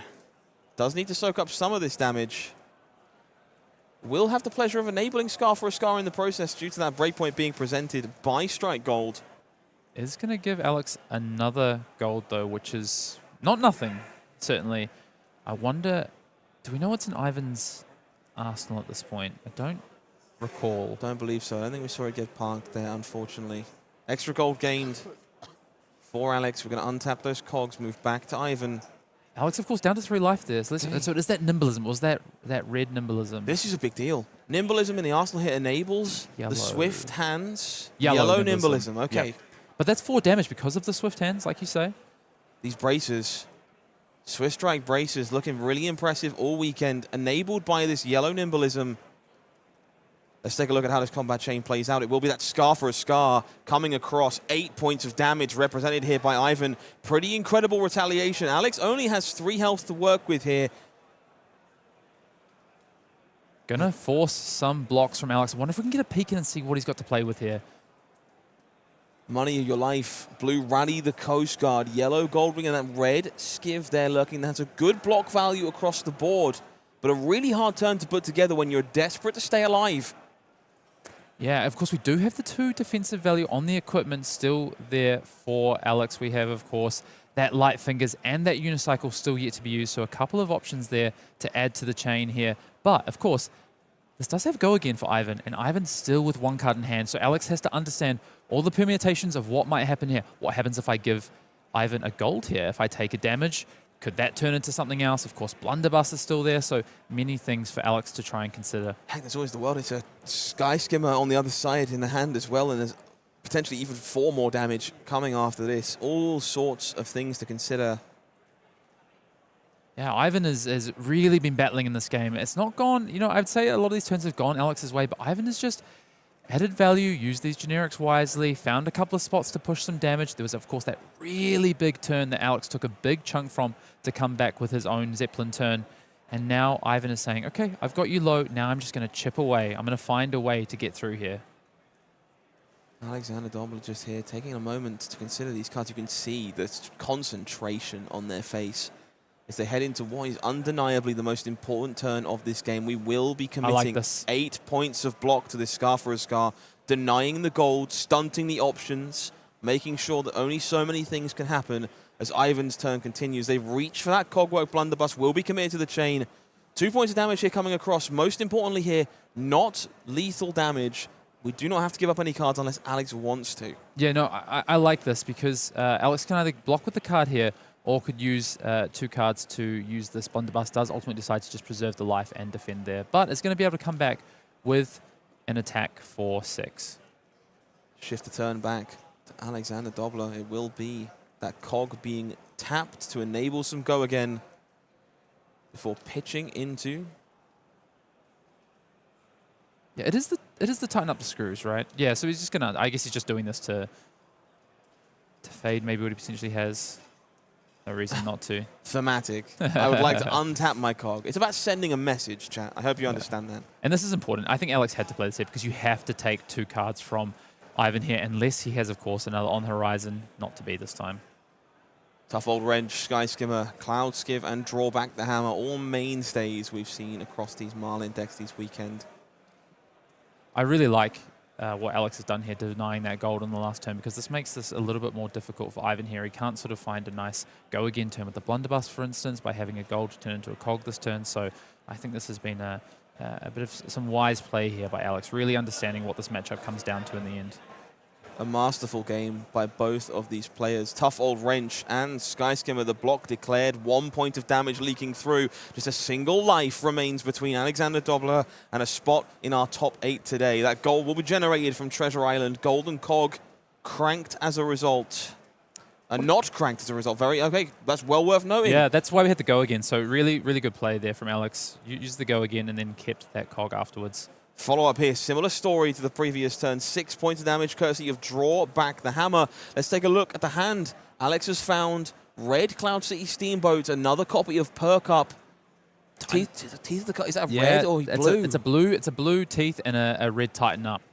Okay. So, cohesive hand here for Alex, but we got to give up 2 of these cards? Got to give up 2. It's the same position that Ivan was just in, so it's a return serve from Ivan here. Alex with a decision to make. I wonder if we can just... Alex is holding that hand a little bit high. We'll just try and check in a little bit again, just to understand. Hayden, talk to me. You can keep 2 of these cards. Which 2 are you keeping? Yeah, that's the decision. So Cloud City Steamboat is the most powerful card in the hand here. I wonder, though, if Alex just keeps the blue and the Tighten Up and comes back for 6, Ivan would then have to have 2 3 blocks in hand. That's the thing. You know, Alex has seen Ivan's deck. There's a lot of generics. There's a lot of 2 blocks in here, a lot of pirate cards. I think just coming back for 6 damage here and saying, okay, you've got to have the 2 3 blocks and then 2 functional cards afterwards. Love this. Tough Old Wrench and the Steamboat will be committed. We're going to eat that copper cog. Love it. Turn it back into a golden cog means we will have those 2 available going into our turn. And of course, let's not forget, this Tighten Up the Screws. You're going to see, Perk Up, you're going to see exactly how powerful it is because Alex gets to draw a card. So minimum is going to have a card to follow up in Arsenal afterwards. Turn beginning here for Alex. Taking down those cogs, going to activate Puffin, convert a gold into a cog. Cranking for the trouble, and again, as you allude to, we'll see that Perk Up and how powerful it is in this hero. enabling another golden cog to be made, another card to be drawn. Let's watch the top of the deck. I want to see what comes off. This could be make or break for Alexander Dobler. What do we find on the top of the deck? Red Teeth of the Cog. This is huge because he can give the blunderbuss go again and then come in for 4 afterwards with the Teeth of the Cog. What a game we've had here, Scott. And Alex is now putting Ivan to the sword with this. This is gigantic for Alex. 6 points of damage from this Cogworks blunderbuss. 4 more lurking in the wing. It's going to be 3 cards being committed to the blocks here for Ivan to stay alive. I can't see how, because Ivan's at 1. Alex just has the break points here. And like we said, send it back, ask Ivan, hey, do you have 2-3 blocks? And it doesn't look like Ivan does. 3 cards committed. That Siren not going to be any good. It never gets a chance to go to the graveyard. Teeth of the Cog comes across. A slight smile. It's going to be Alexander Dobler joining us in the top 8 from a masterful Puffin mirror. Yeah, fantastic play there. What a game. That one of our favorite games that I've seen on stream this weekend. Just well played by both sides. Ivan looked very much behind, found a way to try and come back into the game, really try and claw it back. And then Alex just... great play there. Those action points, the use of the cogs, the use of the gold there, very patient with those perk ups, and ultimately punching a ticket into the top 8 here in Taipei. Look, Hayden, I pride myself very much on being a mechanologist player. I very much enjoy the things the class has available to them. Yeah. And yet somehow, so many of the plays that took place in that game, I don't feel like I would have made the same decisions. And I think that's a huge testament to how much these players have played so far this weekend, how much they've learned about High Seas as a set, and they're reaping the rewards as a result. Yeah, and we spoke about it in that draft, right? We said, will Alex stay close to what he knows? Will he stick to this mechanologist? And ultimately, that's exactly what he did. He was very biased, like we thought, didn't stay open, and it massively paid off for Alex, sticking to what he knew. We've not seen, I mean, I think we saw it go a little bit awry for Yuki Bender in that first draft, ultimately finishing 2-1, I think testament to an amazing player. And this time around, Alex has done what's needed to be done, got that 1 win, and honestly, got an amazing deck that positions Alex to potentially finish top seed here by taking this pod either a 2-1 or a 3-0. Yeah, worth saying, I think that Swiss situation is going to matter. We kind of alluded to it earlier on, and getting to choose play or draw feels like it could be quite important in those Puffin situations. That was a mastery, as far as I'm concerned, of Puffin as a hero, but it isn't a mastery pack. Oh, if you want to talk about mastery packs, we got one of those on the near horizon. Mastery Pack Guardian, long-awaited set for many of our folks at home. I know Guardian, a fan-favorite class for many. Definitely looking some juice. Volder is a fan-favorite hero as well in the young format. Going to be making a debut as an adult hero in this set. Yeah, 100%. It's going to be exciting to see what we get out of Velda, and interesting to see the breakdown of this Guardian Pack Mastery as well as we take a look in there. Exactly what you will find in this Mastery Pack Guardian when it hits stores, August 8th, of course. 130 card set, 13 cards per pack. Can't wait to see this. And of course, if you are at Gen Con, you can get the chance to see some early access. Yeah, early taste of this one is going to be very exciting indeed. We know plenty of things to do with this set, plenty of promos to look forward to as well. Bad to a Pulp will be available at all these release celebration events and Gen Con. So if you're joining us early to enjoy the pack, you'll be able to enjoy some battering to a pulp as well. I'm not exactly sure how enjoyable that will be, but maybe I'm not so Guardian-brained. Depends what end of it you're on. Yeah, I mean, looking at that artwork, I definitely feel like there's a side I would rather be on, truth be told. Speaking of things I would rather have, I mean, let's take a look at some of the cards that we'll be finding in this set. Volder, of course, the debutante in this set. Adult version joined by a very powerful specialization. I want to put him in their place. 100%. Yeah, 100%. And I've got to give a shout out as we see some of these extended art cards in the set. And honestly, this game and the artwork and the cards, they just keep leveling up. And I love the different pieces you can find, the different sort of bits of art, and the differences in the cards you can find within these sets. And this is no exception with Mastery Pack Guardian here. Look at those seismic eruptions and those solid grounds. Yeah, you want to level up? We'll level up. Take a look at these seismic surges. These are just, I mean, maybe the marquee Guardian token at this point. Been with us since Welcome to Rave, just a definitive part of what the class is about. And we get these brand new versions that show us a little bit of every region of Aria, a little bit of everything we know from that. These are stunning, and I have to imagine they're going to be wanted in bulk by every Guardian player on the planet. Yeah, well, if I'm going to be making sort of, 10 Seismic Surge tokens during my turn, then I've got to make sure I've got 10 of these beautiful Marvel Seismic Surge tokens, of course. Yeah, not the only marvels in this set either, of course. That beautiful Testament of Valahai. Brand new shield for these Guardian players to explore. I'm a big fan of this one. Blocking 5 on a piece of equipment sounds good. And I'm looking forward to seeing how often that comes up. So, yeah, Mastery Pack Guardian in stores August 8th. If you want to master your class, this will be the best way to do it. Hayden, I don't know how we top that, frankly. That game might be my favorite of the weekend. Yeah, I want to see more. I want to see more Puffin. I really want to see more Puffin. Well, if you're seeing more Puffin, I've heard next round we might see Chris Iaali. I don't know if Chris is on Puffin. He's actually on Marlynn, but he's been playing into a Puffin. Okay. And Chris, a very good player, and also playing against someone I've heard that I know quite well, hailing from Australia. So looking forward to potentially seeing some round there. Actually, sorry, it sounds like Yuki. We're going to see Yuki. We got some Yuki? Yeah. Wow. So, hang on. I need to do some napkin math. I think that's a winning in for Yuki Lee Bender. Wow, okay. Okay, so Yuki, of course, in that gravy black hole, which we kind of alluded to earlier on, has managed to pull it all the way back and now has a chance to join us in a top 8 at a world premiere calling and demonstrate their mastery of Limited once again. So if you're interested in seeing that play out, stick around.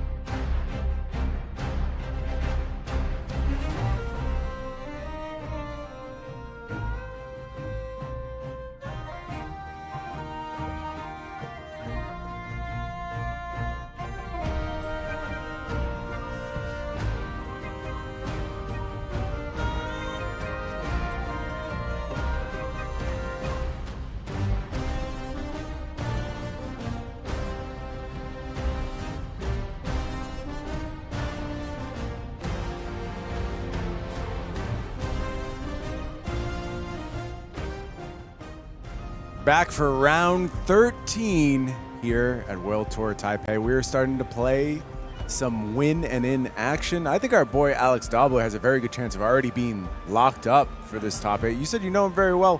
What does a win like this do for somebody in a position like Alex? Yeah, I think it just gives confidence to continue a run. Alex already locked up an invite for Singapore, is going to be there. So just starting to maybe put together what the rest of the year might look like for Alex as someone who's been trying to crack into the competitive scene, has been around callings in the past. I think I called out a few rounds ago, has been a Levier main, played some Prism, hasn't quite made the breakthrough, but now locked up a calling top 8. Maybe a That's all Puffin. to play for. Maybe a Puffin main. Yeah, going forward. maybe. You know, I want to take a look at this deck that Alex put together. We didn't have a chance to review afterwards, and I'm stepping in now. So, Hayden, you were present through the draft. Tell me the theme of what Alex was trying to accomplish in this Puffin draft. Yeah, I think Alex really highly rates those 0 and 1 costs, the skiffs, the cloud skimmers. Wants to get a number of. He really relies on cogs. I think Alex is. I think I saw it with his last deck as well in draft 1. Wants to draft quite a cog-heavy deck, and then the other piece of it as well has been around the blues. So early in the draft, Alex was struggling a little bit for blues, but managed to find a good number of blues and a good number of 3-block blues that we saw come in really handy in that last round as well. Now, I want to take a peek at the cog generation here, and you mentioned this is something that Alex prioritizes very heavily, and here you see just cogs all over the place here. So many of those galvanized cards, and they've seemed important for Alex thus far in these draft rounds. Yeah, I think we've seen players not necessarily utilize these to their fullest. I don't think they were very or as popular during the sealed rounds yesterday. And a big part of that is because I think they have 2 block on them, and the galvanized doesn't give you any extra defense. And I think players were maybe undervaluing it a little bit, learning the set over the first 2 days. I think we've seen players understand exactly how powerful just keeping around cogs can be turn after turn.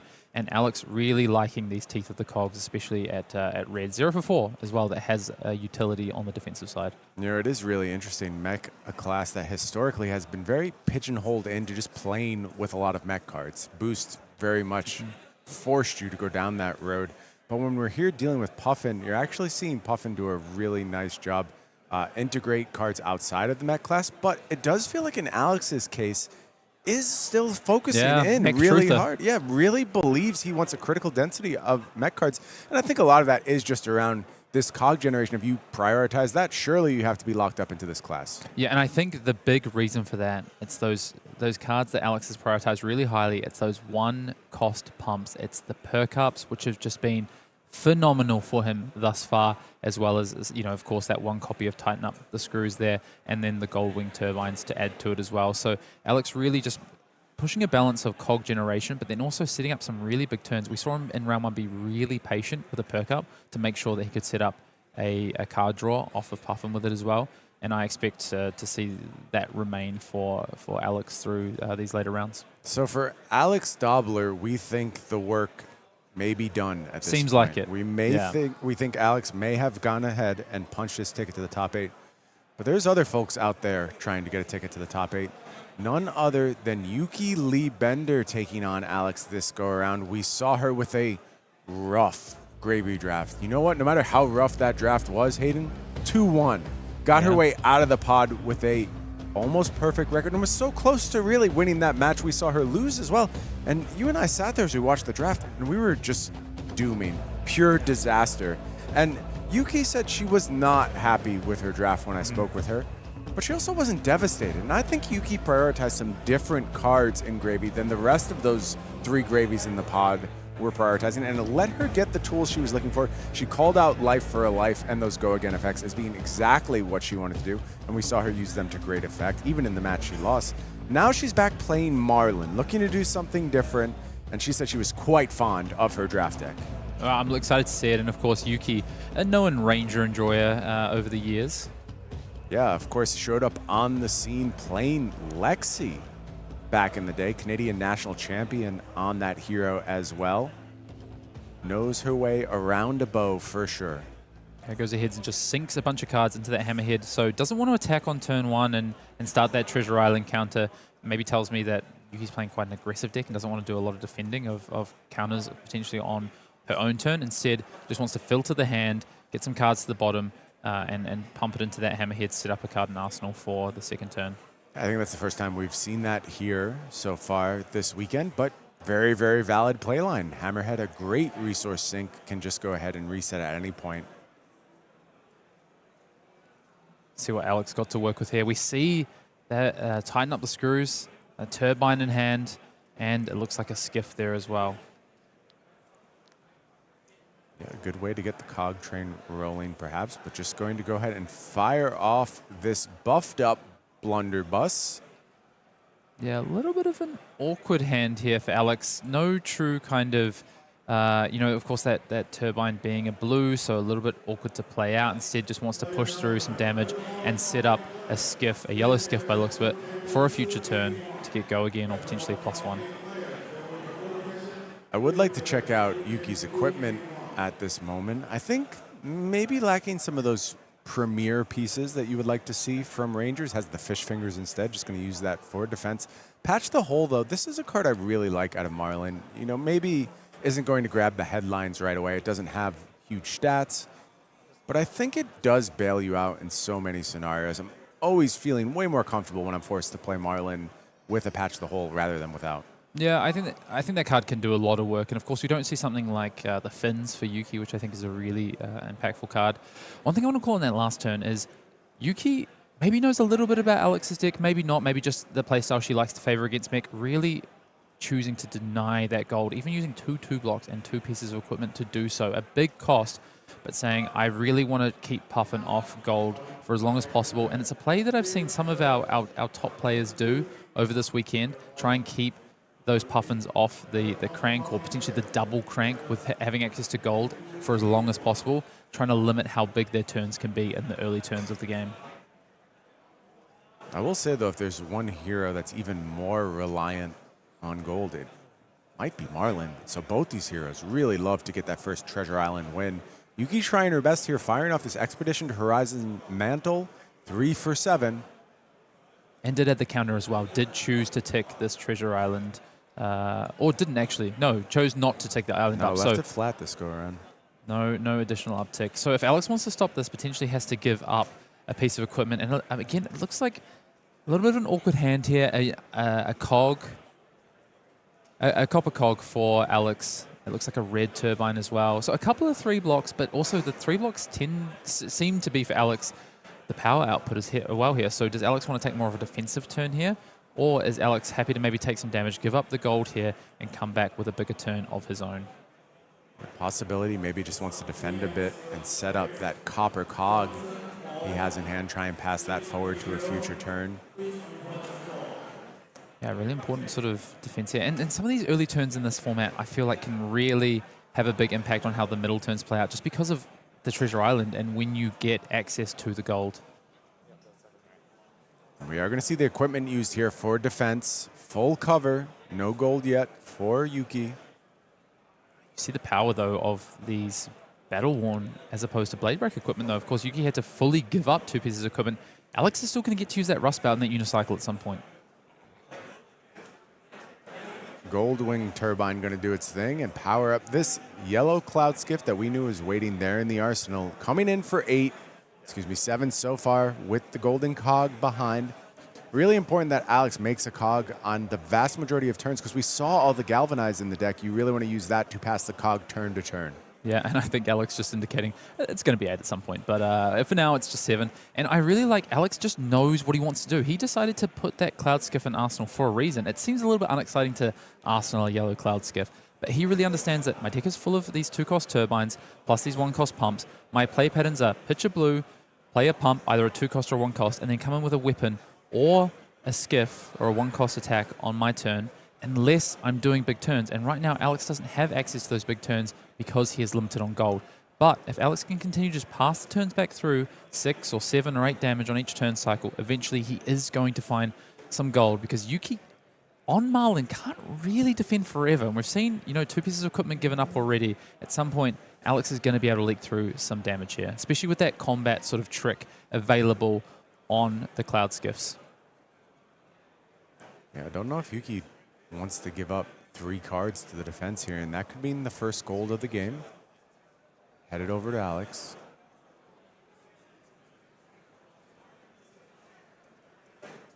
Yeah, Yuki really in the tank here, and I wonder how many of these cards is Yuki happy to defend with and try and set. One of the things we do find time and time again is it can be a little bit awkward to give up cards, especially if you can't clear the arsenal and you're trying to do a turn with an arrow, and Yuki might be in that position right now.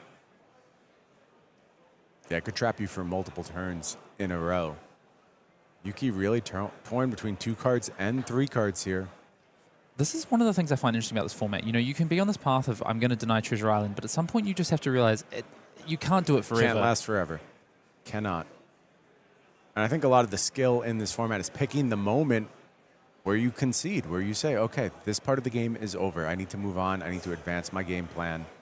Time to do so. And I just want to take a look here. Of course, Yuki with these 2-0 block pieces of equipment, so no access to stopping another breakpoint with a piece of equipment. So I think trying to deny this gold for Ijlst is going to be really difficult. It would have meant this turn giving up 3 cards to do so. Yeah, Yuki did not like that trade, so 2 pieces of gold head the way of Ijlst. Still a counter left on that Treasure Island as we fire off the attack here. It's going to be a hammerhead juiced attack. Going to combine with that Sikkim shot out of Arsenal. Yuki can't be happy with that, though. And I think that's kind of what you see is that this Sikkim shot, you know, holding up the arsenal there potentially, and also no access to gold at the moment as well. So no ways to even keep a bigger hand and cycle into a second arrow, for instance, for Yuki. For instance, if Yuki wanted to keep, I believe there was a red headshot there, right? Yeah, had Yuki found gold earlier in the game, turn could have been very different, could have been very explosive, but as it is now, pretty anemic. 2 cards and an arsenal combined for just 7 here. Yeah. And I think you see Yuki kind of blinked first on giving up some gold, and Ijlst had committed the prior turn as well. And I think that kind of shows you sometimes what going first versus going second can look like as well. Going second, you do have that ability to push a second time before your opponent does on trying to get that first lot of gold. So that's why I do like going second in these gold-heavy matchups. I think when Gravy gets into the mix, it looks a little bit different for me, I think. But these gold-heavy matchups, I do think that going second can be really beneficial. Yeah, good observation. I've talked a lot about how context is so important in this format, the way your deck is built, what matchup you're in. There are no simple answers. You have to always be thinking, always be reevaluating. Yeah, I think players are slowly starting to come to some preferred methodology. And like we just spoke about, Ijlst likes to do the 3 card, the 1 card, the 2, these sort of hands. And it's great to have those, but there's a lot of things that you can't rely on that for in this format. And Treasure Island is the big part of that. Whole host of cards committed to defense here. All 2 blocks going to combine with the light fingers to find a clean block on that 7. Does refresh the cog via Galvanize. Yeah, Ijlst again deciding, okay, you don't have an arsenal this turn. I think my best play is to deny you yet another piece of gold, so you potentially don't have a way to get an arrow into your arsenal. Of course, because Yuki playing that hammerhead doesn't naturally load arrows into the arsenal like we've seen from every other bow previously. And Ijlst is going to go ahead and back up that cog here. It's just an uncranked golden cog coming down. Passes it forward to the next turn. Ravenous Rabble for Yuki. It reveals the blue off the top. Swindler's Grift, indeed. Yuki Lee Bender feeling a little swindled on this turn. Ravenous Rabble only attacking for 2.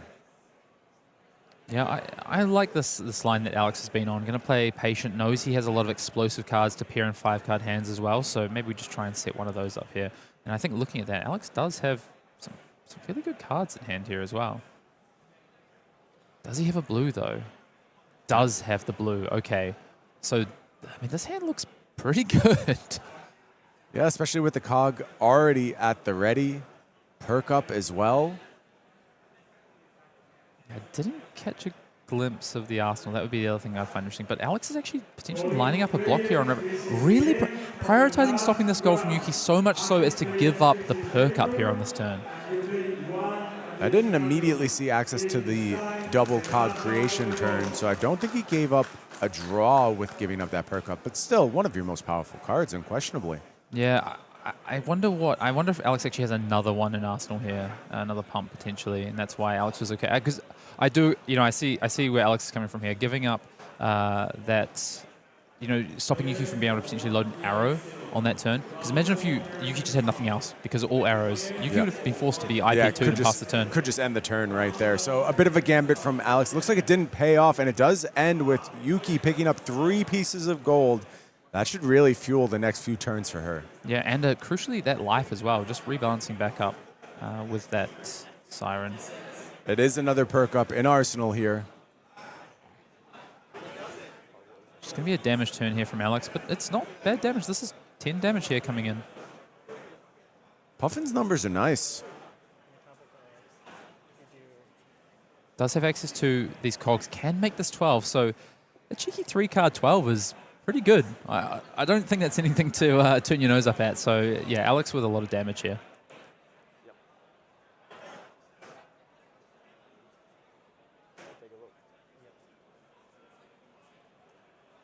Alex just taking a look through Yuki's graveyard here, just to see what's in play, potentially.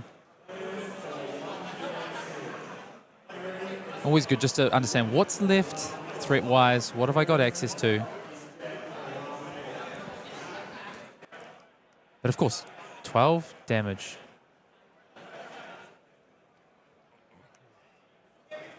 All right, Yuki lining up here. With this Rally of the Coast Guard, going to discard that Swindler's Grift that we saw revealed to the Ravenous Rabble. Yuki's done with that card. Get out of here. You've already done the damage to me. Yeah, seen enough of Swindler's Grift. Get that out of my hand. You're being converted to defense value, sir. Yeah, and I really like this from Alex. Just trying to push damage at this point with these cogs. I'm going to go ahead and probably, push 1 damage and then float a cog around for a future turn by putting a counter on this. Cog, thanks to that Cogwork Zeppelin hitting.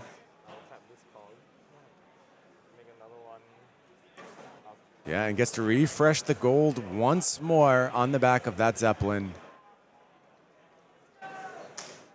Thinking about the crank here does ultimately do it, so picks up another card, and this turn is not over after having already offered 11 damage. Yeah, and of course, I think Alex was so high on that play because he already had the strike gold in hand to come in with a 0-4 afterwards. Knows it's just going to be clean no matter what. Players yet to update the life total, but Yuki, I believe, has fallen down a few points of damage there off that attack. Yeah, and the strike gold going to do its thing as well. Life total falls even lower. More gold added to the bank for Alex Dobler. What a turn there for Alex. You see the power of that Cogwork Zeppelin and why we were sort of so excited for Alex when it came round in the draft. It's just such an impactful card there. Yuki's going to fire off a Rally of the Coast Guard for 6 here, yellow version.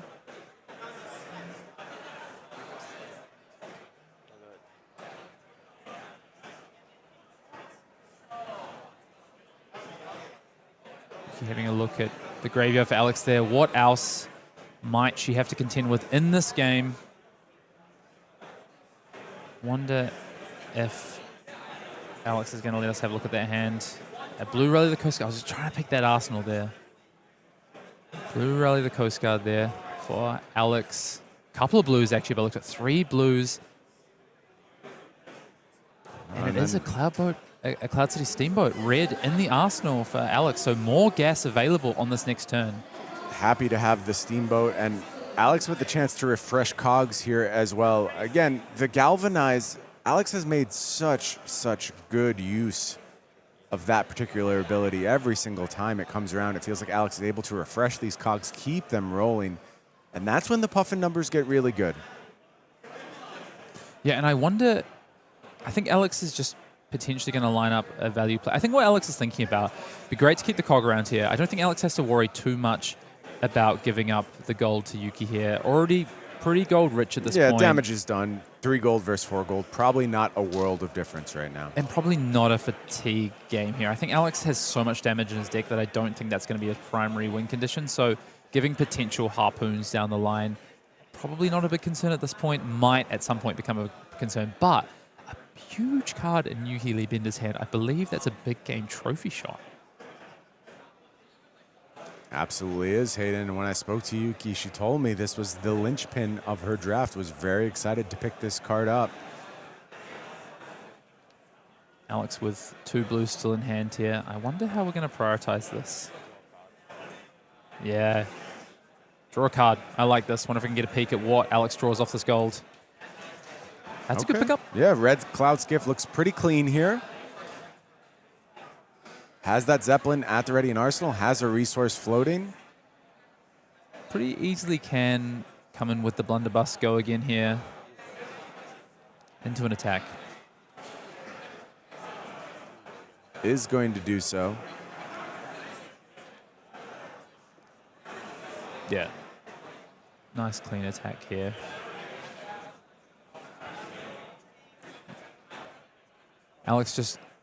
Yuki just weighing up, taking 2 damage here.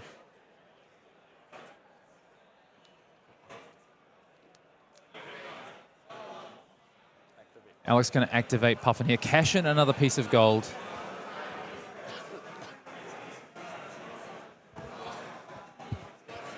And here comes that steamboat. Yuki wants to take a read of that one.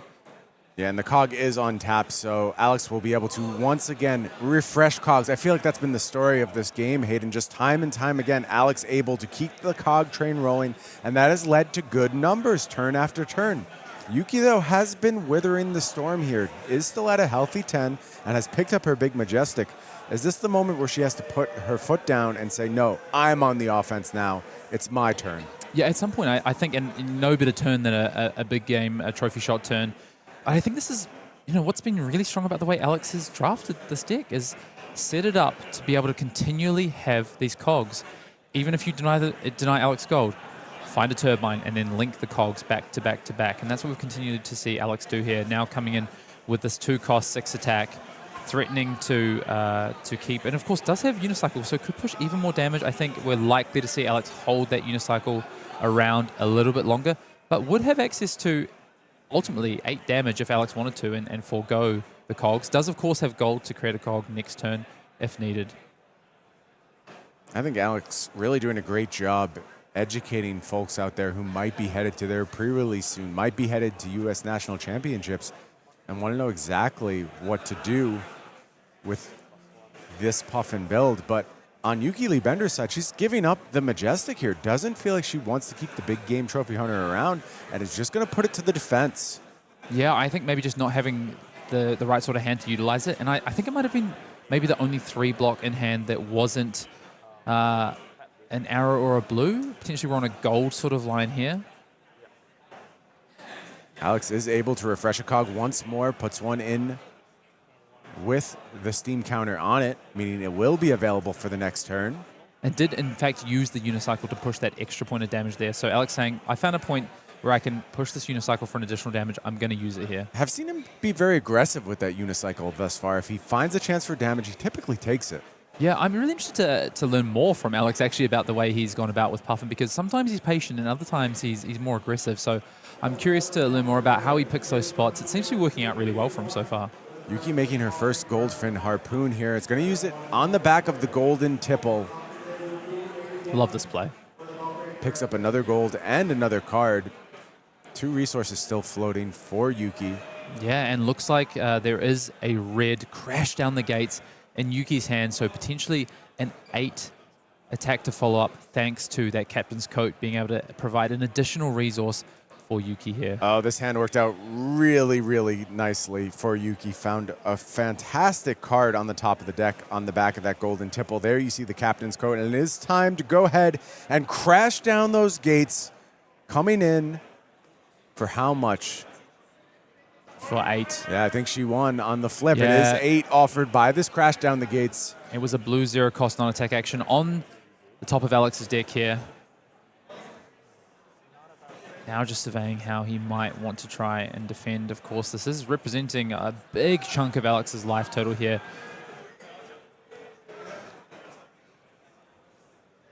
And if you're Yuki, you have to feel really good about the way this turn has progressed. The ceiling could have been so much lower. There's so many misses available in the deck, but it feels like Yuki found exactly what she needed off that draw. Yeah, and not many players would decide to block with their Majestic, with their big, with their trophy shot there. But Yuki saying, no, my line here is to do this, is to push the issue, is to use my Golden Tipple, you know, Yuki, you saw her actually beforehand fan out the deck Yeah. and see how many cards were left. Yeah. Knew this was in the deck still. I was going to say, it looks blind, but it's only quasi-blind. She at least knows the percentage chance of finding that card. She knows what other cards are in the deck. That's the way you have to manage your pitch deck in this format. You have to make educated guesses towards the top of your deck, and you need to know what it is when it comes around as well. Yeah, that's just good flesh and blood. Yep. And there's the marquee, the calling card of a really strong flesh and blood player. And now Alex in a bit of a position here is now also going to go and see, okay, how many cards do I have left available? 11 cards left in deck for Alex. Looks like significantly more, I believe. 13 for Yuki, I think I counted. Now, Alex does still have 4 cards in hand and a card in arsenal, so maybe total cards available leaning towards Alex, but there's also 8 damage on the combat chain as well. Yeah. And no longer, it looks like that 8 damage is actually going to go ahead and head to Alex's face. And there goes that blue to the graveyard from the top of Alex's deck and keeps this big 5-card hand. So Alex saying, okay, all right, you've done your damage, but now I'm going to use these full 5-card hands to the fullest. And this is going to be an additional draw from Alex here because he does have that turbine plus the gold to use for Puffin. Going to crank both and draw a card. Yeah, you understand now why Alex was willing to go ahead and take a bunch of damage and has picked up a handful of reds here. And an on the horizon as well. Not the sort of card you want to see when you're trying to be aggressive. I want to try and get one more peek at Alex's hand. We'll see if he will share with us. I think it's just going to be a follow-up for potentially 6 with the Cloud Skiff. Additional skiff after this. Look, that's it's not still bad. Still a big damage turn. Yeah, we have 3 cogs at the ready here, so this will get go again and can +1 on the next skiff. So solid. Blue could have offered so much more. Blue would have been insane. Blue would have also meant that a blunderbuss was coming in or a double skiff turn with a blue. So I didn't see if he drew the on the horizon or the skiff. I believe it was the on the horizon though. So I think Alex calculated, said, I'm going for the blue here. I think that's why Alex also counted his deck as well. I mean, I think he was counting, but also wanted to see how many cards and how many blues potentially. We saw the graveyard look earlier. Of course, didn't know there was a blue on top, but Yuki destroyed it, unfortunately for Alex. So I think important to remember, though, this is still going to be 14 damage coming Yuki's way, and Yuki is only on 9, so that is going to demand a minimum of 2 cards. And if Yuki doesn't have 2-3 blocks that she would like to commit, that's going to be even more challenging. King Shark Harpoon. So 2 powerful Majestics in the deck for Yuki. And they both blocked 3. That's what they did in this match, showing how you have to be flexible in Flesh and Blood. You can't tunnel in on, oh, this is my power card. I'm going to keep it around, make sure I get offensive value out of it. Sometimes you just got to defend for 3. 100%. And important to note that Alex is still going to have a skiff left behind in Arsenal and will definitely have access to a cog next turn thanks to that gold token. So still going to be able to push a really wide turn. So danger is not going to be over for Yuki just because she's able to potentially block out a lot of this turn. Going to go into the tank here on Yuki's side. 2 cards in hand. Bit of a decision to make, especially if there's a blue involved. Is it a gold turn? Do we go back to calculating what the next draw might be? We're getting pretty close back to second cycle. Or do we try and push some damage? Do we take some damage to push some damage? That is Yuki's decision here, of course. Can also potentially line up just a small attack for Harpoon. A Harpoon for 2 is enough to threaten at least 1 card from Alex's side as well. Would have to commit a card. So many options here.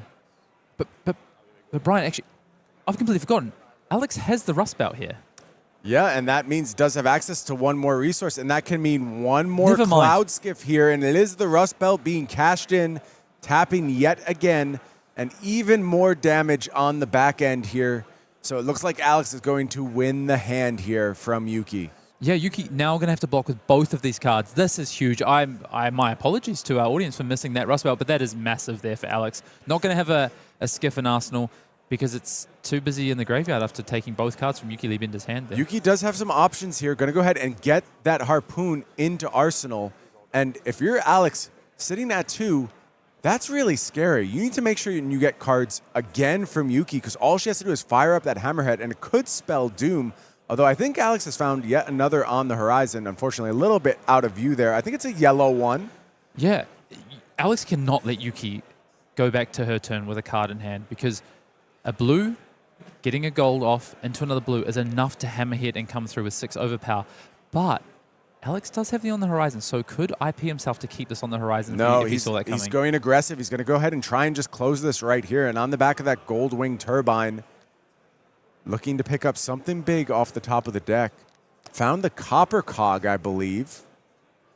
Yeah, it does have a blue Zeppelin in hand by the looks of it and a Teeth of the Cog.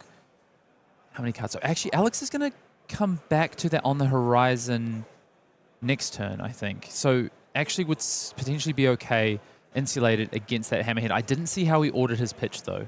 That's assuming that the on the horizon wasn't put last. Time for the blunderbuss here. That demands a card. Follow up from Alex. The 0 for 4 would take 2 cards here. Yeah, and it is Tooth of the Cog coming in. Yuki with a bit of decision to make. This is going to take 2 cards. Does Yuki... Can we get a peek? Does Yuki have the blue in hand? Couldn't quite see there from Yuki. I think it's double yellow in hand. And Yuki does have the option to just... Could just go to 1 here, take right? one.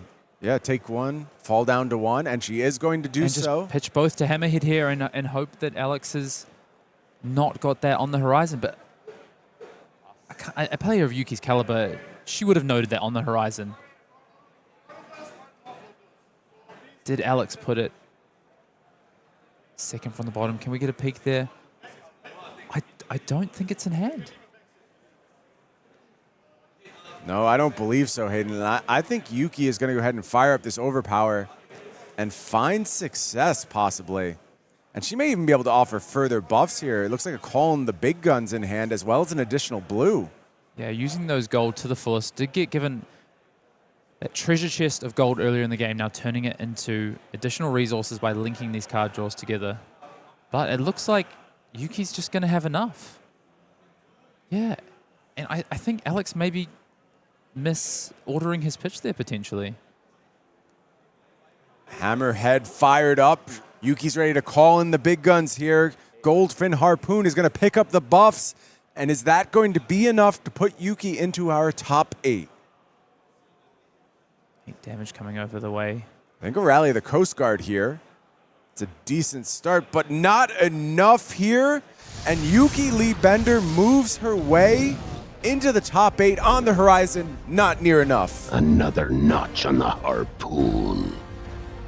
Yeah, and I actually think Alex and Yuki, they're talking about that on the horizon and its position in the pitch stack there for Alex. I believe, I mean, I'm pretty sure that Alex had pitched 2 cards in that turn, so could have had the option of coming back to it on that hand, but I'd have to go back and have a look to be exact. So many things happening in that game. Great game and well played from Yuki Lee Bender there. Yeah, you wonder if it would have been enough to bail him out had it just shown up slightly earlier, but now we have to check in on where our feature pod stands with Alexander Dobler's loss.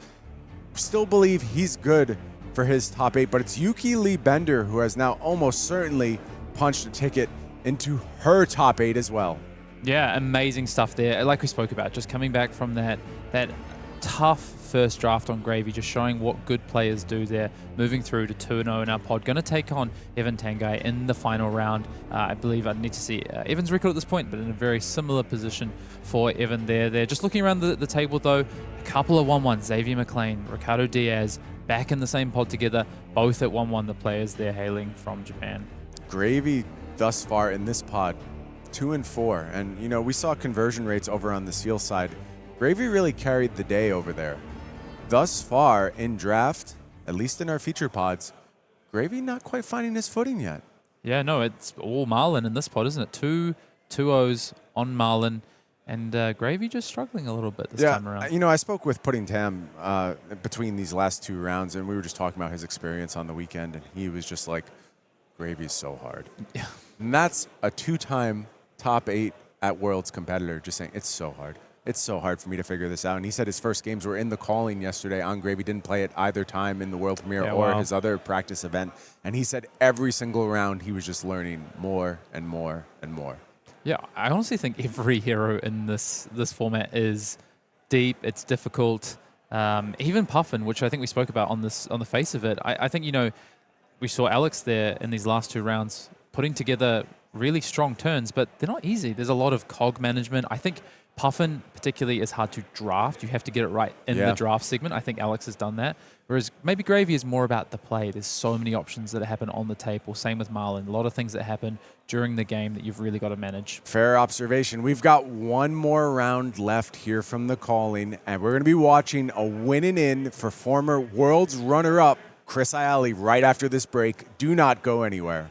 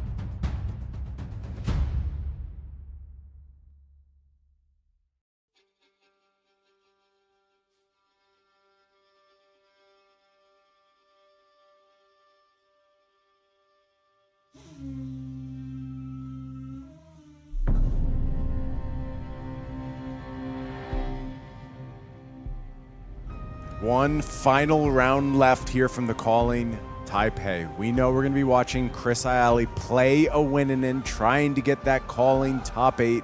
But let's see who else is within striking distance right now. Take a peek at our standings here. And there you see up top 2 folks who have punched their ticket already. We just saw down there in the feature match area. Last round, it was Alexander Dobler versus Yuki Bender. Going to be joined in the top 8 by Evan Tanguy, coming all the way from France to play this go-around. And now it gets messy below that. These players are going to have to battle to figure out who's going to get these last spots. And I got to shout out Australia, really showing up hard here in Taipei. Yeah, great to see Scott McKenzie and Cody Gebert there. Cody Gebert, a former calling top 8 competitor from Christchurch, earlier in the year, lost a very tight final to the Syndra player in that event, looking for some redemption here at this calling. And Scott McKenzie, I believe, first time trying to lock up a calling top 8, trying to play for a win in the next round. So lots of players here playing for win-ins. Xavier McLean, Ricardo Diaz, we've been watching them over the last 2 days, multiple times in our feature match area, both there playing for win-ins this round as well. Yeah, Chanon Puttaree also was in a very strong position at the end of day 1, I believe, one of the top 2 players, and now also trying to find a way into this top 8. But right now, we're all about Chris Iaali. Let's see what our former Worlds runner-up can do. Can he go ahead and make his way to a historic calling top 8? And I do say historic, Hayden. I think it is maybe one of the most prestigious callings out there to go ahead and win this world premiere calling. Yeah, definitely. And, you know, to join the likes of OO and Darren Ying and Simon Nielsen, of course, great to see here. And Chris passing on turn 0, back over to Cody now on turn 1 and coming in with a bit of damage here. Yeah, so this is the second Marlyn in a row we're seeing prioritize just setting up on this first turn, not really doing much. First salvo is going to be from Cody here, offering 8 damage. Yeah, players adapting. Players learning more about this format, how the different heroes like to, sort of play depending on the matchup, how it changes. And of course, what that means is players just make different decisions as we go through. They learn more, they adjust, and we're seeing that here from Chris in the final round. This match is, of course, outside of our featured pod with our featured drafter having locked up top 8. We're ready to go ahead and move on and find another high-stakes match. And that is certainly what's being played here between Cody and Chris. Yeah, and you saw last round Yuki really prioritizing into Puffin, stopping that gold creation for the Puffin early on, and Chris doing something very similar here to Cody. I've seen Chris a few times this weekend play, also all on Puffin so far, now on Marlyn this time around. I'm interested to see how he changes his play. He's played very grindy, I would say, with Puffin, very sort of towards fatigue or in that sort of space of playing for value. This time around, though, on Marlyn, so interested to see what Chris has cooked up. Ravenous Rabble hits for Chris here, reveals a red trade, and going to come in for 4. Defensive decisions back to Cody here. Has the Pinion Sentry, I believe, in hand, but no cog made as of yet. Yeah, and honestly, not a great hand here. Opportunity to go ahead and use that catch for some damage, though. Potentially give Chris a gold here so that reduces costs, but also depends what Cody wants to do with this hand. Lots of resources available potentially. It's like a full block being lined up here on the back of that Pinion Sentry. Yeah, Cody also prioritizing keeping Chris off the gold to start with, returning serve, returning favor with that play pattern.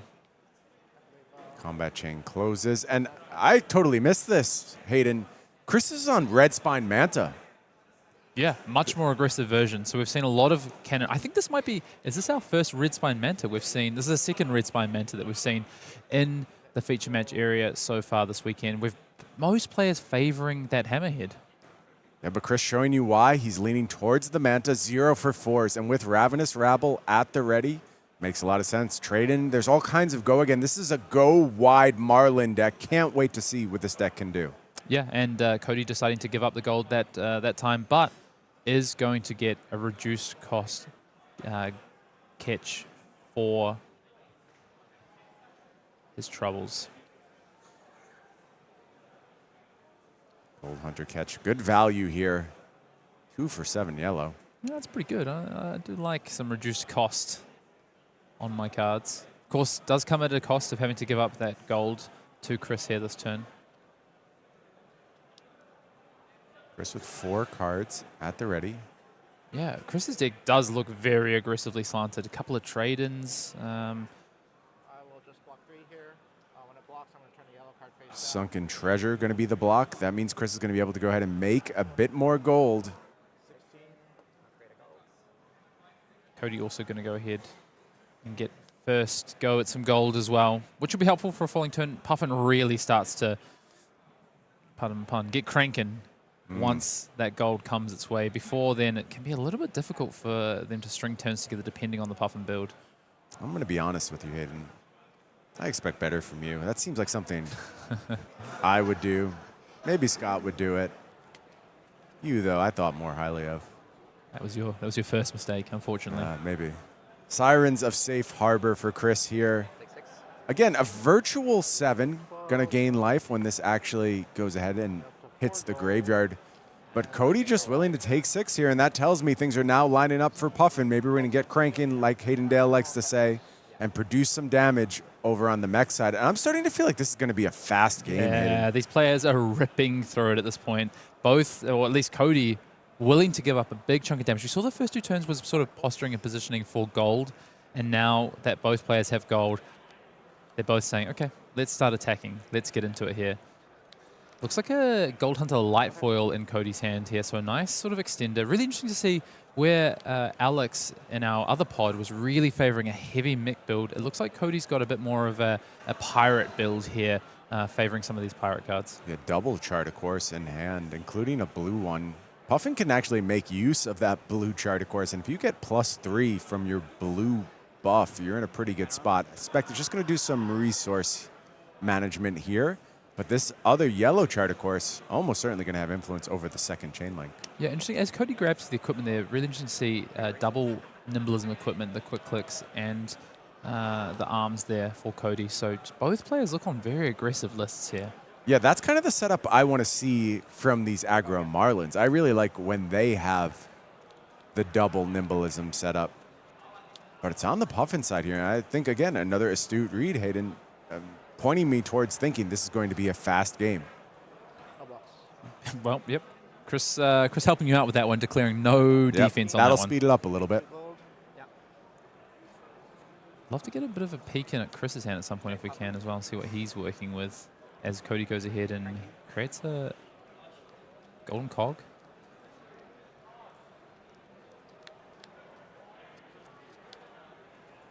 Second attack coming in. Chart, of course, is played here. Yeah. So that bodes poorly for Chris Iaali. I think it tells you what's going to happen next up. Interesting that Cody decides to play that before the third attacks are showing potentially a bit of information to Chris there. Yeah, I'm not sure exactly why. Or does could be a bluff. Yeah, maybe Cody actually just doesn't have a follow-up attack, but doesn't want it in hand. Sure, rather than IP yourself, why not just make Chris think a little bit? I think Cody would have cracked a gold if that was the case, though.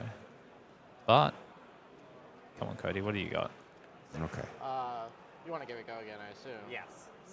Sorry. Sorry.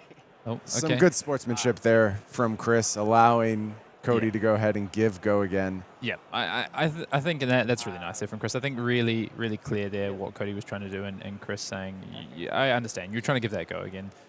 Please continue. And honestly, having played against Chris at a win-in not surprised. for Worlds, Yep. One of the nicest guys, Yep. even in high-pressure situations. A Absolutely. true sportsman. Absolutely. Chris does it the right way. Hard work, innovative deck building. Grinding. Always out there at those AGE events week after week. Surprised he found the time to skip the one going on this weekend and come play with us here in Taipei instead. Yeah, and now playing for a top 8 in this match and facing down a big chunk of 6 damage. Yeah, but no just blocks one more time. Send and me the bill. Hayden, these players are not here for a long time. They're here for a good time. And thus far, the times are good for both players. The damage output has been high, but it's Chris Iaali falling to 3 first. Going to kick things off here with the Marlyn activation. Let's go pick up this harpoon. What have we got, Chris? Yeah, trade in. Let's make a real card here. And what are we going to pick up? Off this play. Another chart, of course, yellow chart, of course. That's going to get the job done on this turn for sure. These players with very similar strategies are very different heroes. And I've said it so many times throughout the day, Hayden.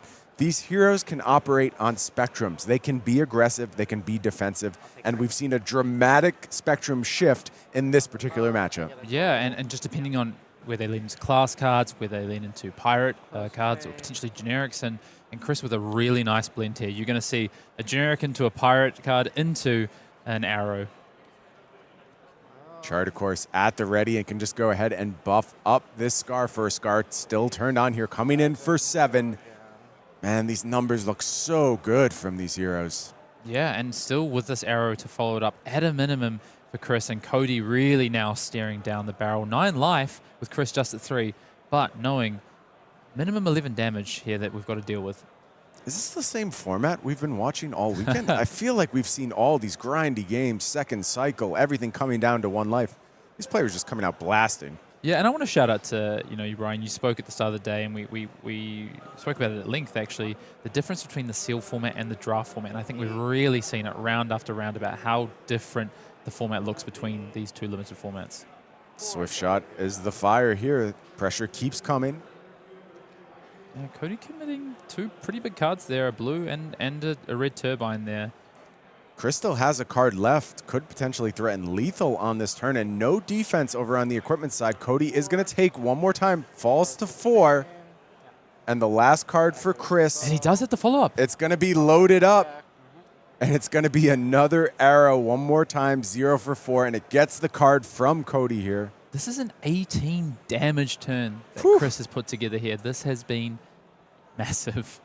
Chris still working with full equipment as well. So despite this output from Cody early on, I kind of feel like the game is swinging back in Chris's favor now. Yeah, you saw exactly why Chris decided just to take that big chunk of damage on that last turn. And both players, embarrassment of riches when it comes to gold. Cody maybe less so now, cashing in this first piece of gold.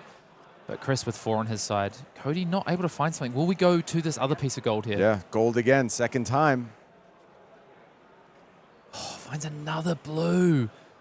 Blue teeth of the cog by the looks of it. So Cody just not... Yeah, wow, and can't be happy just with that. Fire the blunderbuss here. And if you're in Chris's seat, you don't have to do anything here. You can say, how good is my hand? Can I try and end this game right now? Yeah, maybe we can check in on Chris's hand. I mean, not the best hand here. And on the horizon against a 2-block. And then looks like we've got a golden tipple, which could help fix the hand a little bit. Fire in the hole, a very strong card. And, of course, that entangling shot. So not bad for 4 reds, honestly. I've seen worse. Yeah, I mean, it's solid. I think Chris was hoping for something a little better, though. Like, in this spot, if I'm Chris, I'm like, all right, I'm about to punch my ticket to the top 8. Yeah, but I really want to just take a look on Chris's equipment here because he's still got a lot of options available. He's going to use them this go-around, reaching for 2 pieces here. Old That's that old knocker. I was about to say old knocker, I think, Yeah. is going to come into play next turn. I think that's an important one. I think what we're seeing here is Chris is actually going to, rather than block with it on the horizon, that's going to be a pitch card with the old knocker. You know what, though? You really do want to keep your hero untapped here, though, because ideally you're using that tipple with Marlynn, so that locks you out of the old knocker. Yep. Yeah, you need this tipple to just offer a little bit more versatility to your hand. Find a blue, maybe. You can find what Chris might draw. Blue would be big here, I think. Would help the rest of the turn, potentially, including potentially cracking a gold and cycling through for another card. It looks like a red. It is a go again red. I believe it was a swift shot. Yeah. I mean, Loads that's pretty good as well. Yep. Still with access to that red spy manta afterwards to load the entangling shot as well. We have to go 3-4-4. Big turn for Chris here. And I think Cody's life total is not accurate right now. I think we're missing an update here. And a bunch of 2 blocks in hand for Cody. Yeah, he goes down to 1 now. You're at 1, right? Yeah, I'm at 1. Okay, players updating it there. So Cody is down at 1. So, and this is going to represent a breakpoint. Of course, Cody with no defense on the equipment. And it looks like 2 nimbleisms in hand. Finally found those nimbleisms, but just too late potentially in this game. Yeah, and Chris has the pump here too, and Cody shows the nimbleisms. And Chris Iaali has moved on to the top 8 in lightning fast fashion. Yeah, congratulations to Chris Iaali there. An amazing job from Chris and adding another notch on the resume, but not done yet. Many more wins ahead potentially. Another notch on the harpoon. I don't know about that, Gravy. I didn't see a lot of harpoons in that game. I saw a lot of harpoons being discarded, but mostly swift shots and 0 for 4s. And look, it's not really fair, Hayden. I have some advanced knowledge, but I've kind of been sitting here all day being like, when is this aggro Marlynn deck going to show up? Because this deck is really good, and it is an important part of this format, and it just adds another wrinkle. We kind of hadn't seen it all weekend here, and we were already like, yeah, this format's pretty deep, a lot to account for. How about another deck? This is just a different deck, Hayden. This is not the same thing that Marlynn typically does. Yeah, and I want to point out as well, 2 drafts today, 0 scurvs as well. So we're still yet to see yet another hero and another set of archetypes potentially in this format. But we got one more draft. We've got a top 8 to play. Yeah, you never know what's going to happen in that top 8 draft. Of course, we're going to bring you that draft as well. But let's go ahead and take a look and see who's going to be participating, who found their way up to the top 8. We knew Alexander Dobler, Yuki Bender, Evan Tanguy, all of those folks were guaranteed. We're going to add Shiroi Wu, Chanon Puttaree, who was our undefeated player on day 1, able to go ahead and come through. Another Australian here in Scott McKenzie. What do you know about Scott McKenzie, Hayden? Yeah, Scott's actually just moved locally to me in Sydney. Scott, a bit of an athlete, does Ironmans, and plays Flesh and Blood on the side as well, apparently. Yeah, pretty standard combination. I hear that one quite often. But Chris Iaali, the Iron Man of Worlds, knocked our own Hayden Dale out of top 8 contention. Now looking to add Calling Champion to the resume. And then just sneaking in that 8th seed, it's Jaap Ijlst. And I've watched Jaap play for a long time. To me, this is somebody who's been on the cusp. Does have a second place at a calling going back to the World's calling in Barcelona. So certainly no stranger to big finishes, but was very much in the mix late at Pro Tour Amsterdam, playing the hero that he is kind of known for at this point, Dash.io. Yeah, wow. I'm excited to see more from Jaap because I'm not super familiar. Of course, you know, when there's those callings at Pro Tours, you don't often always see, of course, the focus on the Pro Tour. Players can go under the radar a little bit through some of those events. So when you come to these events and we have full focus on them, it's great to see what they can do as well. Yeah, and we are going to put full focus on Jaap. He's going to be our featured drafter when we head over to our top 8. Let's talk a little bit more about the future of Flesh and Blood and the future of Flesh and Blood callings, though. And this is a big one, Hayden. There you have my adopted home city. It's the Auckland skyline, the beautiful Sky Tower up there. And we are also going to be bringing you some beautiful Flesh and Blood action when August 8th through 10th comes along. And we bring you a double calling weekend. And Haydendale, you're already confirmed to be there. How excited are you about this event? I mean, one of my favorite formats of all time, Welcome to Wraith Sealed. So looking forward to playing some of that. But of course, there's so many other things happening. There's a Classic Constructed calling that's going to be happening as well. We've got an Arcane Rising first edition Battle Hardened as well for those who maybe don't make it where they want to be in either of the callings, and we'll enter that Battle Hardened. But again, just want to shout out that calling. Unlimited on day 1, Alpha Draft on day 2, and I'm gonna be doing some practice, I'll tell you what, Brian Gottlieb, because I would like to get my hands on some Alpha draft packs on day 2 and be there drafting those packs. I think a lot of folks looking forward to either heading back to Welcome to Wraith or getting their first crack at it. Let's not beat around the bush. This game has exploded since the days of WTR. There's so many players who just weren't around at that point in time. I will tell you, me personally, I've drafted Welcome to Wraith twice in my life. That's it. You got to do it more. Yeah, I would love to, and I would love to take advantage of it at this calling weekend. I won't be able to participate in that main event, but I'm sure there'll be plenty of side events all weekend long. Hopefully there's a chance to maybe at least get a little bit more unlimited Welcome to Wraith drafting, but I'll be very, very jealous of everyone who's going to be there in day 2 in those alpha draft pods. I'm also going to be jealous of the people playing Classic Constructed. I'm so excited to see where this metagame goes on the back of High Seas. So many unanswered questions. How important are these 3 new heroes that we've added to the mix? What happens with all the heroes who have LL'd? We're going to be answering that question over the next couple months, maybe definitively when we go ahead and get to World Tour Auckland. It'll be on the back of the Pro Tour in Singapore. So all of the shakeout from that event will be reflected at the World Tour Auckland. Also, every single one of you listening right now is invited to a barbecue at my house. Wow, okay. So you heard it here first. Yep, every single one of you. Every single one. I'm sure nothing will go wrong with that. The Auckland City Council will have no problem with you, I'm sure. Not one single one. Well, I'm looking forward to it. Let me know what I should bring. Okay. Some sausages, maybe some steak. You let me know. Yeah, I'm pretty sure chat is on beer. Based on the takes I've seen from them, they're fans. I will tell you. Just very happy to indulge a little bit. I'm happy to indulge in more drafts, and we have one more draft to bring you. We're going to be bringing you all of Jaap Ijlst's drafts in just a moment. Do not go anywhere.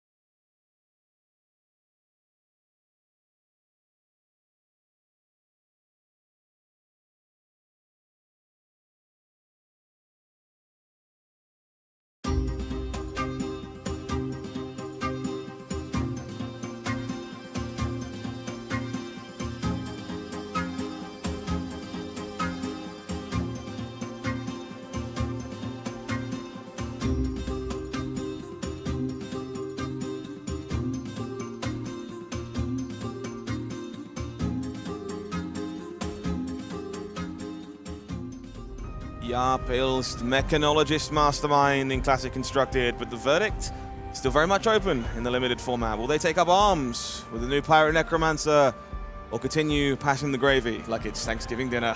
Howling Minds, Brian Gottlieb in the booth, ready to bring you the top 8 of this calling here in Taipei. Brian, I am very excited to see what comes of this last draft today. Yeah, I mean, every draft has kind of unfolded a new wrinkle for us, and I think there are still wrinkles left to be unfolded. Look, I'm just going to put it out there. We haven't seen a Scurv in draft yet, and there's always the possibility of a sneaky stowaway hopping into these packs. So It'd be poetic even, I think, We'll one way see. or the other. We'll I'm see. excited to see what these players manage to achieve at the draft table, but first, I want to talk a little bit more about what they're playing for and the entire structure of this event so far. So let's take a closer look.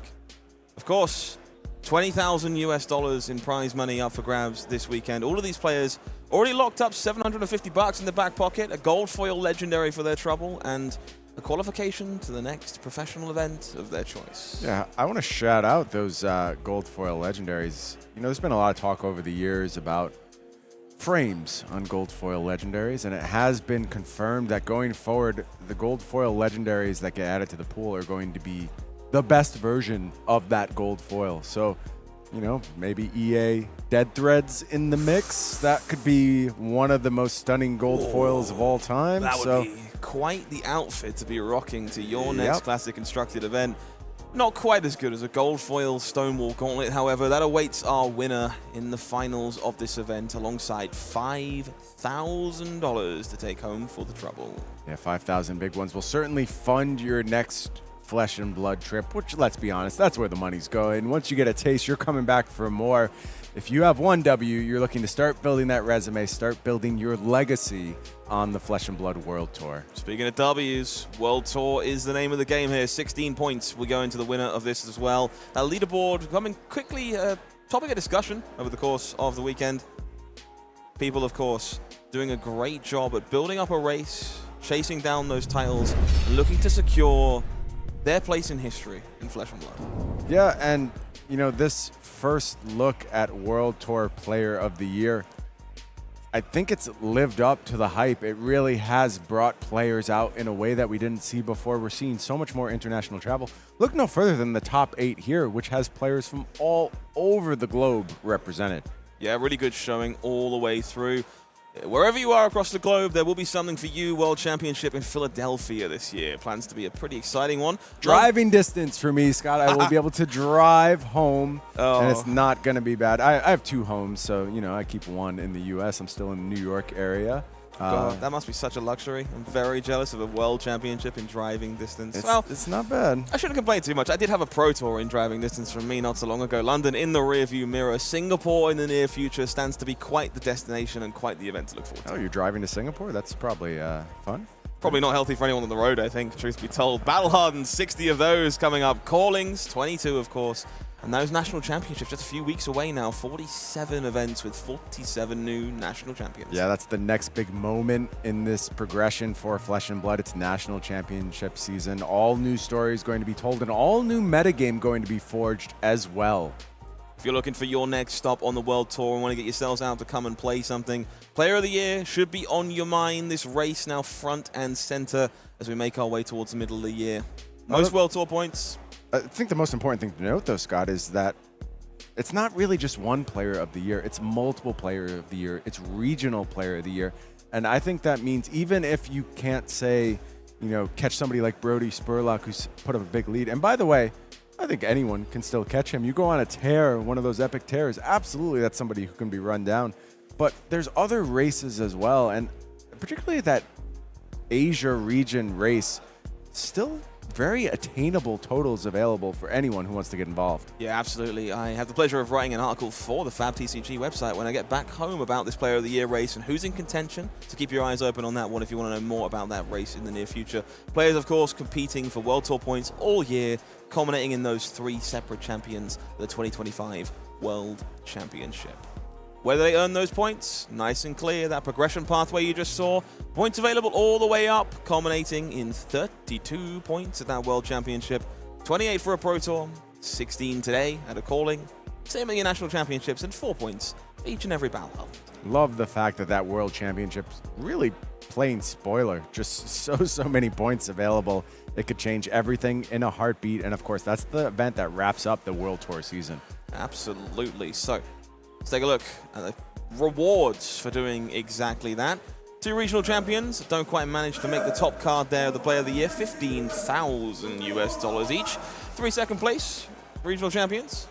A couple of 5-figure sums there, not half bad. And of course, those third place runners up taking away a hefty chunk of change as well.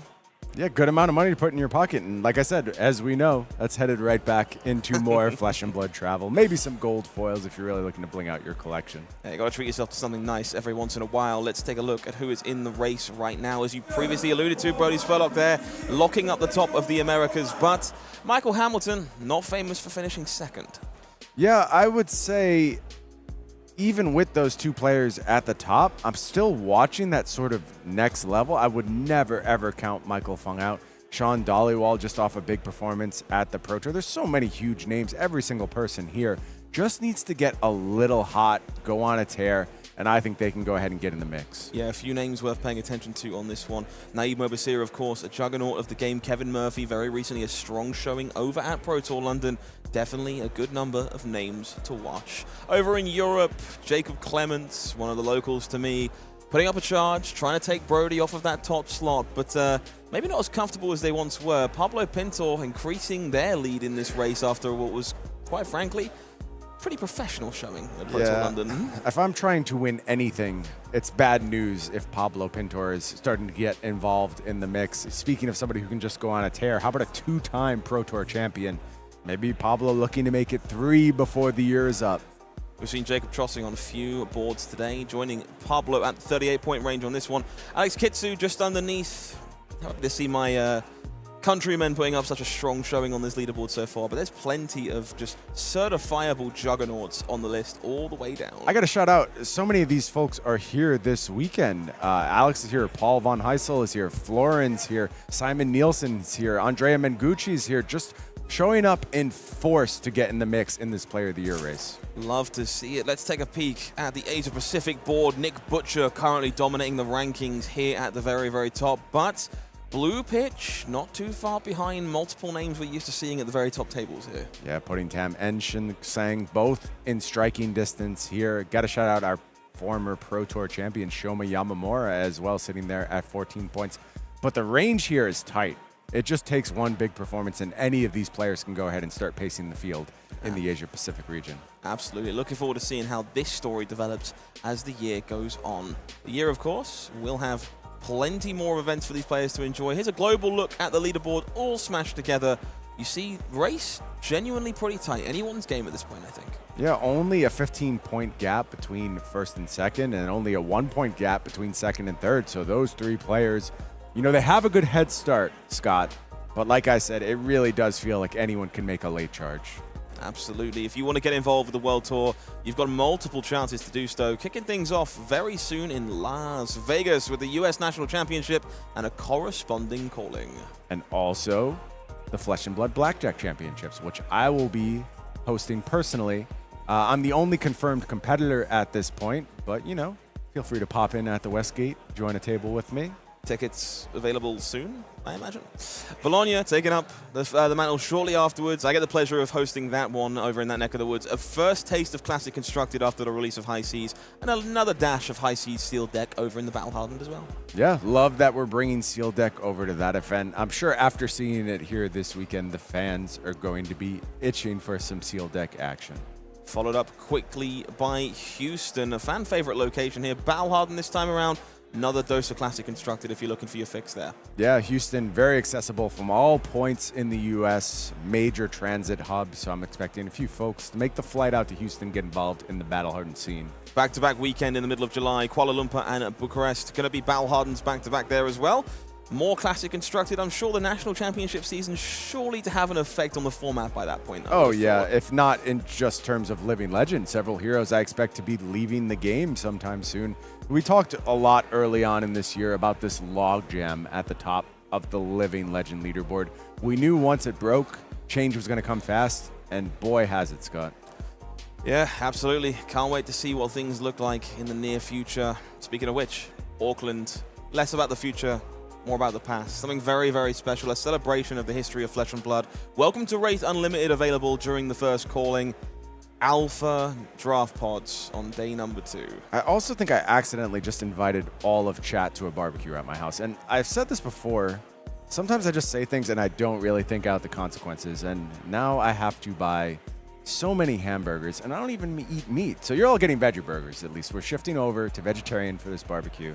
That'll be the one concession. And, maybe that'll get me some points with the Auckland PD. I think all it's going to get you is numerous questions from the people arriving at your doorstep, Brian. Everyone wants to know about the inner workings of Flesh and Blood. You've saved yourself from nothing, I'm afraid. However, about the inner workings of the grill all day. Yeah, I'd love to see some of that. However, I would also love to see Arcade and Rising First Edition. It's going to be in the Battle Hardened at Auckland. It's my personal favorite set. I really wish I could come and join you.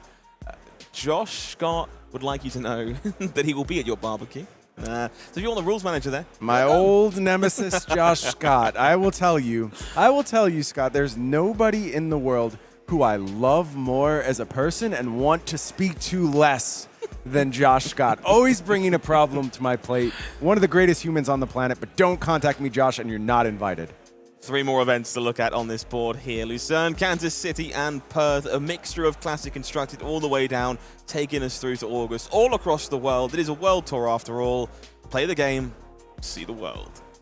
Can't wait to further live that lifestyle. Shout out to all the players who've truly embraced that this weekend, and so many folks coming from overseas to get down here in Taipei and battle on the high seas.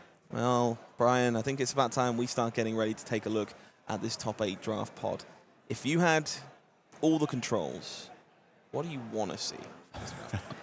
I'm hoping for a scurv. I mean, it just is this last curveball that we would really love to see.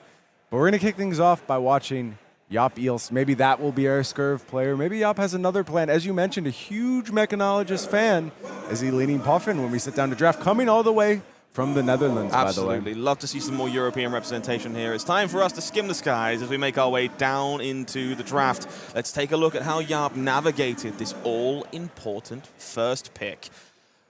Okay, pack breaking out here, Brian. Let's take a look at the front. Tighten the screws, definitely lurking there for just a moment, but I do love to see this crash down the gates. Pretty premium red card making its way to the front. Potential 2 for 8 leaves you wide, wide open, able to adapt to what happens. So I understand pulling that one forward. Swiftwater Sloop also looking solid as another way to stay open. Red Nimbalism, I think a card that actually, yeah, in some circumstances I would think about a first pick there. Yeah, we saw the all-importance of Rust Belt over the course of this weekend as well. How do you feel about that kind of equipment as a first pick here, Brian? I think the issue is that while Rust Belt is extremely strong, I don't view it as one of the necessary equipments. I think there are good replacements for it. Something like Unicycle, if I was committed to playing Puffin, yeah, that's first pickable. I think Rust Belt, there's just too many cards that do something similar in the draft. Makes a lot of sense. That crash down the gates will be the pick here for Jaap. Very solid, keeps you open. Always going to be a very powerful card, regardless of the hero of choice. Seems pretty flexible to me. Yeah, I like the selection here from Jaap. Let's take a look at the follow-up. Mutiny at the very front here. Love to see this. The Pill for the Wreck making the way to the front here. Jaap kind of signaling they have a preference for these big, efficient breakpoints. Yeah, I also saw a blue ship battalion bark in this pack as well for Jaap, if that's something he's interested in. Hasn't quite moved it forward yet. Yeah, now you see it hit the front of the pack. Checking out the equipment as well. A Chowder, solid ally available here. Yeah, Jaap here definitely filtering through this entire pack, just kind of collating information. You expect to see this from a player of this caliber. Chowder currently front and center. That Blue Sea Tricorn, that big, powerful breakpoint of Pill for the Wreck up for consideration here. I think this is probably a pretty big signal to whoever's down the line if this Chowder remains in this pack. And Jaap will have to keep that in mind once they take this Pill for the Wreck. Yeah, Jaap just staying open with big attacks, and I like it. 2 big 3 for 7, or excuse me, 3 for 8, 3 for 7. I think if you're in Jaap's seat, you're really happy to start your draft this way. You just don't have to make any decisions yet and get that information, get a signal, get a third pick Rigor Mortis. Again, a card that I think is very much top tier when it comes to Gravy Bones. Rigor Mortis definitely the highlight of this pack, but a few other things lurking around in the back. A few more mutinies, some efficient 0 for 4 arrows, a red Restless Bones, even draw back the hammer, depending on where Jaap feels the need to go. Looks like it is between that hammer and that Rigor Mortis at the moment. Yeah, maybe the first bit of commitment coming from Jaap here. Quick clicks lurking in the back there as well. Love the pick. Would have made the same one. Okay, love. Well, that's a good sign for how good Brian is at card games. Rigor Mortis going to be the pick here. How big of a commitment to Gravy Bones is a pick like Rigor Mortis here?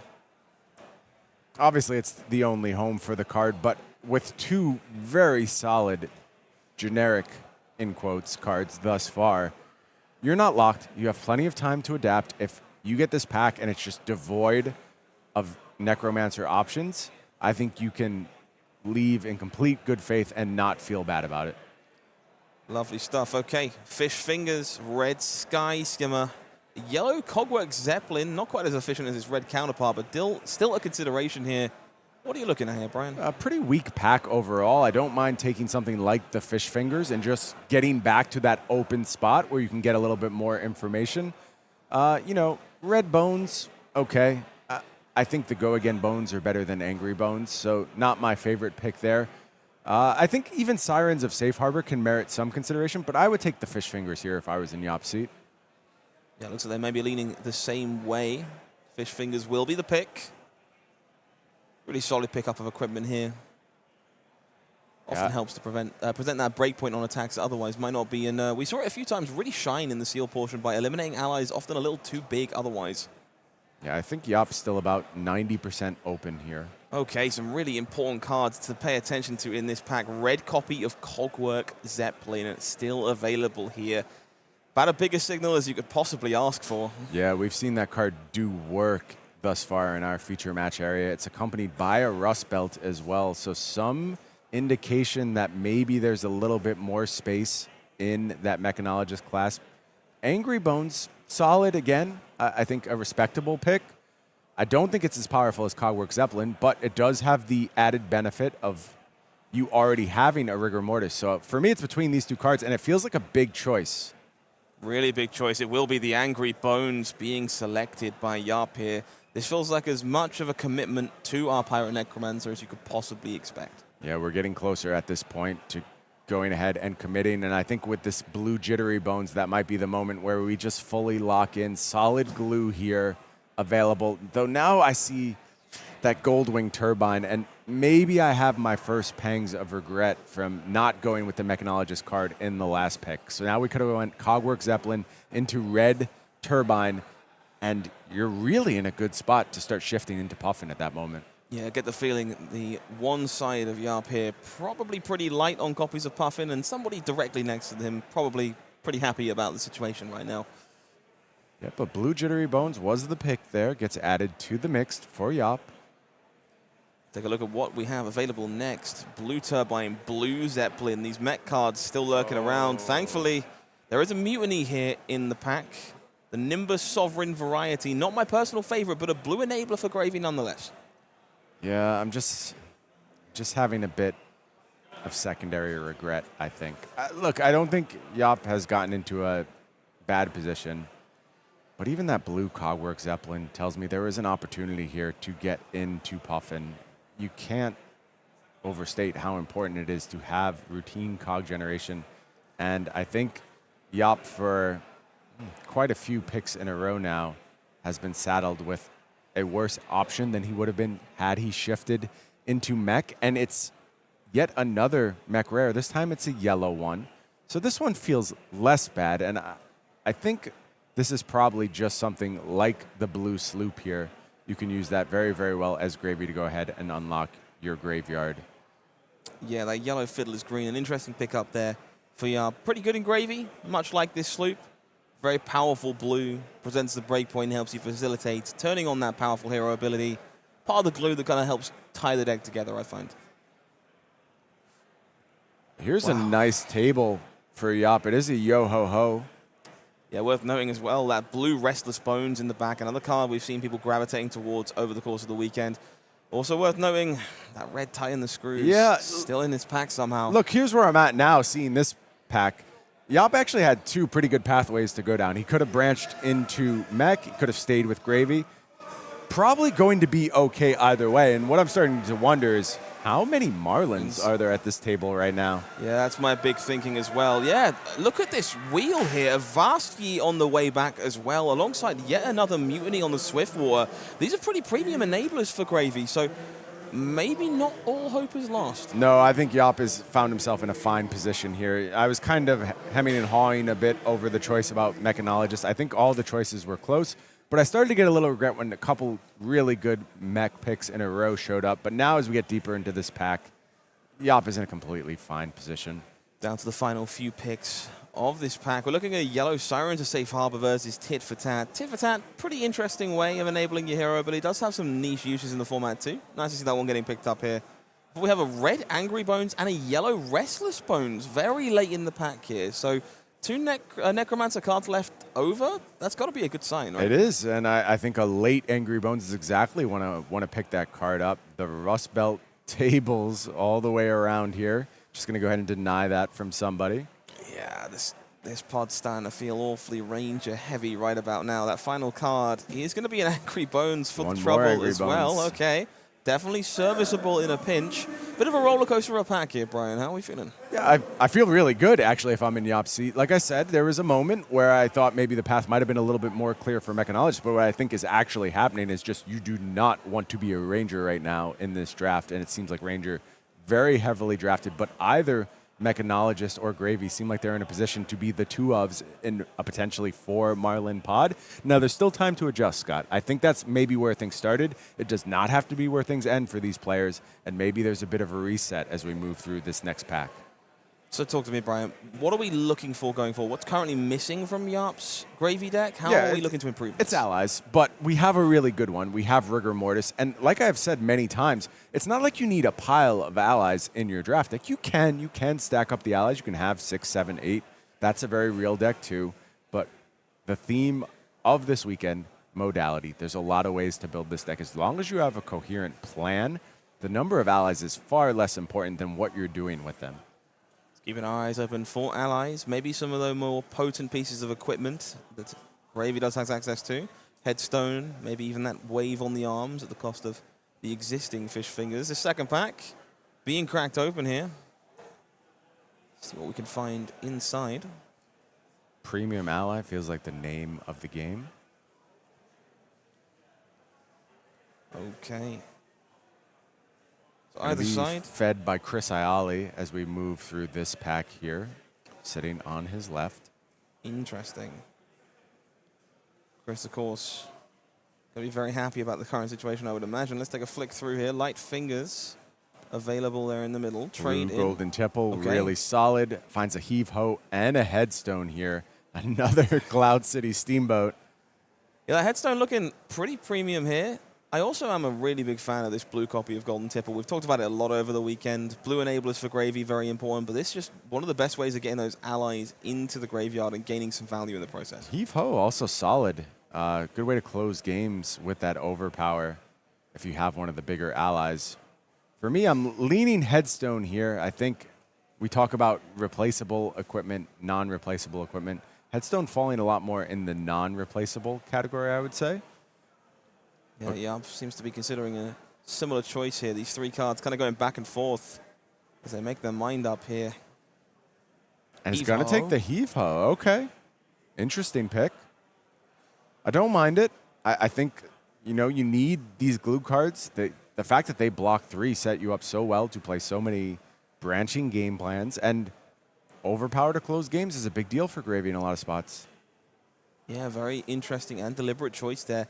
Happy to see Shelly rocking up here as another potential ally. We know we are on the hunt for those. Yellow Battlefront Bark available as well. Old Knocker in the middle there, also an option if we're looking for a chess piece. Yeah, I think Old Knocker, premium chess piece in this format. That is the way I am leaning now. Some players have a bit more preference for Shelly than others. I've seen players very high on it. I've seen players quite low on it. So the question is, where does Jaap fall? And also, how much does he prioritize just getting a large number of allies in deck? I think that's part of the question as well. And it looks like Jaap is reaching for that Shelly and is going to take it here. Okay. What a piece of insight into Jaap's understanding of this format. Shelly, Hardened Traveler, definitely a slightly controversial card, as you say. 5 health, not super easy to clear away for some of those opposing heroes, though. Hopefully manages to find some success across the games. We do find a Cody Shark available at the front of this pack. Very potent ally and here. a Headstone and a red Fiddler's Green. So this really feels like a very strong pack, again, for Jaap with multiple options here. Yeah, Fiddler's Green, a card I think many players, myself included, just didn't see the power of until quite late in this event. Seeing people gain value from discarding, maybe blunting those breakpoints. Definitely a powerful tool in Gravy's arsenal. But it's still the same question, Scott. How much does Jaap feel like he really needs to increase the ally count here? And if you just think you have to hit a threshold, you play Gravy a certain way, could be you're taking Cuddy over everything here. Yeah, Cuddy Shark definitely been very impressive, but no, it's going to be this Fiddler's Green being selected here by Jaap. We did see a yellow copy of Fiddler's Green being picked up earlier on, so plenty of buffer available to be built at this point to give us breathing room to establish allies as we find them. You know, I really love how unclear all these decisions are. I think you can make good cases in so many directions with all of these packs. And, you know, Jaap also often straying from my analysis. I don't think incorrectly either. I think there's just a lot of goals you can have as you're at this stage of the drafting process and a lot of priorities you can put depending on where you want to end up with your deck. A lot of interesting choices in this pack. Blue copy of Jittery Bones. Shifting Tides. Very interesting. Blue block 3 rare. Red copy of Walk the Plank. Also a consideration. Don't mind Shifting Tides at all. I think it's just fine as a bit of glue. And Jaap is going to make the pick here. Add that to the deck. Yeah, really interesting to watch so far. Some well-rounded decisions being made here by Jaap. Definitely got me asking questions about what I would have done in this spot. Shifting Tides, pretty sweet card. Speaking of which, Restless Bones at the front here, big red copy. Saltwater Swill also available here. Rally the Coast Guard red as well, some really juicy options here. There's so many good cards. There's so many good cards in these packs, and I feel like I haven't seen a Ranger card in about a year. They're just gone, Scott. They're gone from these packs, and it's got to be a 4-2-2 split.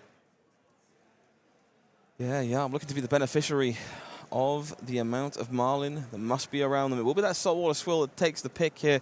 I'm a really big fan of this one. I think it's very important in the Gravy Bones mirror match. The more you find these go-again sources to clear away those allies and yet still establish your own board, very important. Blocking 3 also quite important for Gravy, I find. I do think, though, Jaap should consider, and this is just a small adjustment in priority, a tiebreaker type adjustment. I don't think there's going to be that many Gravy Bones mirror matches. Given the quality of cards you're getting here, you're probably in a very good spot, and you just don't have to worry that much about clearing allies, maybe until you get to the finals, if it just happens to break that way. Hoist them up available here for Jaap as well. Yeah, Blue Swiftwater Sloop joining Good in at the options front again. of the pack. Both these cards pretty premium inclusions for Gravy. Again, the Enabler, the High Tide cards, all improving in quality the more you find access to in the blue. Hoist them up, though, very unique effect. Does give you the ability to block some significant damage. That will be the choice for Jaap here. Yeah, if you ever get max value out of a Hoist them up, it's hard not to feel ahead in that scenario. Washed up Wave coming to the front of the pack here. Brian, the more I look at these packs, the more I'm noticing not only Ranger cards missing, there's a surprisingly high density of class cards as we make our way around here. I gotta hope, maybe, just maybe, we have a stowaway. It's always possible, always something you have to consider in this format.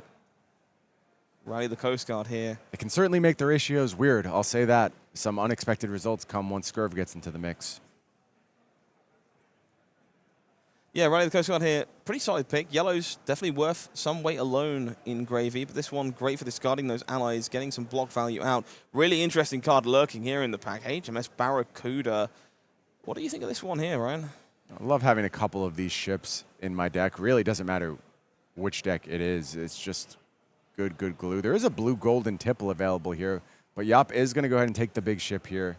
HMS Barracuda joins the fray. and gets a little bit more equity for the Gravy matchup. Yeah, no ally surviving.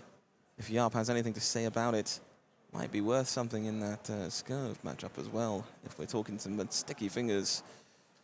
Strike Gold, definitely a card that's slowly been impressing me. Really good at taking care of those allies as well. Yellow copy of Restless Bones, yellow Pill for the Weak as well at the front of this pack. Maybe not the premium versions of these cards, but some efficient tools nonetheless. Yeah, you have to find solid yellows to succeed in draft. It's just the name of the game. Looks like it is going to be the Pill for the Wreck here.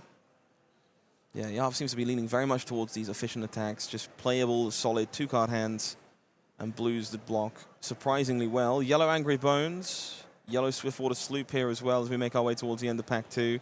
It's weird to see that blue headshot still in the pack, given how dry things have been for Rangers. It's a solid blue. It will be that Swiftwater Sloop yellow taken here by Jaap, once again committing to making the most of those yellow cards. We finally get our first peek at the cards that have gone by. What will return for Jaap? That's and he got the headstone. What a wheel for Jaap. Headstone feels like a gigantic deal here. Huge improvement to the equipment suite for Jaap. Not that many holes left. Yeah, like I really like the card quality that Jaap is working with right now. I do think there's some work to be done in the last pack. We are still pretty ally light, I would say. Still a couple of pieces of equipment that have to be filled in. But I think Jaap is in a good position to get what he needs as we head into pack 3. Seems it to me. Trade-in, blue strike trade-in, gold, not bad blue to get trade-in. late. Yeah, blue trade-in seems surprisingly potent in these Gravy decks. Great way of enabling your ability in a pinch from the arsenal. Great for paying for things as well, filtering through those allies. Just as a little bit of everything. Blue on the horizon rounds out the pack here. Brian, this pack felt maybe a little more difficult to navigate than pack 1 for Jaap. Some more interesting decisions, maybe not some clear-cut choices. Yeah, I think Jaap was faced with challenging choices, but also ones that had multiple good outcomes. It wasn't like challenging like, oh, I am completely screwed if I don't end up with this card. What do I do here? It was just more, I have options as to how I'm going to build my Necromancer deck. And we saw a little bit of Jaap's preference for how to play Gravy Bones revealed as we moved to this draft. And I don't want to discount the possibility of Jaap not being super familiar with Gravy Bones. Like, not many drafts have been done at this point. Maybe he's still figuring out his own priorities. All these things are possibilities. But I have to say, solid job so far. Yeah, looking for what we could find to improve here. Noticeably, 2 pieces of equipment still missing in this case. Fish Fingers, Headstone up front. So we are still looking to flesh out that equipment suite. And as you previously alluded to, only 2 allies right now. Maybe not ideal. A couple more Rigor Mortis, maybe something a bit flashier. Might go a long way in helping us finish the game. Yeah, but we've seen players have success with low numbers of allies. Yuki picking up a 2-1 in the last draft. I will point out, context changes a little bit when you get to top 8. You're playing to win. It's not about salvaging a 2-1. It's about getting that W and becoming a calling champion. So you really do want to shoot for the sky here. If you're Jaap, 2 huge priorities as we move into this last pack. Fill out your equipment suite, find a couple more premium allies. Let's see if pack 1 of pack number 3 can help mitigate that problem. We're filtering through Chowder there in the middle. Does stand out as a pretty reasonable choice. Yeah, red Jittery Bones competing a little bit, but for me, this is a pretty easy Chowder here without any equipment contesting it. I do love blue Flying High, a great card for Gravy, but it's only really good once you have the allies, and Jaap agrees going to go ahead and take the Chowder, fill up the crew a little bit. The Hardy Cook does indeed join the crew for now. Jaap here taking the rest of the time to filter through the pack, understand what might be going where, and more importantly, what might be coming back.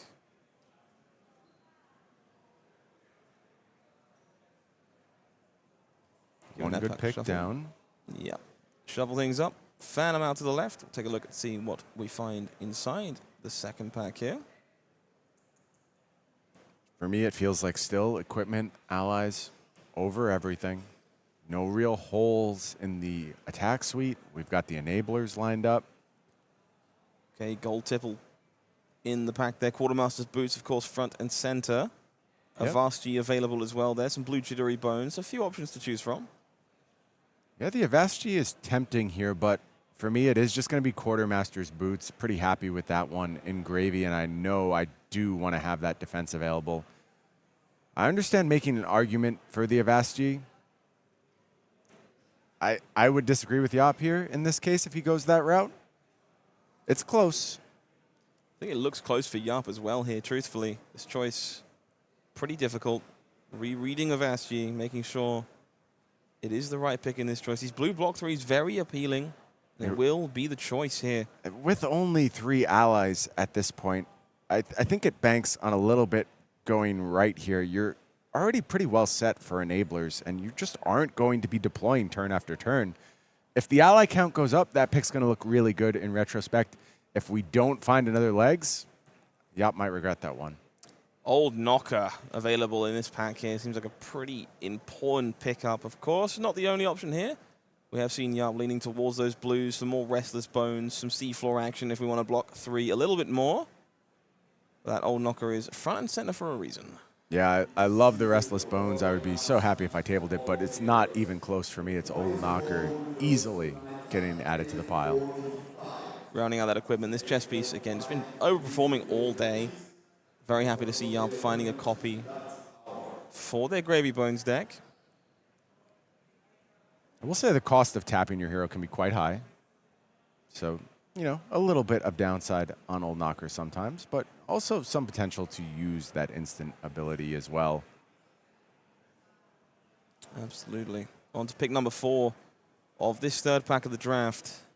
Rally the Coast Guard Red Sloop Limpet in the back of this pack. Feels like a huge deal for Jaap here. Another ally, go again source, all boxes we're looking to tick. Limpet hop along, and maybe these reds 3 for 7s. Yeah, there's good cards here. 2 solid red 3 for 7s, a Swiftwater Sloop. Unfortunately, all generic, so I don't think any of these are apt to the table, and flashes the Sloop a little bit, saying, oh, I wonder. But I agree with Jaap here. I would have taken the Limpet as well. I think having made some previous picks, you've really priced yourself into making sure you have these allies. And Limpet adds a different dimension to your Gravy deck. Just having that one really allows you to go a little bit deeper on some turns. Find offense when your back is against the wall. And Jaap is now rewarded for his early pick with another legs, but here is a Swabby, and I think this is a really, really tough pick, Scott. Yeah, this feels like a bit of awkward timing in a way. Really wish these 2 cards were in separate packs. Pegleg Absolutely. and Swabby, both pretty premium picks for Jaap Ijlst. I would gamble, Scott. I think Swabby is just so important to Gravy decks. Getting that 7 power ally, you unlock a lot of game plans. You have access to fatigue plans on the back of Swabby. And, you know, I was a little distraught last time we ended up with the ally, but, or excuse me, with the Avashi. But here, I think I would have gone the other route. I think that's a very regimented choice. Dedicated almost in some ways. Just Jaap understanding the dangers of not having a full equipment suite in this format are very real. They are. And I want to be clear, I'm not painting that as a bad pick. I do think it was very, very close. Just my predilection. I would have leaned towards the Swabby. Blue copy of Burly Bones pulled to the front of the pack here alongside that blue Sirens at Safe Harbor. Red board the ship still in this pack. Can be a bit of an interesting endgame option for Gravy. Yellow Crash Down the Gates looks like the pick here. Yeah, that's just good numbers on that card. Able to turn that into a 3 for 7 yellow. So operating 1 above curve. Rounding things out, copy of Kelpie available in this pack if we're looking for more allies. Definitely seems to be the standout here at a first glance. Yeah, Kelpie on the weaker side for allies, I would say. I think players pretty universally aligned on that. So you could consider the Fiddler's Green, but I think Kelpie might be the better pick here. We have seen that yellow Fiddler's Green chosen by Jaap in this draft already. Definitely leans towards the incidental value of discarding those cards. It's a Depends how many tipples you have. That's the big decider here for me. If you have enough tipples, I like going with the Fiddler's Green. And Jaap debated there does ultimately go with that card. Again, another pick that I don't hate at all. I think it's totally very fine. difficult stuff. Okay, wow. Cody Shark still available in this pack. Red copy of Burly Bones as well. 2 huge pickups very late in the draft for Jaap Ijlst. Yeah, love to see that if you're in Jaap's seat. This is a top-tier ally, Scott. I've been impressed by Cody Shark all weekend long, and Jaap couldn't slam it any faster. The last pick before the wheel will be another ally to join the crew. Incredible stuff. Coming back around here, that blue Swiftwater Sloop feels like a bit of a gift here for Jaap. Yeah, all good. Very nice engine card. Add that to the mix. I think this pack has really put Jaap's deck into a solid spot. Gotta say, Brian, I think if I'd been picking 4 or 5 yellows, a couple of blues, and some equipment in any other draft format, I'd probably be pretty upset about my situation. Different world. Different world. Instead, Jaap very much adjusting with the times here and making the most of all the joys of high seas. Red Burly Bones left over very late in this pack. Seems like an interesting inclusion. Yeah, I like the flying high, too. I think that can be a good pickup. Lets you go nice and wide. And Jaap has already picked up some of those 3 for 7. So we talked a lot about being able to leverage large hands. Sometimes your opponent just leaves you with a lot of cards. If you happen to be left with a lot of cards on a flying high turn, you're celebrating. Last handful of cards coming around the table here. Teeth of the Cog, Swindler's Grift, Yellow Trade-In, and that Red Expedition at the back of the pack here. Looks like the Grift may be the consideration. Yellow Trade-In definitely has a place in Gravy there. Yeah, particularly good if you need to clear smaller allies. You're up against a fellow Gravy that's gone a little bit harder down that route. I like having an extra trade-in or 2 available as a sideboard option. The yellow Angry Bones joining the crew. 4 Jaap in that pack. 2 cards left to choose from. NIMBY and Fool's Gold here. Neither one likely to make the deck here. Jaap just going to go ahead and take the NIMBY. And that final card, blue copy of Charter Course to round things out for Jaap. Very interesting draft build here, Brian, but I feel like a pretty well-rounded deck in the end. Yeah, I think Jaap did a good job. We disagreed on a few picks here and there, but not the overall goals. I think Jaap found the right seat, was rewarded for it, has just all the fundamentals here, has the enablers, has the full equipment suite, a solid crew of allies. Good stuff overall from Jaap. Yeah, seems like a pretty well-rounded deck to me. I'm excited to see where everyone else in this draft pod ended up. So let's take a peek at the pod breakdown. And now it is all revealed, and it actually ended up a fairly even split. I think things were probably leaning in the direction of Marlynn, but I suspect we saw some mid-draft adjustment, and it is Puffin in the privileged seat one more time. 2 Puffins in the mix here. Yeah, it's 2 repeat Puffins as well. Iaali and Alexander Dobler both shown affinity, I should say, for that hero so far this weekend. 3 Gravy, we'll see a Gravy mirror. It'll be Yuki versus our Jaap Ijlst featured drafter, which I'm very much looking forward to watching. Both these players have been pretty great so far. Yeah, and look at this first match that we are rewarded with. A Gravy Bones mirror match between Yuki and Jaap. What an all-star matchup. Yeah, bottom of the bracket, going to be that Marlynn mirror match between Scott McKenzie and Chanon Puttaree as well. Honestly, bit of an incredible row here. Let's take a closer look at Jaap's deck, get a better idea of how this mirror match might play out. Now that we know they're staring down Yuki Lee Bender on Gravy Bones, what are the most important cards that we need to be finding in this matchup? Yeah, I think a big question is how much go again do you have access to? How well are you going to be able to clear out your opponent's allies? Also, what are your own allies? Let's go ahead and take a look at the allies that Jaap is going to be working with. Assembled a crew of 5, did he? Love that Rigor Mortis. I think that's a top tier one. Did not end up with the Swabby, but I would say everything other than Shelly, really just top tier allies through and through. Yeah, pretty premium stuff here. Rigor Mortis has been an all-star all weekend, as you've previously alluded to in the draft there. Limpet, just adding an extra bit of dimension to this. Feels like a bit of an important piece in this matchup, given how much freedom it will give you to attack opposing allies as well. Yeah, that is a huge part of what Limpet has to do. I mentioned go again in the form of deck cards, obviously, but something like an ally that can routinely turn the math around. And it's just, if you ever pick off a Rigor Mortis with Limpet, you feel so good. You're in such a good spot. And I think what this will ultimately come down to in this Gravy Bones mirror is just ally management. Who is patient with their allies, who finds the window to produce multiple allies on the same turn, who can ride that advantage. We've seen these Gravy Bones mirrors time and time again present as so intricate, so complicated.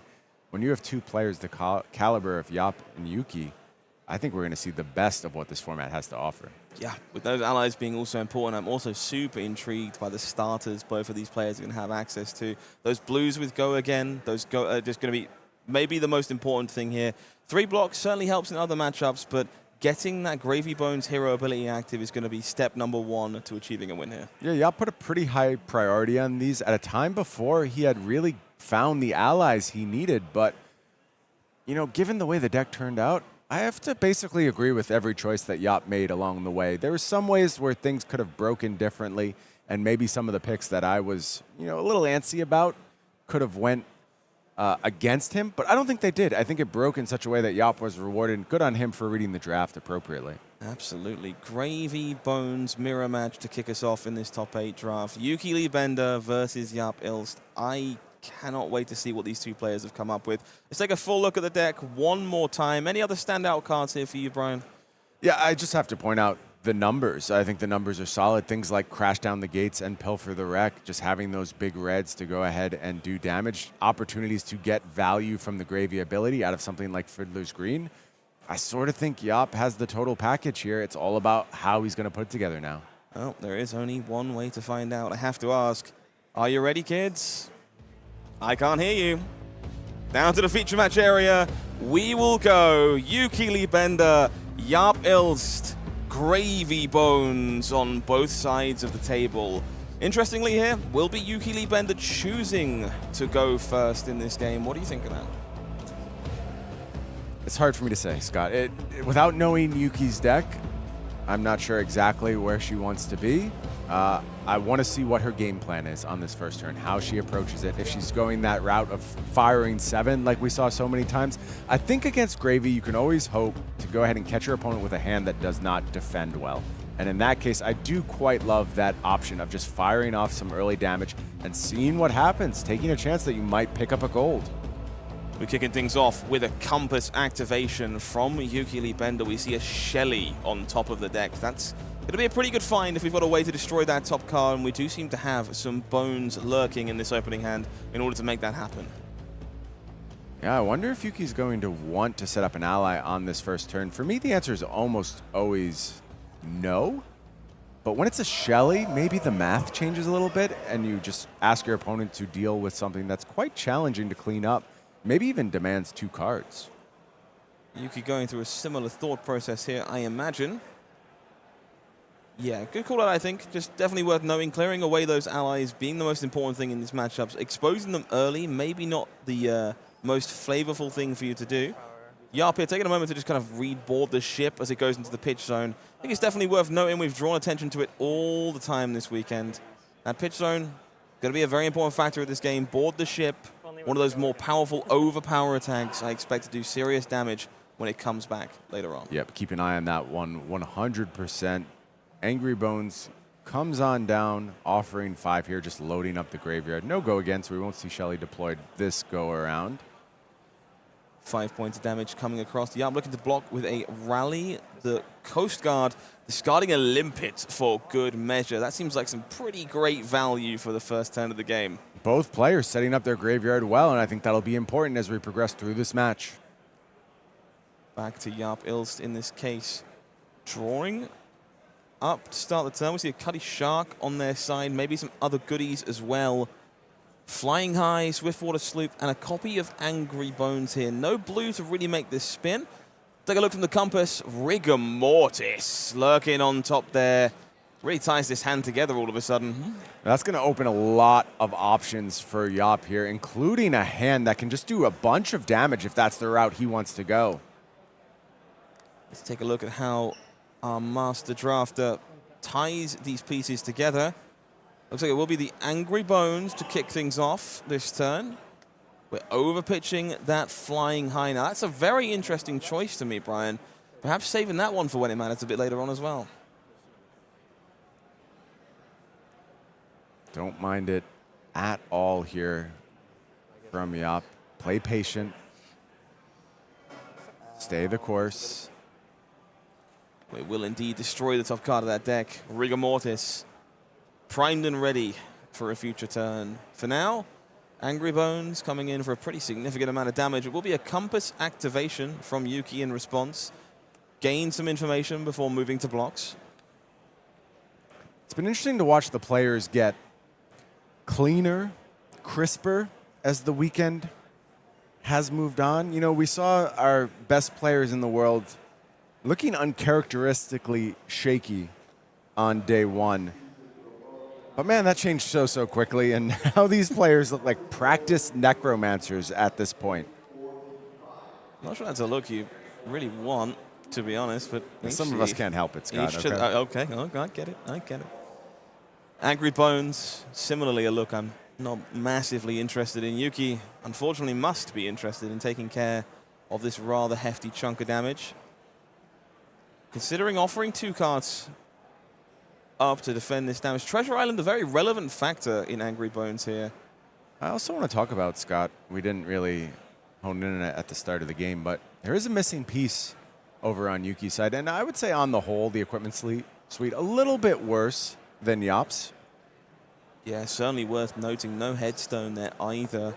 Definitely a very relevant factor here, but that Treasure Island will be redeemed for Jaap Ijlst here. So that hero ability going to be online and active moving forward. Swiftwater Sloop getting parked in the arsenal for when those blues arrive. Until then, back to Yuki Bender. See if we can take a look at what is left over after those blocks. Ravenous Rabble, copy of Kelpie lurking in there as well. Looks like a bark in the arsenal perhaps. Going to kick things off with this Ravenous Rabble. Restless Bones found on top here. Treasure Island triggering does mean an attack for 4 points of damage with Go Again. Pretty solid start here for Yuki Bender. Yeah, and if I'm Jaap and I know that Restless Bones on top, I may be quite incentivized to deny this gold. Don't want to let Yuki necessarily redraw into a strong red that can continue the turn. Will be a compass activation before moving to blocks. Seeing this from both of our players here. Very regimented, maximum information available before making any decisions. I want to call out Jaap getting his hands on those first 2 gold, because I think given the Fiddler's greens in his deck, that's a really big pickup. It allows him to just kind of garner extra numbers from a lot of his hands. He doesn't necessarily have to use that ability to set up the graveyard with some allies already at the ready. Jaap here taking a moment to fan through the early finds from Yuki Bender, reminding themselves of that Shelly lurking in the depths. See if we can take a look at what's going on that side. Looks like an Angry Bones, considered as a block. Tit for tat. Yo-ho-ho in the middle and red Angry Bones on the end. So plenty of options here for Jaap. Bones for days in these Necromancer mirrors. Is often what it's all about. Rigor Mortis down in the depths there for now for Jaap. I have to wonder when that's going to make its way onto the table. Very potent ally, does immediately demand an answer in most cases, but very fragile in exchange. Does create some very interesting decision points for these players. Will be that yellow Angry Bones and the Headstone making their way on to the combat chain here, denying that gold as you suggested. Yeah, I think get the value out of the Headstone early while you still can. Makes a lot of sense to me. Swindler's Grift follow-up, though, here, offering another on-hit. Everything in high seas as an on-hit. Treasure Island at the ready. Swindler's Gift, though, Grift not taking advantage of as far as the attack trigger. No, 6 points of damage here. Definitely a very real question for Jaap to consider. If you want to continue to deny that gold, will require at least 2 cards. Looks like Jaap says no, willing to go ahead and take the damage here, and that signifies to me we have a decent clapback on this next turn. That gold being scored for Yuki on this side. We'll be back to Jaap here. That compass already expended before blocks, so not available right now. We'll look to kick things off with that Yo-Ho-Ho. When this hits a hero, create a gold token. This offers some pretty potent power in regards to an ally coming up and out of Jaap Ijlst's graveyard. Leads me to believe this Rigor Mortis might be joining us very soon. Jaap is reaching for that graveyard, as you would expect a Necromancer to do, but it looks like it's going to be Limpet in the mix here. Yeah, Limpet, pretty powerful one here. Smaller attack, but way more flexible. Does allow a pretty strong follow-up for Jaap after this. 3 points coming across, courtesy of that Yo-Ho-Ho. No worries. I'm gonna look. Compass activation here from Yuki. Before the attack connects, take a peek at what may be awaiting in the future.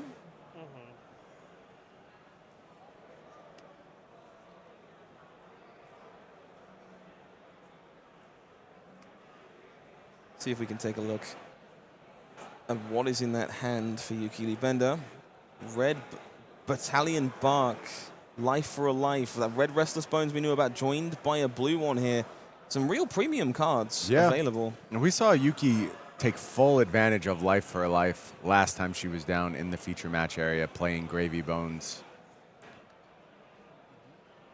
Really was able to make something of a deck that looked quite poor on the back of that go again.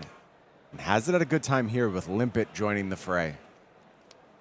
Follow-up here will be a copy of Angry Bones from Jaap Ijlst. Doing a great job at leveraging those 2 spare resources left over, following from the Limpet attack. Will be 6 damage coming through, taking Yuki Bender down to 10. 3rd gold secured for Jaap here. We do understand why. Pretty powerful hand for Yuki Bender coming up. The question, how exactly do you deal with Limpet, if at all? I know I said it before, but I really do have to note, as Jaap continues to stack this gold, I think when we get to that Fiddler's Green portion of the deck, he's going to be able to find a lot of advantage on the back of that. Life for a Life here, up and online, courtesy of a lower life total sent directly at Limpet. Will gain the life guaranteed as a result. Not a bad trade-off. I'll put the chain. The chess piece here, getting cashed in, the Captain's Coat, gaining a resource courtesy of the fact we've drawn a card this turn. The follow-up will be that Bark coming out of the arsenal. Massive 9 points of damage here from Battalion Bark. Pretty inspired retort. Big ship fired off here from Yuki. Also cleared out the ally, gained a life, just doing it all on this turn cycle. Jaap here taking a moment to glance on through the available options to them. Let's see if we can't join them in the process. Shelly in the hand currently, available to be discarded by Gravy Bones. A Vast Yi, that crashed down the gates we saw taken early in pack 1. Seems like a pretty efficient 2-card hand there. Definitely worth considering a Gravy activation to increase your blocking capabilities, however. Yeah, I would be tempted to have a look here and just continue to play the efficient game. Jaap may have other plans, though. So many branching paths. It's almost folly to speculate on how a given Gravy player wants to play a turn because you're given so many options. And this is a huge part of the equation. What is the top card of the deck? That will inform so much. Do I actually want that card in my hand? Does it do anything meaningful to go ahead and dump this Shelly? Yeah, that Compass of Sunken Depths activation, a very big deal here. Helps Jaap put the pieces of the puzzle together before reacting to the rather ominous battleship, staring them down on the other side of the table. Slight nod there as the pieces click together. No blocks. Wow, Jaap Ijlst going for it here. Gonna take 9 from the ship. I've said it a few times, Scott. I apologize for repeating myself. But I still think the Fiddler's Green has to play into this decision. At some point, Jaap is going to gain almost free life by the addition of that card to his hand. And if I'm in his spot, that does inspire me to get a bit more aggressive. Jaap finding the hand that he wants to go ahead and pop off with here. 5 life left, 5 cards to work with for Jaap Ijlst. Will kick things off with a Vast Yi. Going to activate that ability from Gravy Bones, enable those powerful allies, the biggest of which will be Rigor Mortis. Definitely coming in Rigor with Mortis Go time. Again here. Seems like a pretty big deal. Attack for 6 would go again. 2 for 6 go again. That sticks around. Pretty good numbers on that Rigor Mortis. Yuki taking a flick through to see what else might be lurking under the water. No more allies remaining for Jaap Ijlst at this moment in time. Yep. 2 cards? 2 cards left. 2 cards in hand, 1 parked in the arsenal, and 3 gold to work with. We'll peek with the compass, see if we can catch it in the shot. Not quite. However, Expedition in the hand, looking a little awkward, but blue next to it. Functional 2-card hand, that sloop. Unfortunately, a very 2-defense heavy hand for Yuki, and at the moment where Jaap is really trying to offer as much damage as possible. And if you're in Yuki's seat, that's a problem, because this Rigor Mortis has to die. It cannot stick around. You cannot win a game in which Rigor Mortis remains out there for multiple turns. So Yuki needs to both protect life total and challenge on the next turn, and she knows Jaap is not done yet. It's a pretty incredible bind. Yuki Bender will need to work their way out of that. Gold Hunter in hand, definitely a relevant factor here. Go again will be available as there is less gold in play for Yuki than Jaap Ijlst currently. And no blocks from Yuki. Yeah, I think that's exactly right. You need to keep some cards, otherwise you're in a lot of trouble. Avashti is going to do its thing here, and more gold joins the fray for Jaap. Jaap a single token guy. Yeah, this tends to be a sign of a mechanologist player who's used to moving dice around their Steam counters. They really do like to keep track of every individual thing. It will be one of those individual gold that is cashed in immediately to draw a fresh card and discard that Shelly for Jaap. I am worried we're going to be crashing down the gates as an immediate follow-up. This gigantic 8-power attack in theory. Let's take a look at that top card and see what the situation. Give me a moment, I'm thinking. Of course. Yeah, and Yuki knows the top card on the back of that compass, so she's debating a Gravy Bones activation to actually refresh and try and challenge this crash down the gates. What an incredible decision tree to face in a game of limited flesh and blood. Opponent throws an attack that cares about the top card of your deck, and you already know what it is. And on top of that, you have the ability to change it. These decision trees, almost as good as our players at this point. And it looks like Yuki's reaching here, wants to take the risk. It will be a light tap on the head of Gravy Bones, an activation. Can I read this? Yeah, of course. Yeah, taking another look at Crash Down the Gates, making sure there is a possibility. She's got to find power greater than the revealed card. A 6 does not do the job. She's got to find a 7. Going to count, checking the graveyard, finding how many of those 7s may still be available in the deck. I think this is such a testament to the power and prowess of Yuki Bender, just understanding every permutation of information before making their decision. You can see the cogs turning, even without a mechanologist in the feature match area.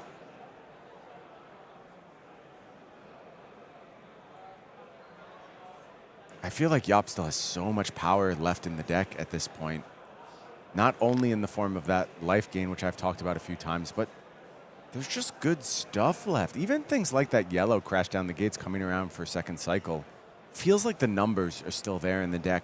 And if Yuki's life total gets too low and you catch one of those awkward Gravy Bones hands, Jaap is able to combine something like the Flying High, which we saw pitched very, very early on in the game, Red Flying High. And that comes back around, that could spell doom for Yuki. Doom is the name of the game here. Yuki thinking hard and long, will cash in the gold. Picks up a card. This is such an important choice, not only to decide what we're discarding here. Looks like a golden tipple found off the top of the deck.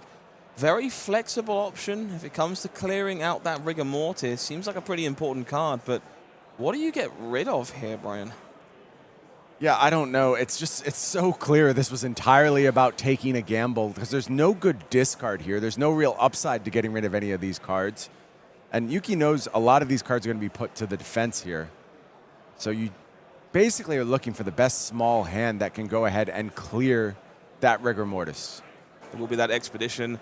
And she shows a Restless Bones. Not enough from Yuki. So close indeed. Crash down the gates. 8 points of damage here. Yuki forced to respect this with at least a card. However, There is 2 pieces of equipment left on that side of the board. That tricorn, the peg leg, both worth at least 1. Let's hopefully give Yuki the breathing room required to eliminate that rigor mortis. Mine is an even bigger number. This is going to be tight, It's true.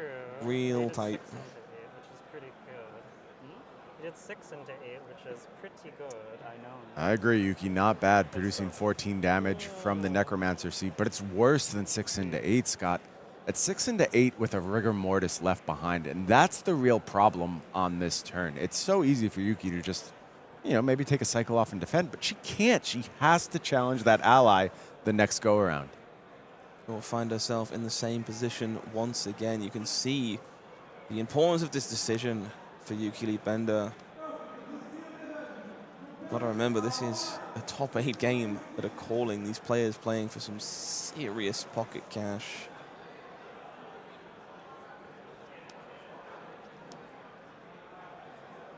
Yuki's got to check the graveyard one more time as she tries to find an out from what has quickly become a rough position.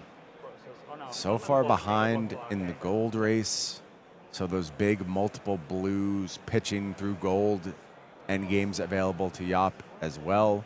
We know about the Fiddler's Green. There's more life available for Jaap. Really starting to become an uphill battle for Yuki. A quick count here of the deck as well. Kind of love to see this. Yeah, maybe wondering if she's got a different path to victory here. Deep breath. And it will be the tipple and the equipment committed to the block here. Only defending for 4 so far, and that would mean Yuki would fall down to a very precarious 1. And we've seen the trouble with going to 1 as Gravy Bones in the past. Something like blow for a blow can just come along and blow you up, actually take away that last life point. Yuki has changed her mind, wants to keep that golden tipple. We've all been there, Brian. Realizing you need a card just as you go to commit it to blocks. Much better than realizing you need it after you've committed it to blocks. So it will be that sloop taking its place instead, blocking for 4, falling to 1. One last point of life, keeping Yuki Bender in this game. Few cards to work with here for Yuki. Yeah, thank you. We know that tipple is available. Does have the yellow, I believe, as well to refresh here. So suspect this will clear out the rigor mortis and then hope we can find some offense on the backside. Give me a moment. So Tipple Yuki's gonna come on in. attack rigor mortis.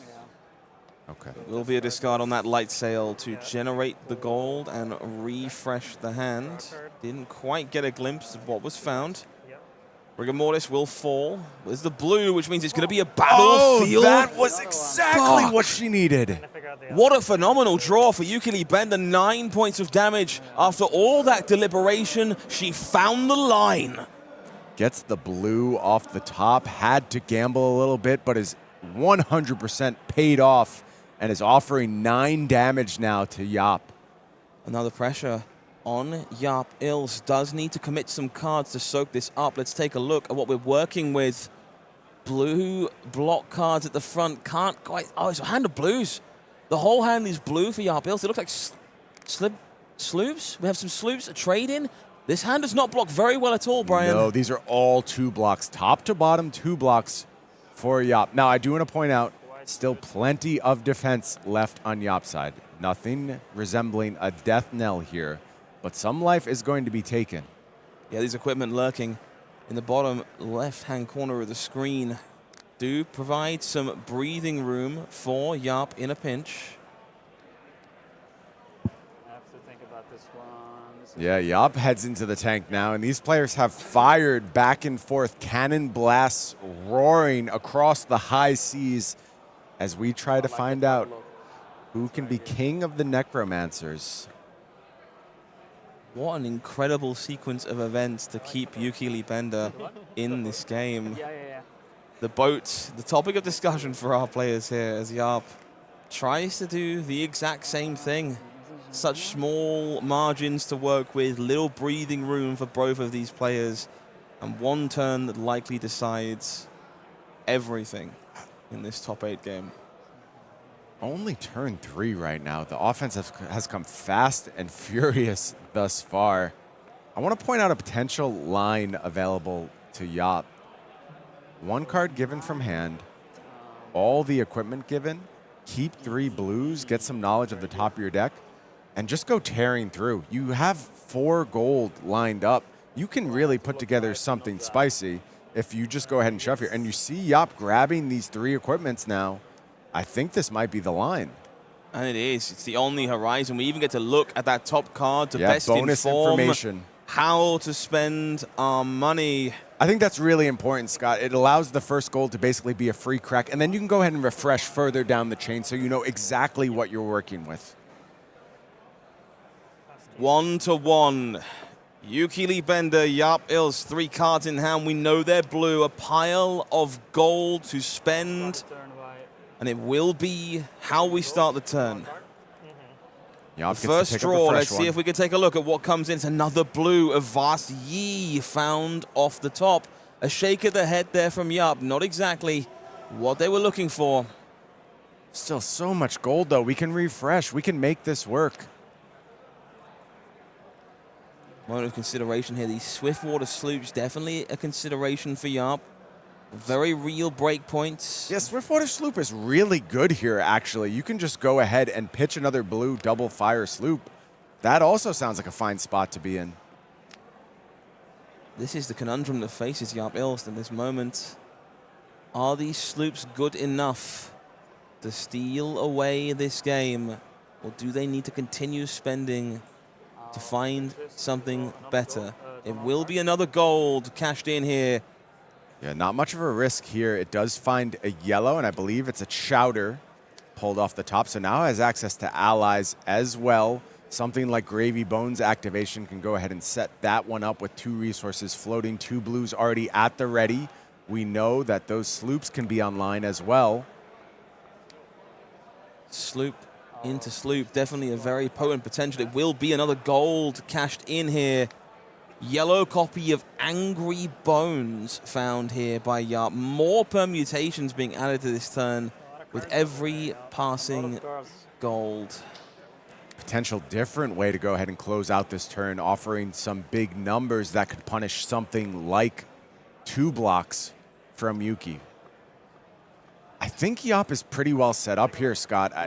I would say the odds are very high he finds what he needs to finish this game, assuming no tricks on Yuki's side. Something like a 4 block could throw off the math very, very quickly here. We'll see if we can't take a look at what's on Yuki's side in just a moment.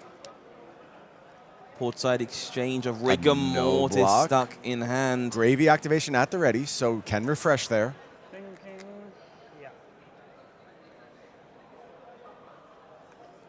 A game of incredibly fine margins here.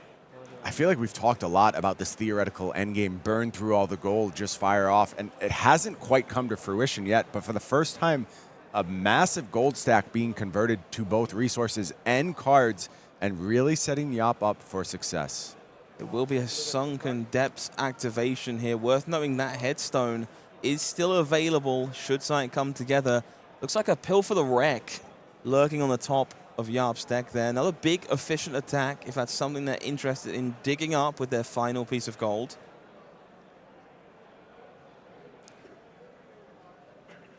It really depends what that card in Arsenal is. Can't quite recall from the last turn cycle. How efficient can Jaap be here? It's pretty easy to know he can claim the whole hand here. That seems near certain. Like I said, 4 block is the out, and you don't want to subject yourself to letting Yuki come back after you. So you need to see what maximum output is here. You can see how tough this decision is for these players. Long weekend of Flesh and Blood. Played at an incredible level, learning this set for the very first time. Desperate to join what is frankly an incredibly elite club of players. Winning a calling. What is this card in Arsenal?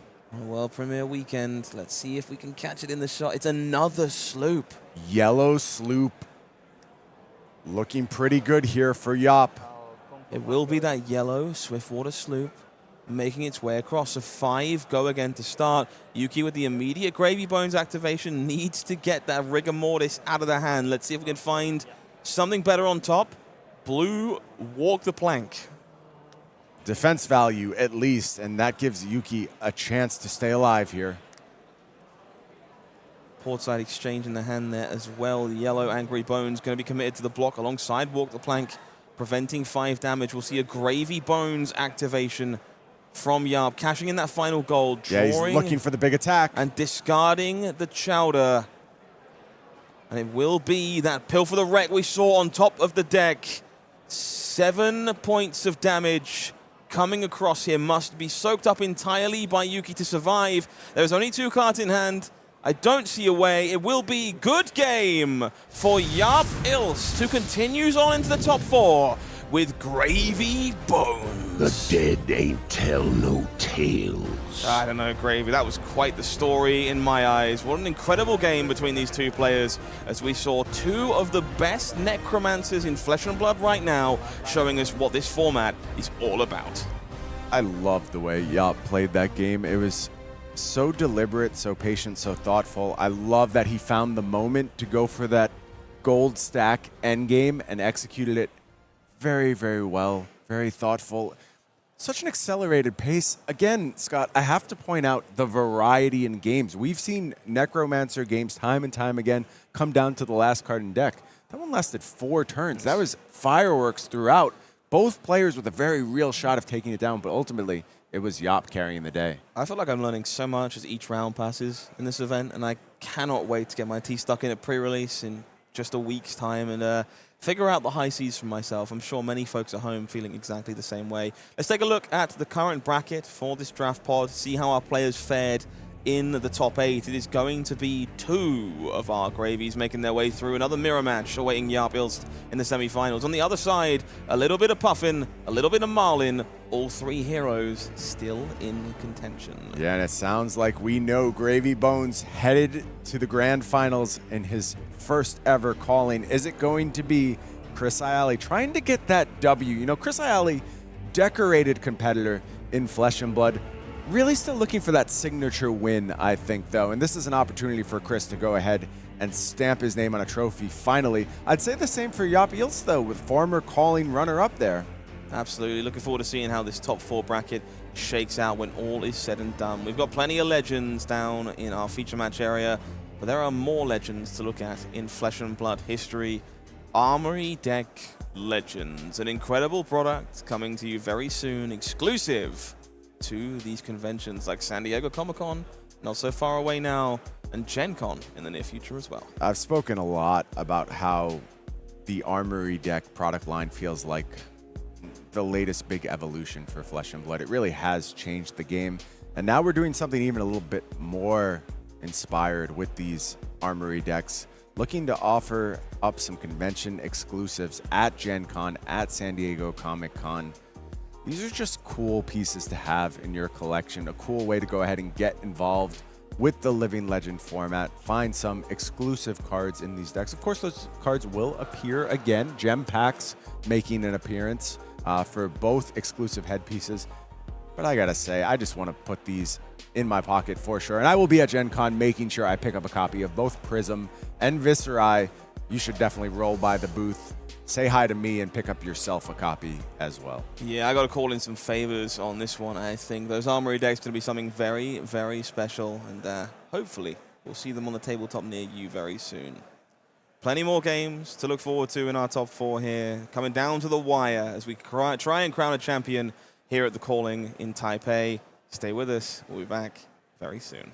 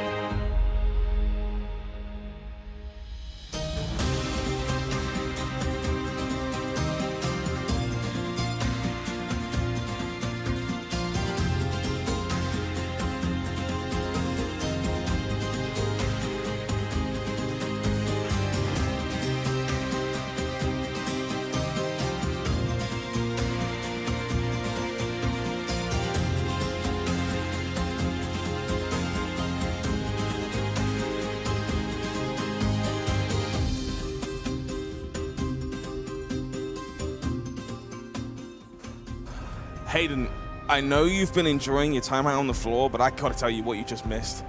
Please, What fill a me in. remarkable game we just saw between Jaap, Ijlst, and Yuki Bender.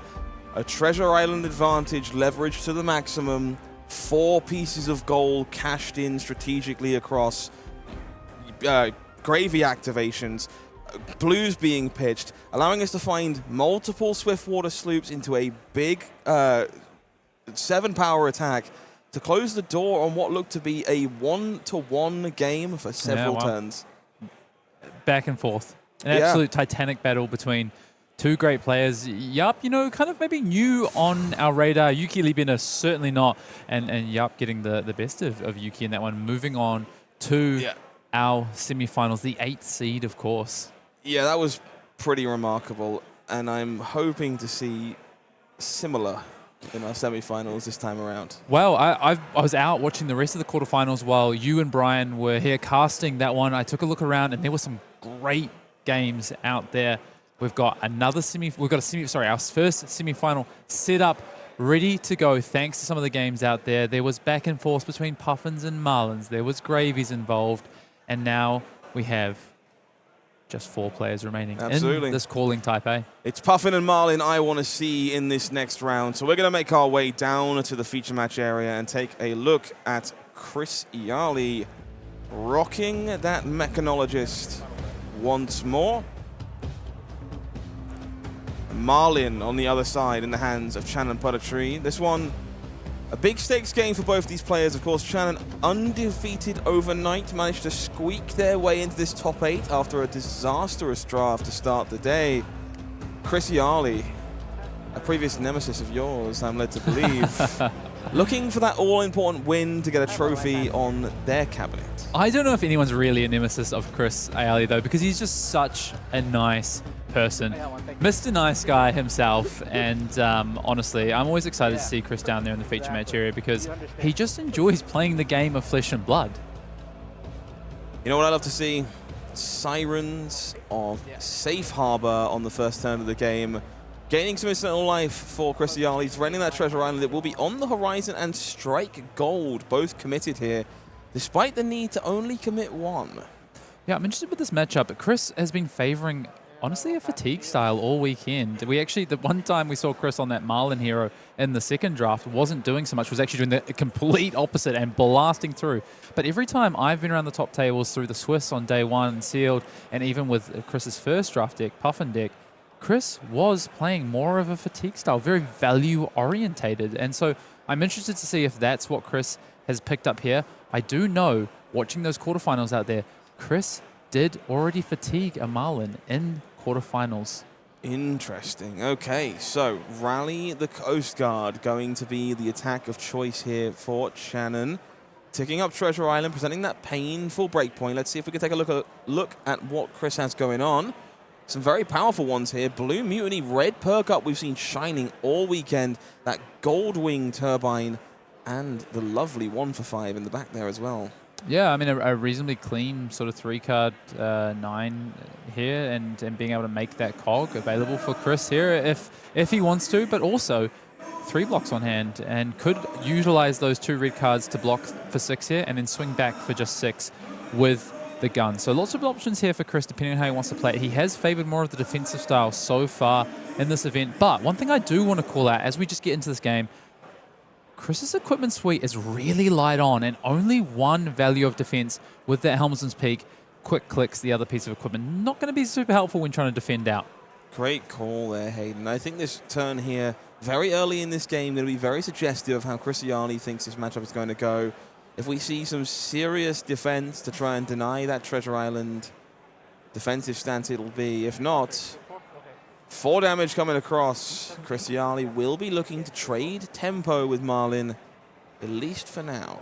Yeah, and I didn't get a glimpse of what Chris ended up popping in that arsenal, but I've got to think it's probably some sort of attack to pair with one of these pumps and then arsenal the other pump. The other thing I think Chris is probably looking at in terms of how he will set up for this game is Chanon's equipment. We spoke about Chris, very light on equipment. Chanon has access to a lot of very powerful pieces of equipment, especially on the offensive side between the fins, that bounty, and those boots. Yeah, pretty premium equipment slot there all around for Chanon. It will be another skiv coming out of the arsenal here for Chris Iaali to pair with that Goldwing Turbine. 7 points of damage coming across, potentially 8 if preferred. Yeah, so it looks like Chris is going to favor for a bit more of the aggressive output standpoint here. Going to end up with that perk up in Arsenal to pair with maybe a gun or another attack down the line.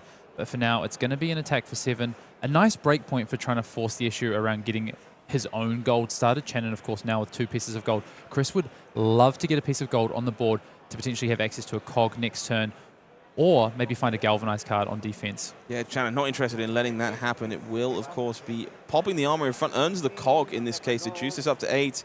The gold comes through for Chris Iaali. Feels like a pretty big deal here, truth be told. Yeah, and I really like Chris keeping a hold of another card because it means that Chanon doesn't know exactly what Chris wants to do with that cog. So Chanon goes in and blocks for 7 there, but Chris kind of says, well, I might have another attack, so I might choose go again, or I might give the +1. So Chris keeping a card actually gives him options and doesn't show face up what he might want to do. A lot of flexibility in playing the way Chris Iaali has done in this turn. We'll be breaking one of those gold early here. Taking a draw, finds a flying high from Chanon here. 2 blues to work with, including that harpoon, but no.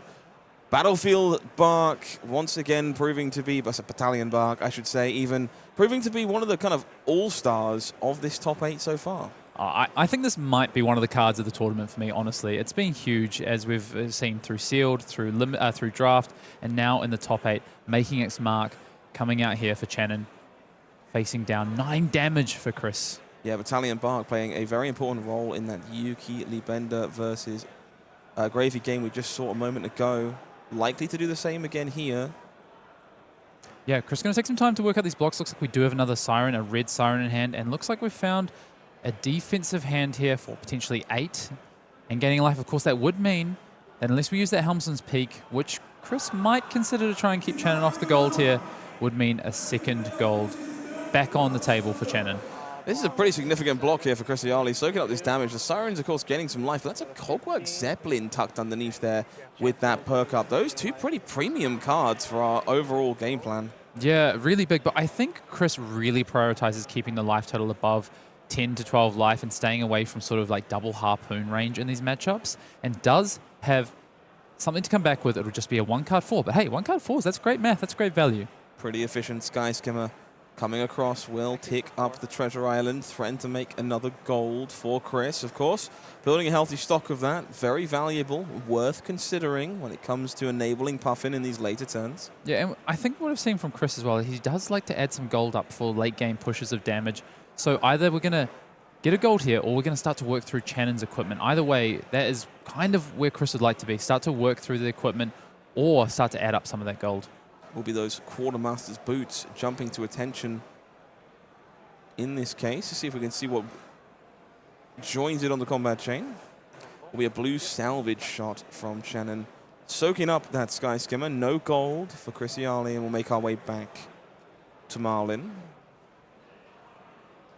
Swift shot, I believe, in hand there, being held on to as 2 blues enter the pitch zone, locking and loading that Hammerhead harpoon and throwing that lovely, lovely harpoon we've seen from the arsenal here. These bluefins, kind of sporadic over the course of this event, but pretty powerful effects all said and done. 100%. Going to threaten Chris's hand here. Let's take a look. And does he have a blue in hand? He actually doesn't have a blue in hand, which is very interesting. I mean, maybe not exactly what Chris would have liked to have seen, but maybe he breathing a little sigh of relief, maybe drop the hand and said, oh, no blue. Oh, never mind, bluefin harpoon. I can probably get away with this now. Yeah, blessing in disguise here. This bluefin harpoon threatening to rip away resources, unable to do any such thing in this scenario. However, Chris still considering at least offering the 1 card he can here.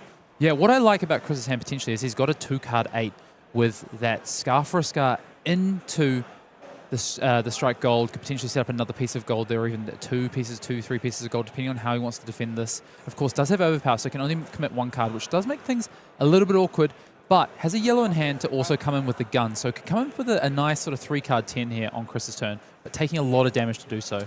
Yeah, 5 points leaking through from that bluefin harpoon. I'm sure Chanon will be overjoyed to see a hand that contains no blues here. The gold, of course, converted from Treasure Island. Does mean there is now 4 available for Chanon. Feels like a pretty significant amount should we find ourselves needing some arrows in the near future. Yeah, I mean, this reminds me of when you have a Siren's Call played against you and you go, haha, never mind, no blues in this hand. Chris saying as well, no blues here, but back to Chris here. Down now to 11 though, so does need to put a bit of damage onto Chanon, or Chanon's going to be able to sort of, craft hands as they like. Yeah, definitely worth noting how important the life total can be in a matchup like this. Marlynn capable of all kinds of evasive damage with that big cannon. See if we can take a look at what Chanon is considering here. Thieving Varmint's looking to be the block here with yellow headshot, yellow trade-in, and that Italian bark looming at the front of the hand. We'll take 1 point of damage from the Scar for a Scar. Gold converted for Chris. Not the most exciting hand for Chanon here, but potentially one that wants to throw a few cards to defense and then just come back with a bit of damage. Of course, if Chanon can kind of just keep the life total up here and get through Chris's turn, I think Channon's in a really nice spot.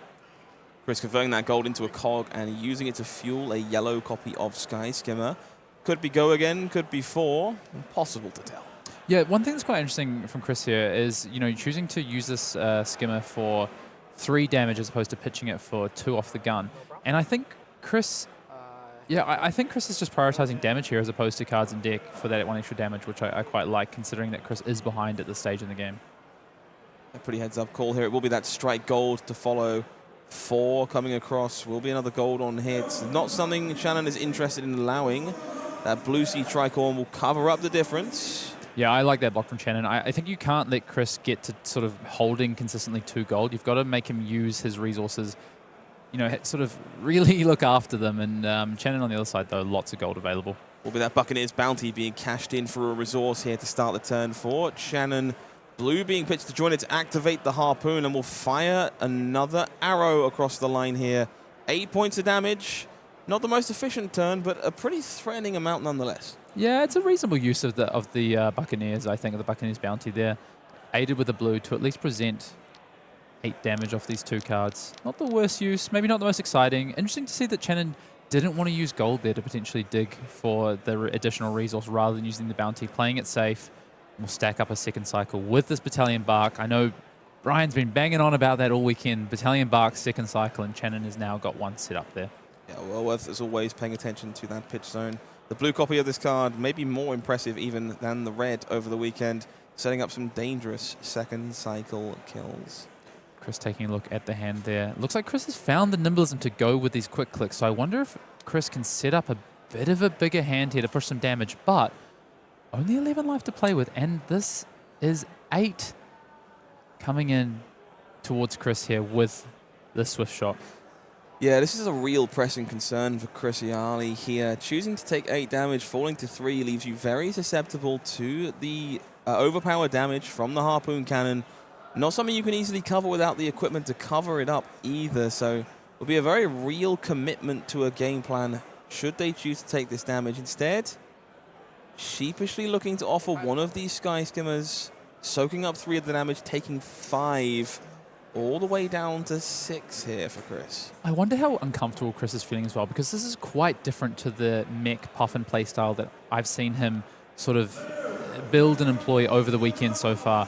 Cards like Nimblism, don't block 3, it's a lot more aggressive build than I've seen from Chris when it comes to Puffin. And I wonder, is he just feeling a little bit uncomfortable taking this damage, a little bit unfamiliar? Yeah, perhaps. 7 go again from this skimmer, courtesy of Nimblism. Quick clicks to line this all up. We know another skimmer lurking in the hand for Chris Iaali, so the turn still has plenty of potential to go significantly bigger. Yeah, nice 11 damage from this turn. Not a bad use of the turn, and we know Chris still has that perk up, just waiting for a blue to one day present itself, and on a turn where he can use it efficiently. Of course, deciding to defend with that blue this turn. Let's see what Channon's taking a look at on their side. Redfin Harpoon, Wow, crash another down harpoon. the gates, call in the big guns, and a red trade in here. Some serious options to consider. Yeah, not a lot of good defensive options, though, and the hand is actually potentially a little bit awkward for Chanon here. Not sure what the Arsenal card is, but that's going to make a big impact on how Chanon decides to defend here and then tries to play out on the next turn. Yeah, no blocks declared against this Sky Skimmer here, taking 7 all the way down to 8. Treasure Island will trigger, gold secured here. It will be that second skimmer coming across the line for 4 more points of damage here from Chris. Very efficient turn, all things said. Yeah, just thinking as well back to what Chanon might do next, and I think this could be time to crack some gold. Chanon is very resource rich. This game doesn't look like it's going to go to fatigue. Chanon's still going to have enough gold to potentially push overpowered harpoons in the end game. Only needs 1 or 2 gold to do that.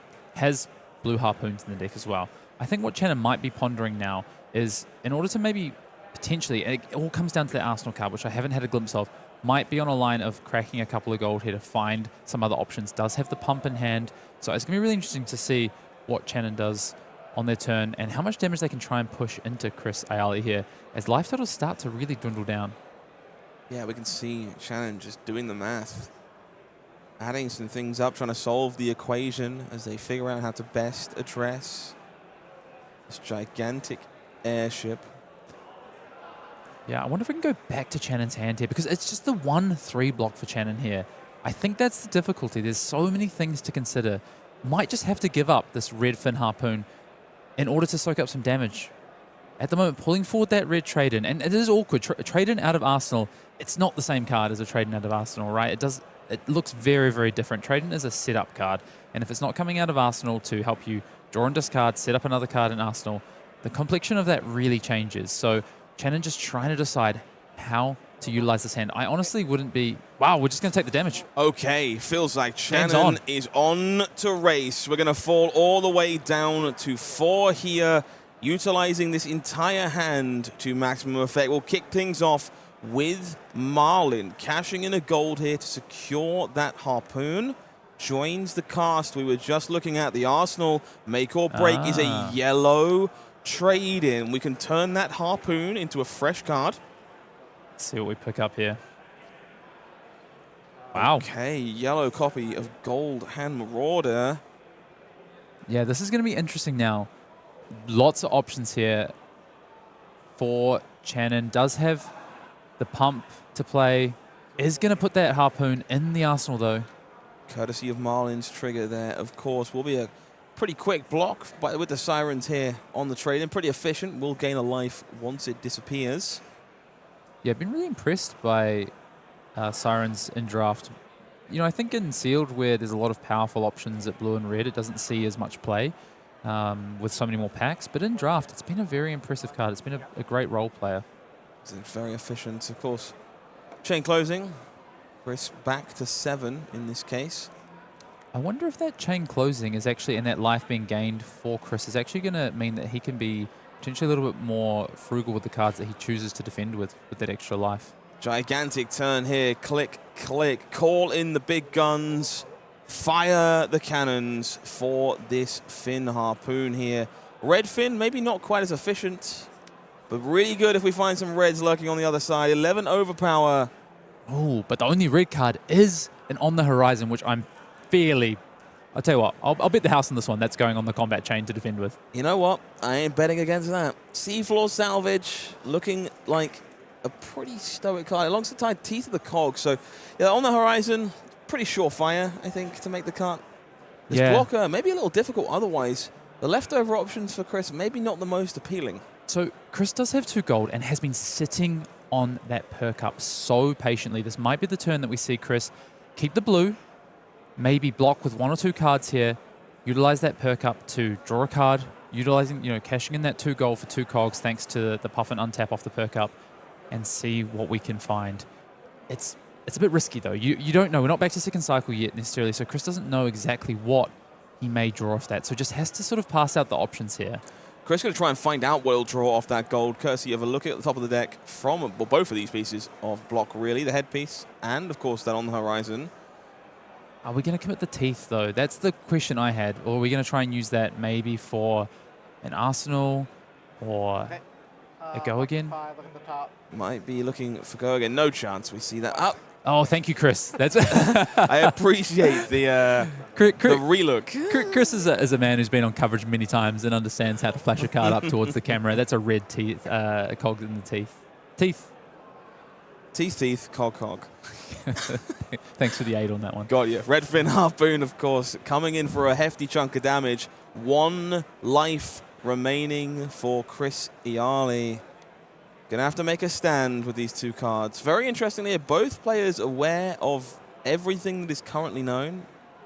Yeah. There will be a Puffin activation to kick things off, and I expect to see that perk up shortly afterwards. I think red teeth in the cogs coming off the top here is going to force a lot of cards out of Chanon here, because we're going to come in with that weapon potentially for... I think we're going to come in with 8, I guess, with the red. We'll start with go again. So I think Chris is actually going to be super patient on this perk up potentially. From the blunderbuss, gets blocked by Monkey Powder for the trouble. How patient can Chris afford to be, though? Okay, we are going to play it out. Indeed, the perk up coming out, untapping the Puffin in this case. We will cash in that second gold. Find ourselves a cog, draw a card from Puffin. It will be that red teeth of the cog being thrown out here. So the yellow being kept to be placed in the arsenal. 8 points of damage as the follow-up. Let's look at the hand. Ooh. Fire in the hole. Is that a throw caution to the wind in the hand here for Chanon? It is. That feels like a very make or break card in this scenario, potentially. That is going to be interesting. I don't think I've seen that card this weekend being played. No, throw caution to the wind. If you're not familiar, you reveal the top card of your deck. You'll prevent damage equal to the pitch value of the card revealed.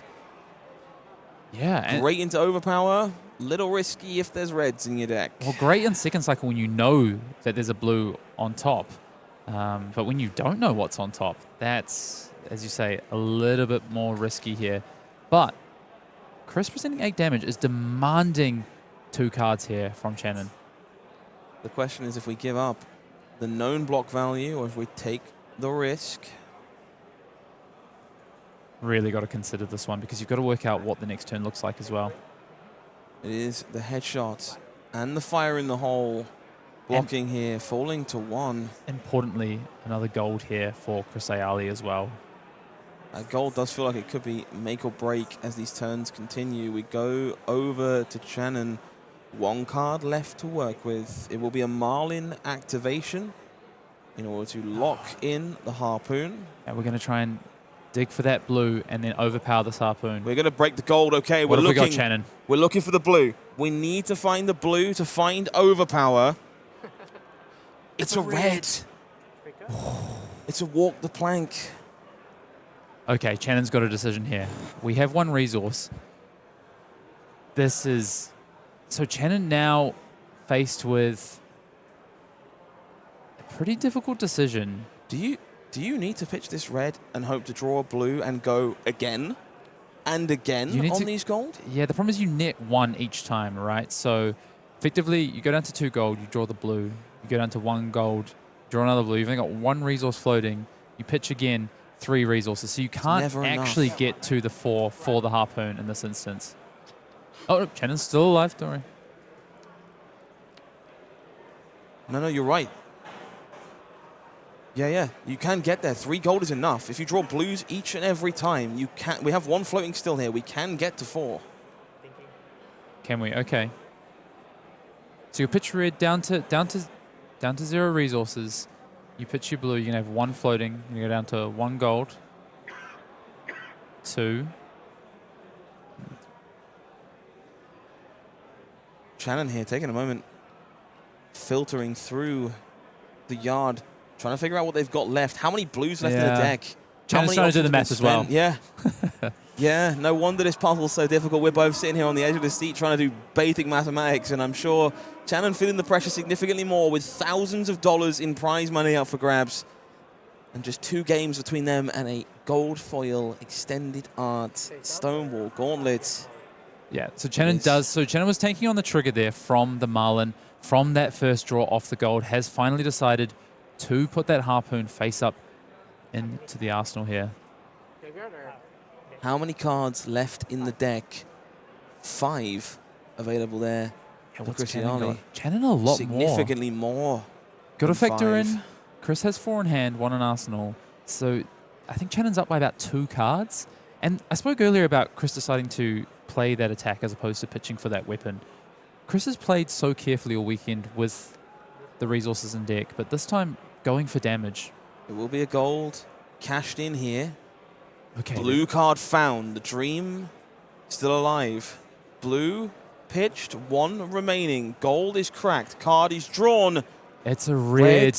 Okay, wow. Okay. But it's calling the big guns. It is calling, so he can pump up this attack and still come So in. it is very real damage. Calling the big guns, juicing up this harpoon, will earn cards from Chris Iaali.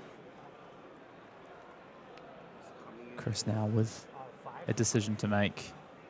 5 points of damage. Let's try and take a look at this hand if we possibly can. Yellow gold wing turbine, sky scanner as well. Can't quite see the middle cards. It looks like a Zeppelin blue on the end. I think that's some form of Gold Hunter. Yeah, 2-block yellow. Can't quite see which one it is. Yeah. But pretty reasonable blocking value across the board here for Chris. Might be a catch. Might be the catch, yeah. Yeah, 7 power there on that one. Definitely the Gold Hunter catch. Chris does, of course, have that yellow Teeth of the Cog in Arsenal. Turbine in hand. So it's not straightforward for Chris here, but Gold Wing Turbine plus the gold already. And I said how important that gold was that Chris managed to pinch last turn.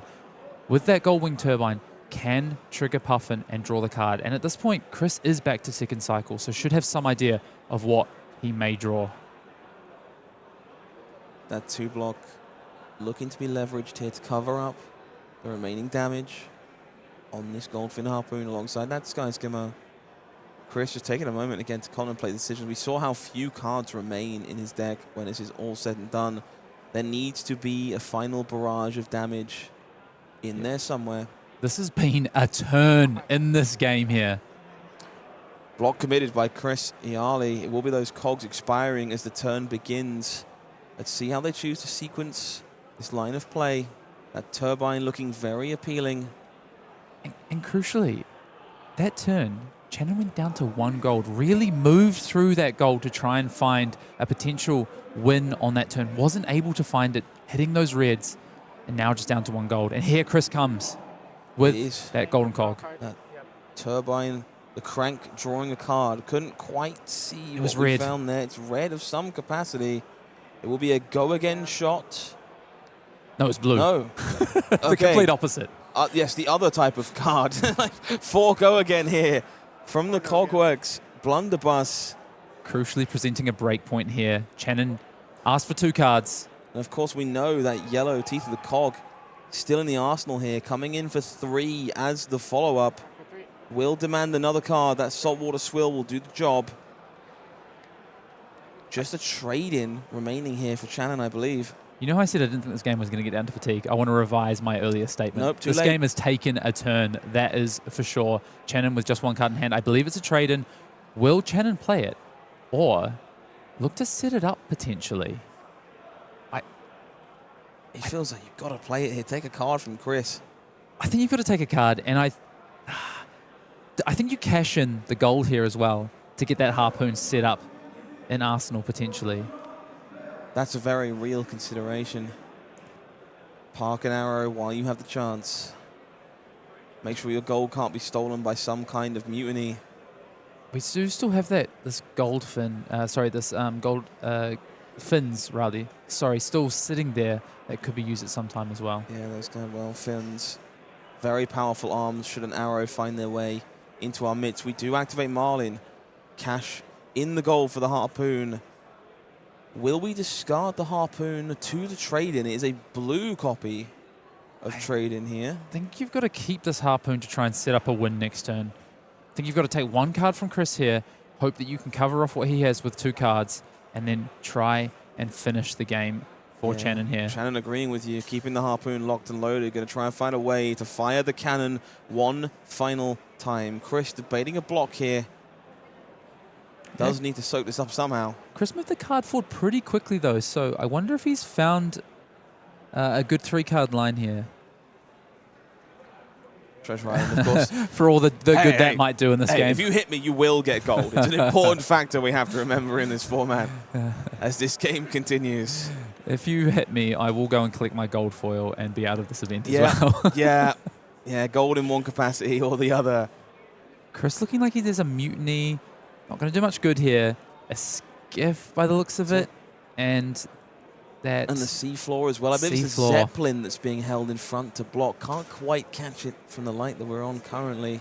Yeah. The Zeppelin block makes a lot of sense, though. The Skiv looking a little awkward with no gold remaining. Chris's hand is really awkward. He can't actually present. He can only take 2 cards, I think, from Chanon on the next turn, and that's what Chris is trying to work out here. There's no gold. This is what happens. We get to this end game. Treasure Island becomes completely irrelevant when both players are on 1 life, and neither player able to leverage gold. Chanon just leveraged the last gold to create a potential win condition. I just want to say, Hayden, I think that's such an incredibly heads-up move because this mutiny would have been back-breaking if Chanon hadn't cashed that gold in to make a harpoon. Chris would have been able to mutiny it away, use it to make a cog and facilitate an entirely functional turn. Instead, left presenting very minimal damage because the gold was cashed in. And it's really smart because I think there's a temptation to say, oh, I'll use it next turn with the fins and put it in. But yeah, Chanon, of course, knows about the pitch stack. Oh, the seafloor creates, the seafloor creates a gold. Chris can turn his own yellow face down, turn it into a cog courtesy of Puffin and fire away the Skiv. So found a way to place it all together. 4 threatening 5 here for Chris Iaali. Yeah, going to take 3 cards from Chanon here. Yeah, of course, that seafloor, being able to flip the yellow, create the gold. Chris making sure that Treasure Island, got to keep the game state legal. Tick up that Treasure Island, Chris. And Chanon now just thinking on blocks. Looks like a Battalion Bark and a trade in red in Channon's hand being pulled to the front. Battalion Bark, it's going to be very difficult to set this up now. Yeah, for sure. Chris taking a moment here to filter through the cards that both players have seen, try and remember what's in that pitch stack and remains to get through with their final barrage of damage. Yeah, and Channon's hand, a mutiny and a catch of their own by the looks of it, the trade-in and the Battalion Bark. Going to be difficult to activate that harpoon, that's for sure. Chris still with a blunderbuss to come in here. This game is coming down to the wire, Hayden. I can't wait to see how this breaks. These blues kind of multimodal here. Will be that Marauder and the Bark used here. Will give go again and fire the blunderbuss to earn another card. There will be a block there, leaving the trade-in in hand once again for Chanon. Yeah, and of course, Chanon had to defend 5 on that skiff. Otherwise, Chris, of course, could have just pushed the last point of damage over with that instant speed cog activation. But Chris now down to just the last 3 cards in deck drawn into hand. That's it. That's all Chris has to play with for the rest of this game. And does need to try and find a way to push through that final point of damage or take cards from Chanon. Channon's in a really good spot here. 4 cards left in deck for Chanon. That trade-in will be the play. Demands a card from Chris Iaali. Yeah, and then Chris is just left with the 2 cards after this. A tough old wrench and the mutiny remaining in Chris's hand. This has been a crazy game. Can Chris find a way out of this now?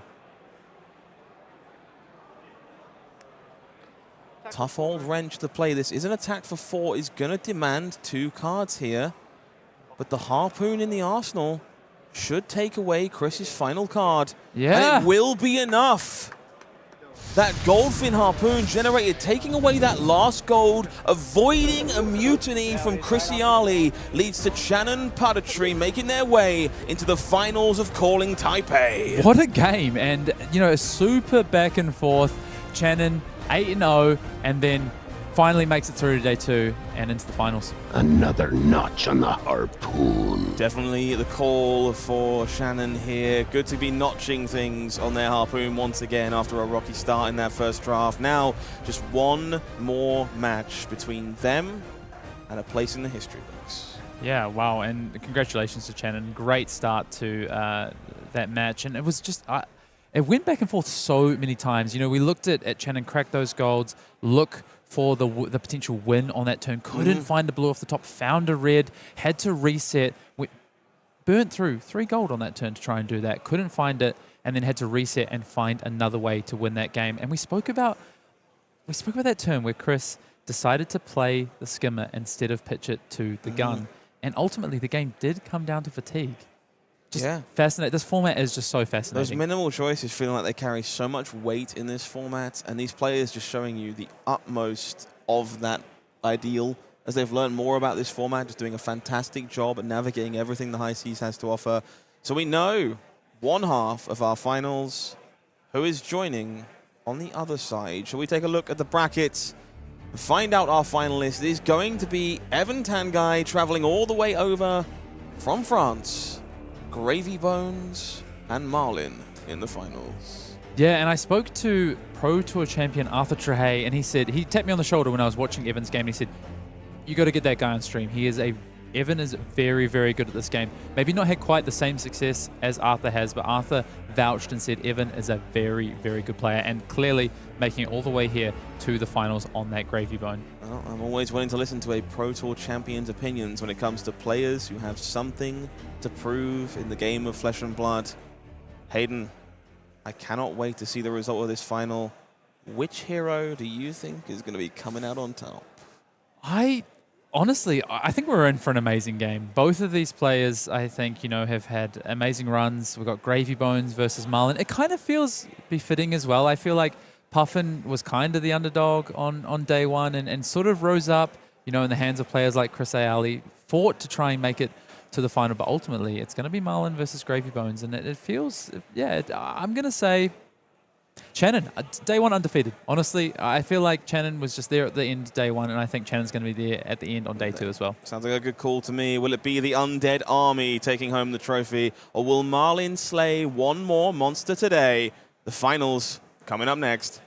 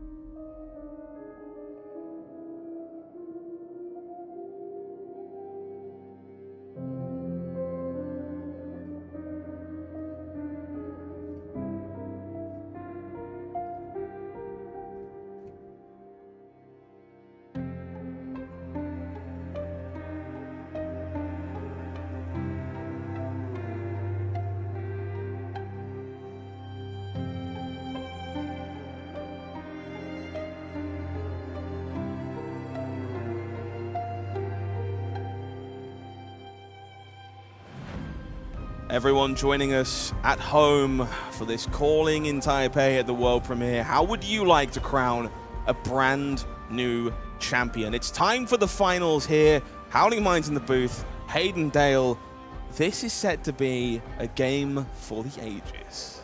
Yeah, and I'm super excited. We've got Evan on one side on Gravy Bones, hailing from France. Arthur Trahay has been talking him up as one of the best players currently playing out of the French region. And, of course, we have day one hero, Chanon, on that Marlynn. An amazing game there in the semifinals against Chris Iaali, wanting to go one more and stand at the end of day two with that trophy in hand. Yeah, one more is the name of the game. One more to win if these players want to become a calling champion. Let's look at the story of how they got there by breaking down this top 8 bracket. We started with, honestly, quite the selection of well-known players. This quarterfinals left behind 2 of our gravies, unfortunately, including our featured drafter, Jaap Ijlst, who made their way through to the semifinals and was then beaten by Evan's version of the deck that we're looking forward to seeing on camera. Yeah, 100%. And on the other side of the bracket, of course, we saw Chris Iaali come up through the bracket there, beating Shiru and Marlynn, but then falling to another Marlynn in the hands of Chanon. Chanon, of course, beating out the mirror of Scott McKenzie, the Australian representative in that quarterfinal. And then, of course, Chanon going on to the final on that side of the bracket. Yeah, brings us to this grand finale. No more waiting, only stories to be told. Let's make our way down to the feature match area. One more game for glory. Chanon, Puttaree on one side, Marlynn Treasure Hunter, the other, Evan Tanguy in our feature match for the first time. The French phenom on Gravy Bones. Yeah, I'm super excited to watch this match. And I think I called before, I said Chanon. I have Chanon for this one, but honestly, I think this is going to be a very tight battle here we have on our hands. Okay, immediate standout to me here, Hayden. We take a look in the bottom right-hand side. Just 2 pieces of equipment here for Evan, but 2 very important ones. Yeah, probably the 2 most important ones to have as the Pirate Necromancer on the side there for Evan. On the flip side, of course, we've already seen Chanon in that previous round, a full suite of armor ready to go, including that Tricon and the fins. Yeah, pretty premium stuff here for Chanon on the equipment side of things. We will see that Treasure Island ticking up, maybe the marquee play of the weekend. 7 points of power coming across from Rally the Coast Guard to start this final off as everything began. Yeah, and it looks like Chanon lining up a 3-card block here, so not wanting to give the first advantage off of Treasure Island to Evan. And I think we've seen players continue to do this, to understand how important that first gold can be for these heroes, especially, on the Gravy Bone side, to potentially get your first ally into the bin. And I'm really interested. I think the first few turns of this game are going to tell us, are we going long or are we going to be going for a quick and swift one from Chanon's side? We'll take a peek at that top card just about from on the horizon. But a nice, disciplined block from Chanon there to keep that first gold at bay. 3 fresh cards found to start their game. Let's see if we can't find out what they are. Crash down the gates here. Gold Hunter Marauder, red Walk the Plank, and a blue Trade-In. Not exactly the best sequence of cards here early for Chanon, but that Walk the Plank threatening to do the same thing back to Evan. 7 points here, and maybe a sheepish tap of gravy in the process. Yeah, Chanon is going to get to set up a Trade-In in Arsenal, which is always nice, but you'd like to, with your 4-card hand going second, present a little bit more than 7 damage plus in Arsenal. However, as you say, potential to tap down Gravy Bones here, and Evan not yet with a gold, so wouldn't be able to respond and utilize that hero ability. Maybe we can check in here at Evan's hand and just see what we're playing with here. A Swabby, so already found an ally for Evan. That's nice to see. Yeah, Burly Bones there as well, some Restless Bones, and that big red that we've seen before. Rally the Coast Guard, a real overperformer this weekend, and pretty good alongside that Swabby here. Yeah, and a nice clean way to get that ally into the graveyard nice and early.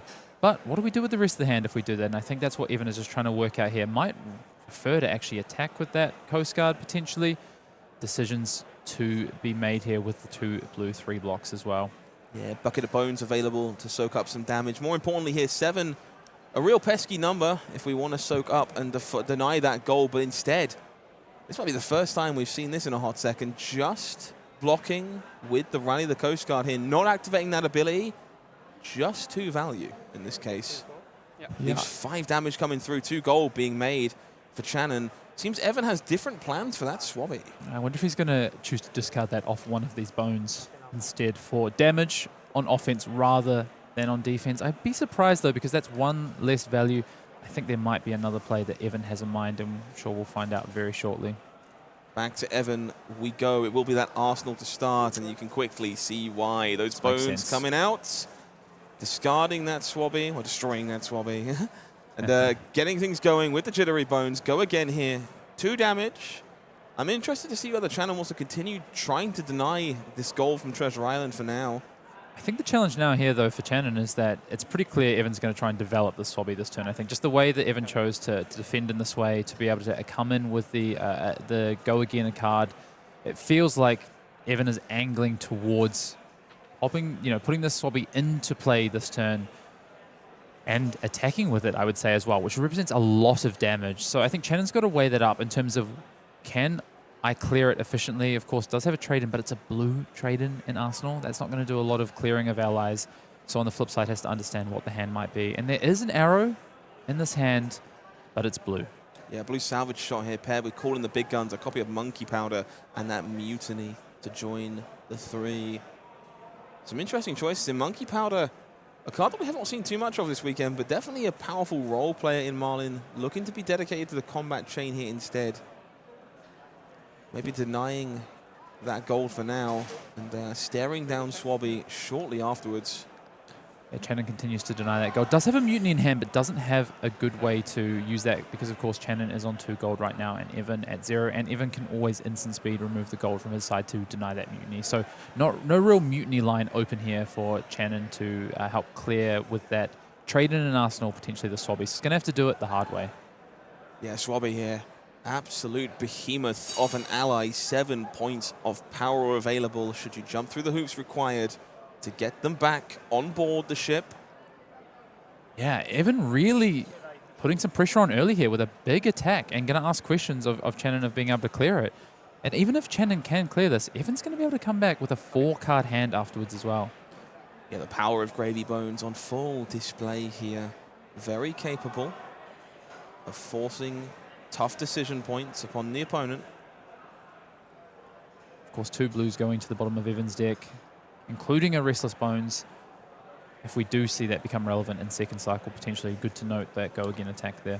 Yeah, again, second cycle, such a relevant factor in the games of this format in High Seas Draft.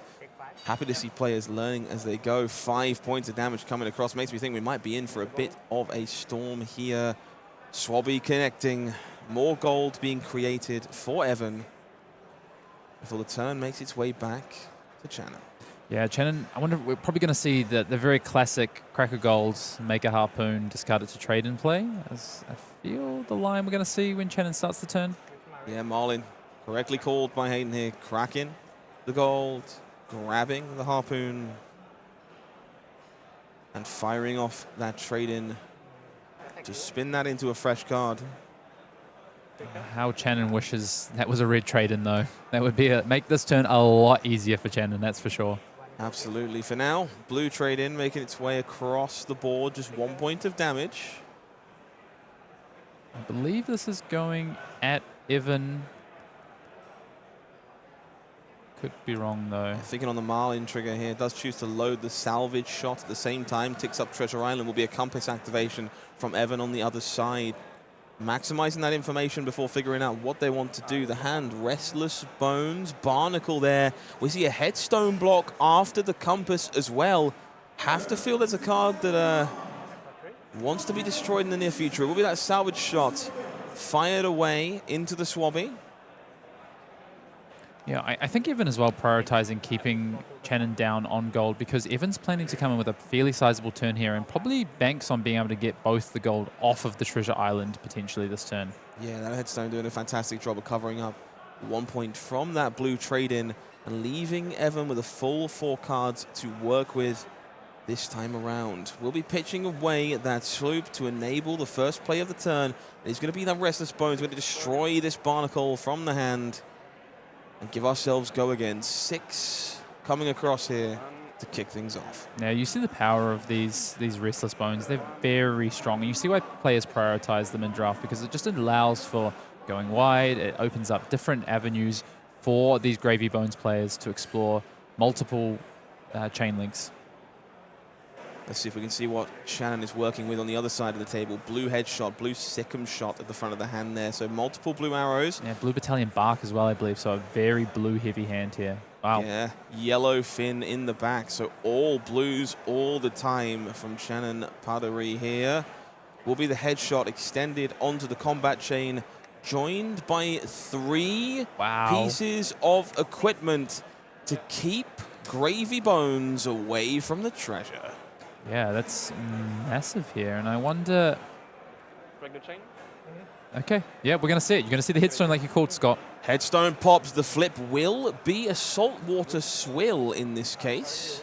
Going to trigger Gravy Bones. Triggers Gravy, puts the blue down there to make sure that ability is online. Niche use of the headpiece, but coming in clutch here for Evan, who wants to fire back an ally to keep the turn spinning. That barnacle coming up. Millhouse, 4 points of damage coming across, threatening Treasure Island once again. And you see the dynamicism of Gravy. You know, in some matchups you're looking to set up multiple allies in a turn, trying to use your life total as a resource to get them into play for an end game. In this situation against a deck like Marlynn, which can output a lot of damage, has fatigue implications in the end game. Instead, we're seeing Evan here use these as mid-game resources. Just get them onto the board, use them for value, get damage in, and then force the opponent to have to clear them, or you'll be causing a lot of issues. And that's exactly what Evan is doing here to Chanon. Yeah, really tough spot here for Chanon. Very deliberate with their use of equipment to try and deny damage from that Restless Bones. Now staring down the barnacle because of the headstone.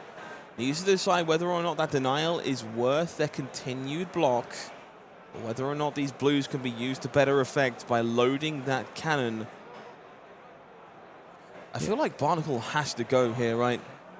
Oh, you've got to clear the barnacle. I think that the game plan that Evan is on, I also just don't think that Chanon has enough aggressive damage output turn after turn. There's a lot of blues in this deck. It looks a bit more like a setup-ish deck. So I think if you don't clear this barnacle, Evan's going to make you pay for it very, very quickly.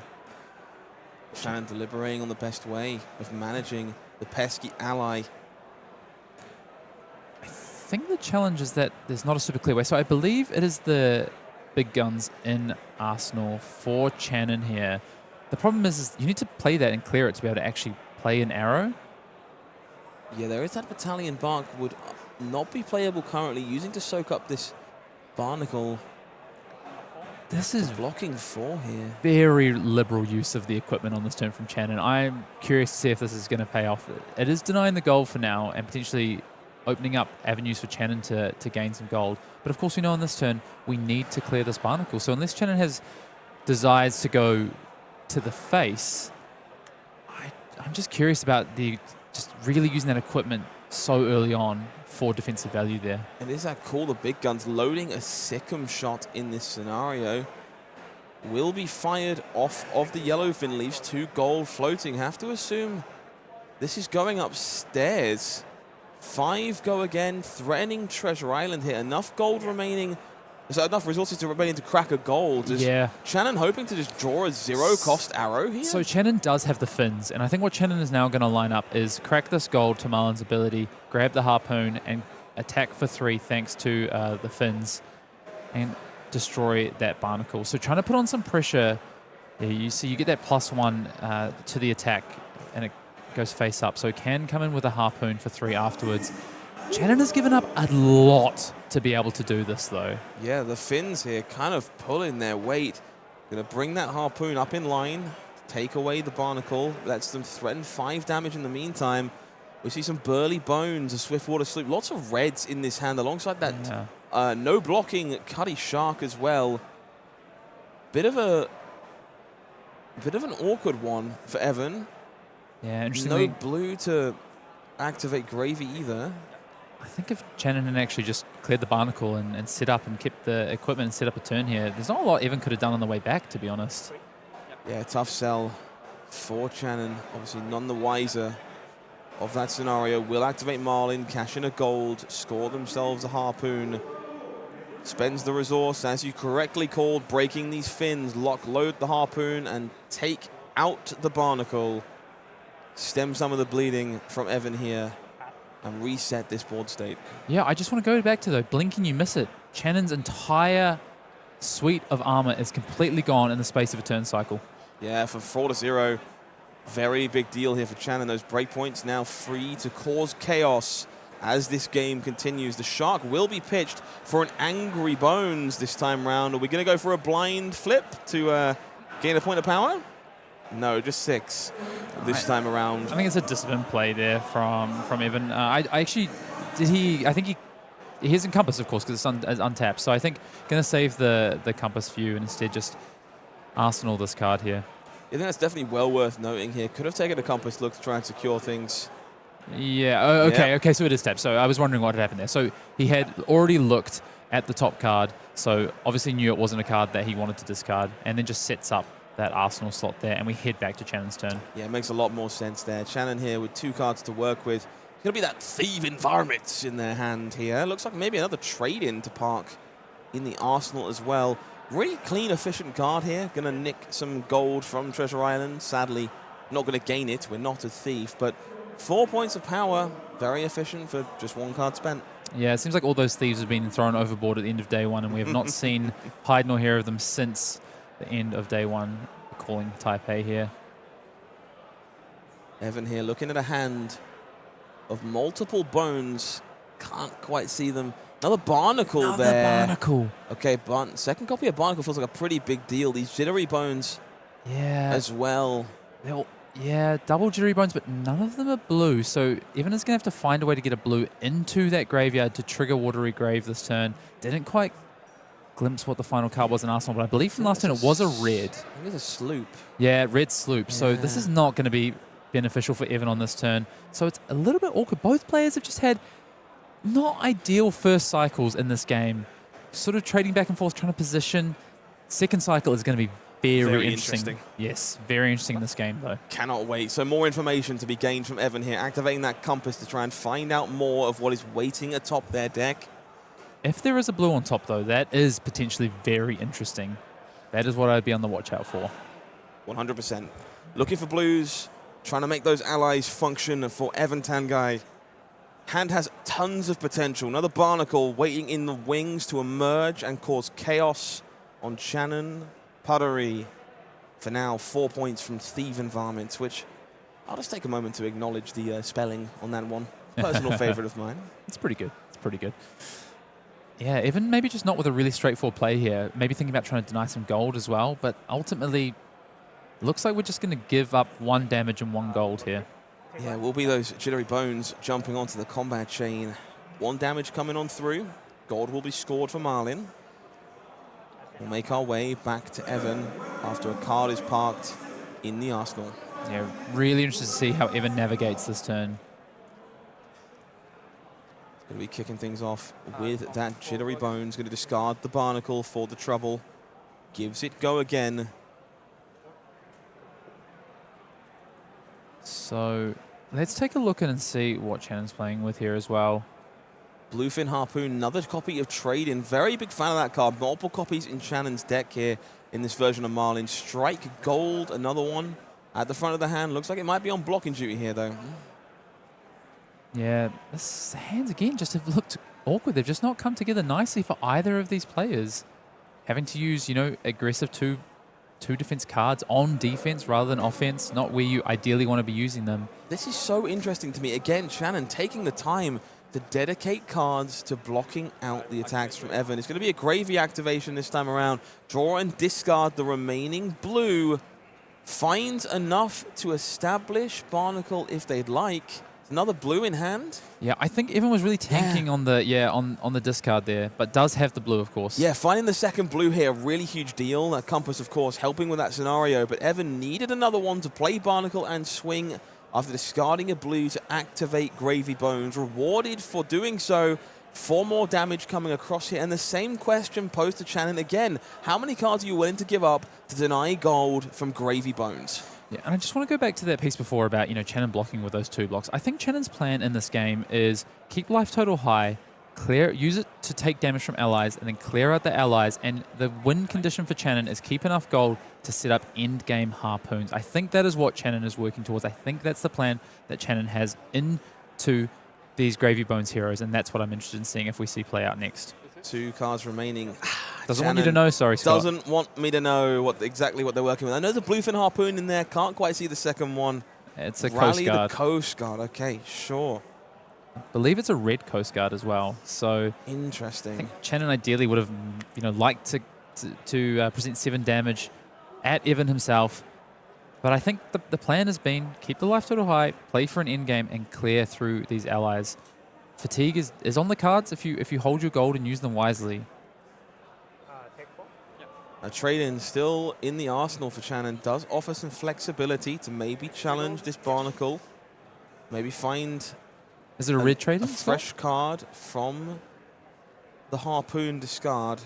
Okay, so we can clear out this. I was gonna wonder if he was gonna use a gold or actually save the gold here though.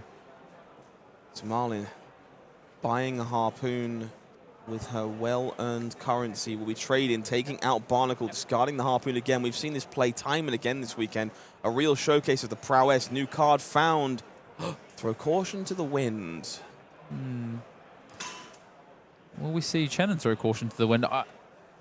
Coming in for 7 here and going to set up a bluefin Harpoon in Arsenal. Yeah, seems like a pretty good turn, all things considered. Barnacle cleared 7 points of damage. Pretty significant amount. Evan only on 12 here. Doesn't have too much breathing room. Compass being spun. Gravy being activated here as well to try and fix some of this blocking potential. Wow. Swabby going into the yard there for the follow-up turn. We see some mutinies. Sirens likely join the chain. That's alongside Jittery Bones. Yeah, if 2 mutinies there. Evan can find a way to get a blue in, potentially by playing a mutiny, for instance, after cracking a gold, would need to... Well, it's actually going to go up to 3 gold on Chanon's side because of Treasure Island, so mutiny is definitely in play here.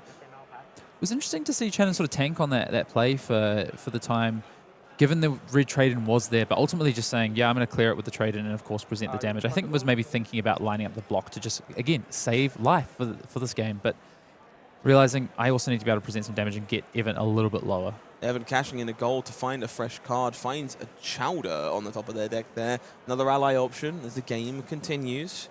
Yeah, Evan stacking these allies up, so got quite a few. Thinking about pitching to another gold. Could play this mutiny out here, though. Definitely seems like a consideration. It will be the other mutiny being pitched. That's the to sloop. enable the sloop. Okay, so we want 6 points of go again damage here. Swiftwater sloop. Bit of an all-star already. All of these ships, these high tide cards looking phenomenal all weekend. We know this one's been parked in the arsenal for Evan for quite some time. Finally found a window to make its way onto the combat chain. Yeah, and I think Evan now saying, okay, you have finally taken a bit of damage, Chanon. I've got you down to a life total where I can just start to present damage, good damage with these hands, start to either force cards from you or get you low enough that if I can get you into a bit of an ally soft lock in the end game, that might be Evan's way to win this game. Headshot looming as a potential block in this case from Chanon. We'll see what else they're working with. Italian Bark. Yellows. Harpoon. Yeah, so more and more harpoons available here for Chanon, but no 2 blues in hand currently. Would need to find another off the gold if they wanted to make that Bark come to life. For now, the headshot going to soak up some damage from the sloop. Treasure Island will convert. The gold spent by Evan really quickly. Is that a Conqueror of the High Seas? Oh. Okay, Sirens, the play here.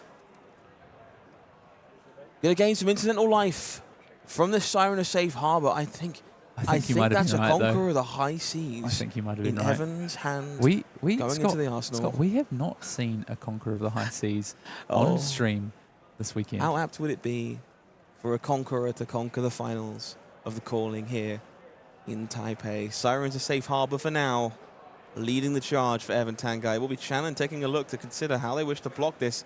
A Battalion Bark tilted sheepishly sideways. Yeah, I'm interested to see how Chanon tries to link up these next 2 turns. Of course, 3 pieces of gold, so lots to play with. Could try and end this in just 2 attacks with 2 overpowered big harpoons, but that's not going to be easy to set up. That does require drawing a blue off of a gold and only giving up 1 card here. You can see the frustration in Channon's face. These hands just not quite coming together. Yeah, it doesn't have the second blue, so would really have to rely on cashing in a gold in order to make that play, and then would not have the red harpoon for Arsenal for next turn. Not an easy choice here. 6 points of damage. Not enough for lethal alone, but Really dangerous range against a hero like Gravy Bones. These players moments away from what might be the biggest day of their career so far. One of these players will be our champion when all is said and done. Yeah, I think Chanon's going to have to make a play here soon. Might get told to make a play. No block. Take. No blocks declared. 6 points of damage taken by Chanon, falling all the way down to 2. Evan is within arm's reach of winning a calling and has the most infamous ship in Flesh and Blood in their arsenal. I think so, right? It's so hard. The ships, you know, they're pointy. They've got sails. Wow. Nothing gets past Hayden Dale. Gold being cashed in. We're going to find that Goldfin Harpoon once more from Marlynn's ability. Pitching 5 to load our cannon. Pitching the bark to throw our fin in the arsenal. Okay. Overpower gained. 8 coming across here. This is the hand that matters. There are multiple blues for Evan Tanguy. We can't quite see the top card from the compass. Some sort of bones, I think, on the top there. And Evan goes in the tank. Small shake of the head as they think things through. 9 life to play with. This bluefin harpoon. There are 3 blues at the minimum. Yeah, and this is a lot of resources that Chanon has put in here. No blocks declared here from Evan Tanguy. We're going to see the hand in full force. It is all blues all the time. Chanon gets to make the choice. Mutiny, multiple Restless Bones, and another Mutiny up for grabs. This hand looks so innocuous, so safe, so unthreatening, and yet the biggest ship in all of the high seas might be lurking in the arsenal to steal away this game. Takes the Mutiny by the looks of it, weighing it up, trying to decide here. Wow, what a big play. Take 8. Take 8, fall to 1. We can go from this. Gold gained from Treasure Island and from the Bluefin Harpoon. The arsenal will be parked as the turn makes its way back to Evan Tanguy. We're going to see 2 blue cards pitched into the pitch zone. And Chanon taking that Mutiny to take away the overpower, or so Chanon thought. As the turn begins with Conqueror of the High Seas. Wow. Can Chanon do anything about this Conqueror of the High Seas? Can Chanon get out of this? Do they have a non-action card here to defend with? The biggest, baddest attack in the set. 8 points of damage coming in with Go Again, threatening to strip that arsenal and create gold in the process. 2 resources remaining in this case for the follow-up from Evan Tanguy. Yeah, and Let's see if we can see the hand. Chanon. Oh, there's a lot of 2 blocks. Chanon made the right play, right? Took away that overpower potential, but now facing down an 8. Go Again. And Chanon knows the cards are on the table. We will block out the Conqueror, take 1 point of damage. The arsenal will be destroyed as a result. The gold is made and cashed in. Gravy will take a peek and see if they can find something a little more promising on the top of the deck. Immediately discarded. No difference is going to be found. And it's a blue discarded, so we can play the ally now as well. We can play the ally from the grave. Pitched away, indeed. That blue going to facilitate the Swabby that we know is lurking. 7 points of damage coming across the line. Not enough in hand. It will be Evan Tanguy, who is your new calling champion here in Taipei.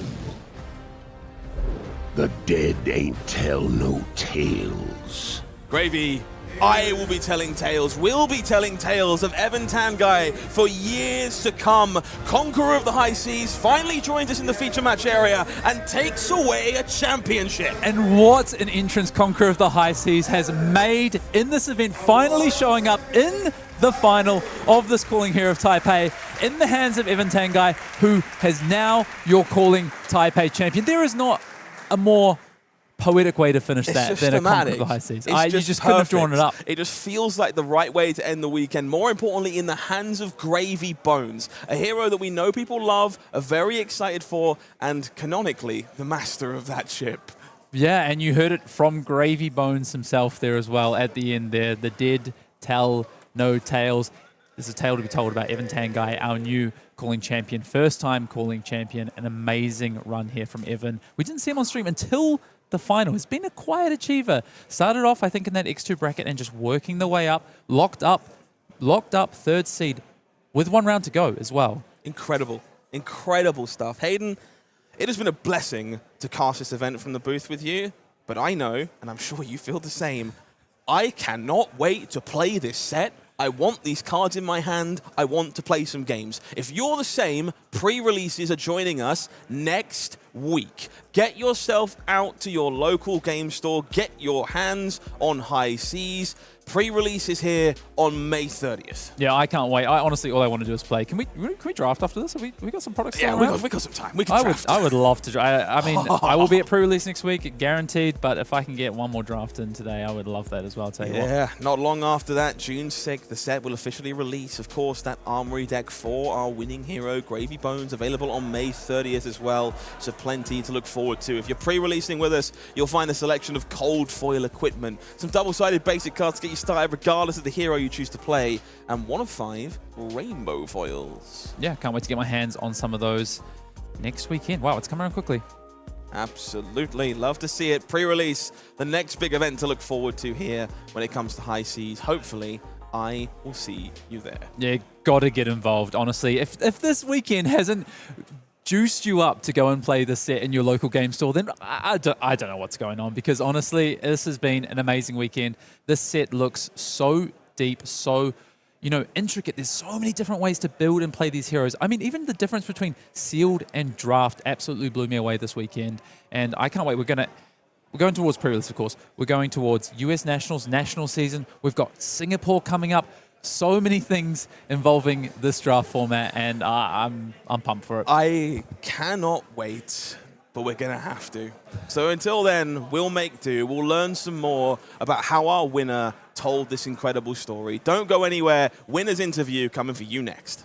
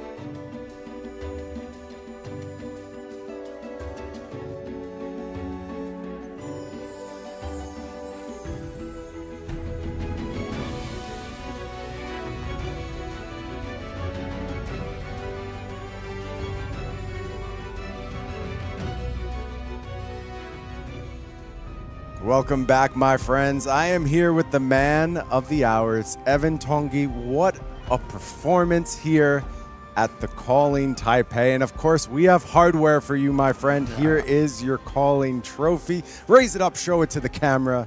Beautiful stuff. And you know it doesn't come with just the trophy. How about a little gold foil action Stonewall gauntlet added to your collection now? That's so cool. So, Evan, we chatted a little bit. This is your first really big finish. Yeah. Despite that, I spoke with a good friend of yours, Mr. Arthur Trehey, Pro Tour champion. That dude was singing your praises up and down. Said you've been crushing it in France lately, putting in the time, putting in the work. What does it mean to finally break through here at Calling Taipei? That means a lot because I did play quite a bit with Archer these last few months, and I felt like each tournament I was playing well, but I was not quite there, like making few misplays in the last matches that really counted. And this time I feel like all the playtests, all the hardships I've gone through to win this tournament really paid off. Yeah, it absolutely did, and well earned, well played all weekend. Obviously, our first look at the High Seas Limited format. Yeah. Tell me about the unique pressure that comes with playing a Calling on basically pre-release weekend. When you showed up this weekend, you did not know most of the cards in the set, and you were still able to play at this level. How were you able to perform so well so quickly? I felt like on a Friday, the world premiere, and we played all the other side event. We put a lot of time the night before the calling to review each card, feeling like making a notation for each card, to be a little prepared when we would open our pool in the calling. That helped a lot. And after that, I felt like in each round I was always changing something, changing the way I played, because I feel like this limited is really unique, and it's great. Like you learn something new each time. Love to hear that. Love that you're always learning. All of our friends at home are about to head out to their pre-releases, to maybe their national championships just around the corner. You have advice for the people at home? Anything you now take as an absolute truth of the High Seas Limited format?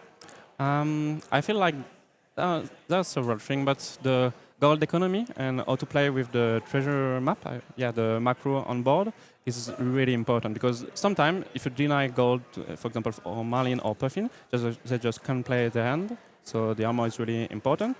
And also, I feel like you should really learn to play with each hero, learn their unique gameplay, because each one is really different, and each one can be played in a very unique and different way. I feel like you can play several different Gravy Bones deck, several Puffin decks. Each time it's unique. I've been telling them that all weekend, but now that there's a Calling champion sitting here in the booth with me saying it, they'll believe it this time. You have to really prepare and know all your heroes.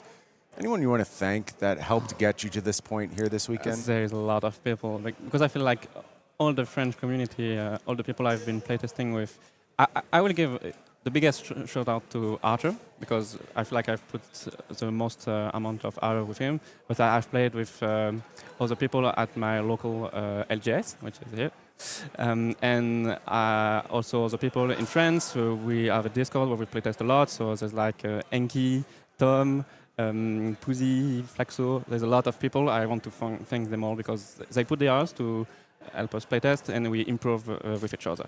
See so much great stuff coming out of that French community. It all kind of hit a flashpoint with Arthur Trehey's Pro Tour win. Tell me about what that did to the French community and how it inspired you. I feel like it energized it, because we saw that it was possible to win an event as huge as that, and having Archer in our community, playing with him, it's just great. You just feel like you can do it. You just have to put the hours, and maybe someday you will win a Pro Tour too. Well, step one, you've got your Calling in your back pocket. We're going to head out to Pro Tour Singapore soon. You feeling good? You feeling like you belong and you're ready to compete on the highest level now? Yeah, I feel more like it. I wasn't sure before, but I'm not so sure right now too, but I'm pretty sure. I'm pretty sure you're going to become a name to watch. We'll have a close eye on you when we head out to Pro Tour Singapore. I'm so grateful for your performance this weekend. I'm so grateful for you showing off this High Seas Limited format at the highest level. I'm, of course, grateful for all of you at home who hung out with us all weekend. Our friends from LGD who went ahead and put on this incredible event all weekend long. Taipei was a beautiful host to show off high seas for the first time. Have to thank our judge staff who enabled players to play great games of Flesh and Blood all weekend long. Of course, Savage Feats production coming through, making everything look top-notch as they always do. And I guess I'll thank Gravy Bones as well for dominating the high seas and showing us all what it means to be a pirate one more time. For all of us here at LSS, at Savage Feats, and our calling champion, thank you so much, and we'll see you again soon.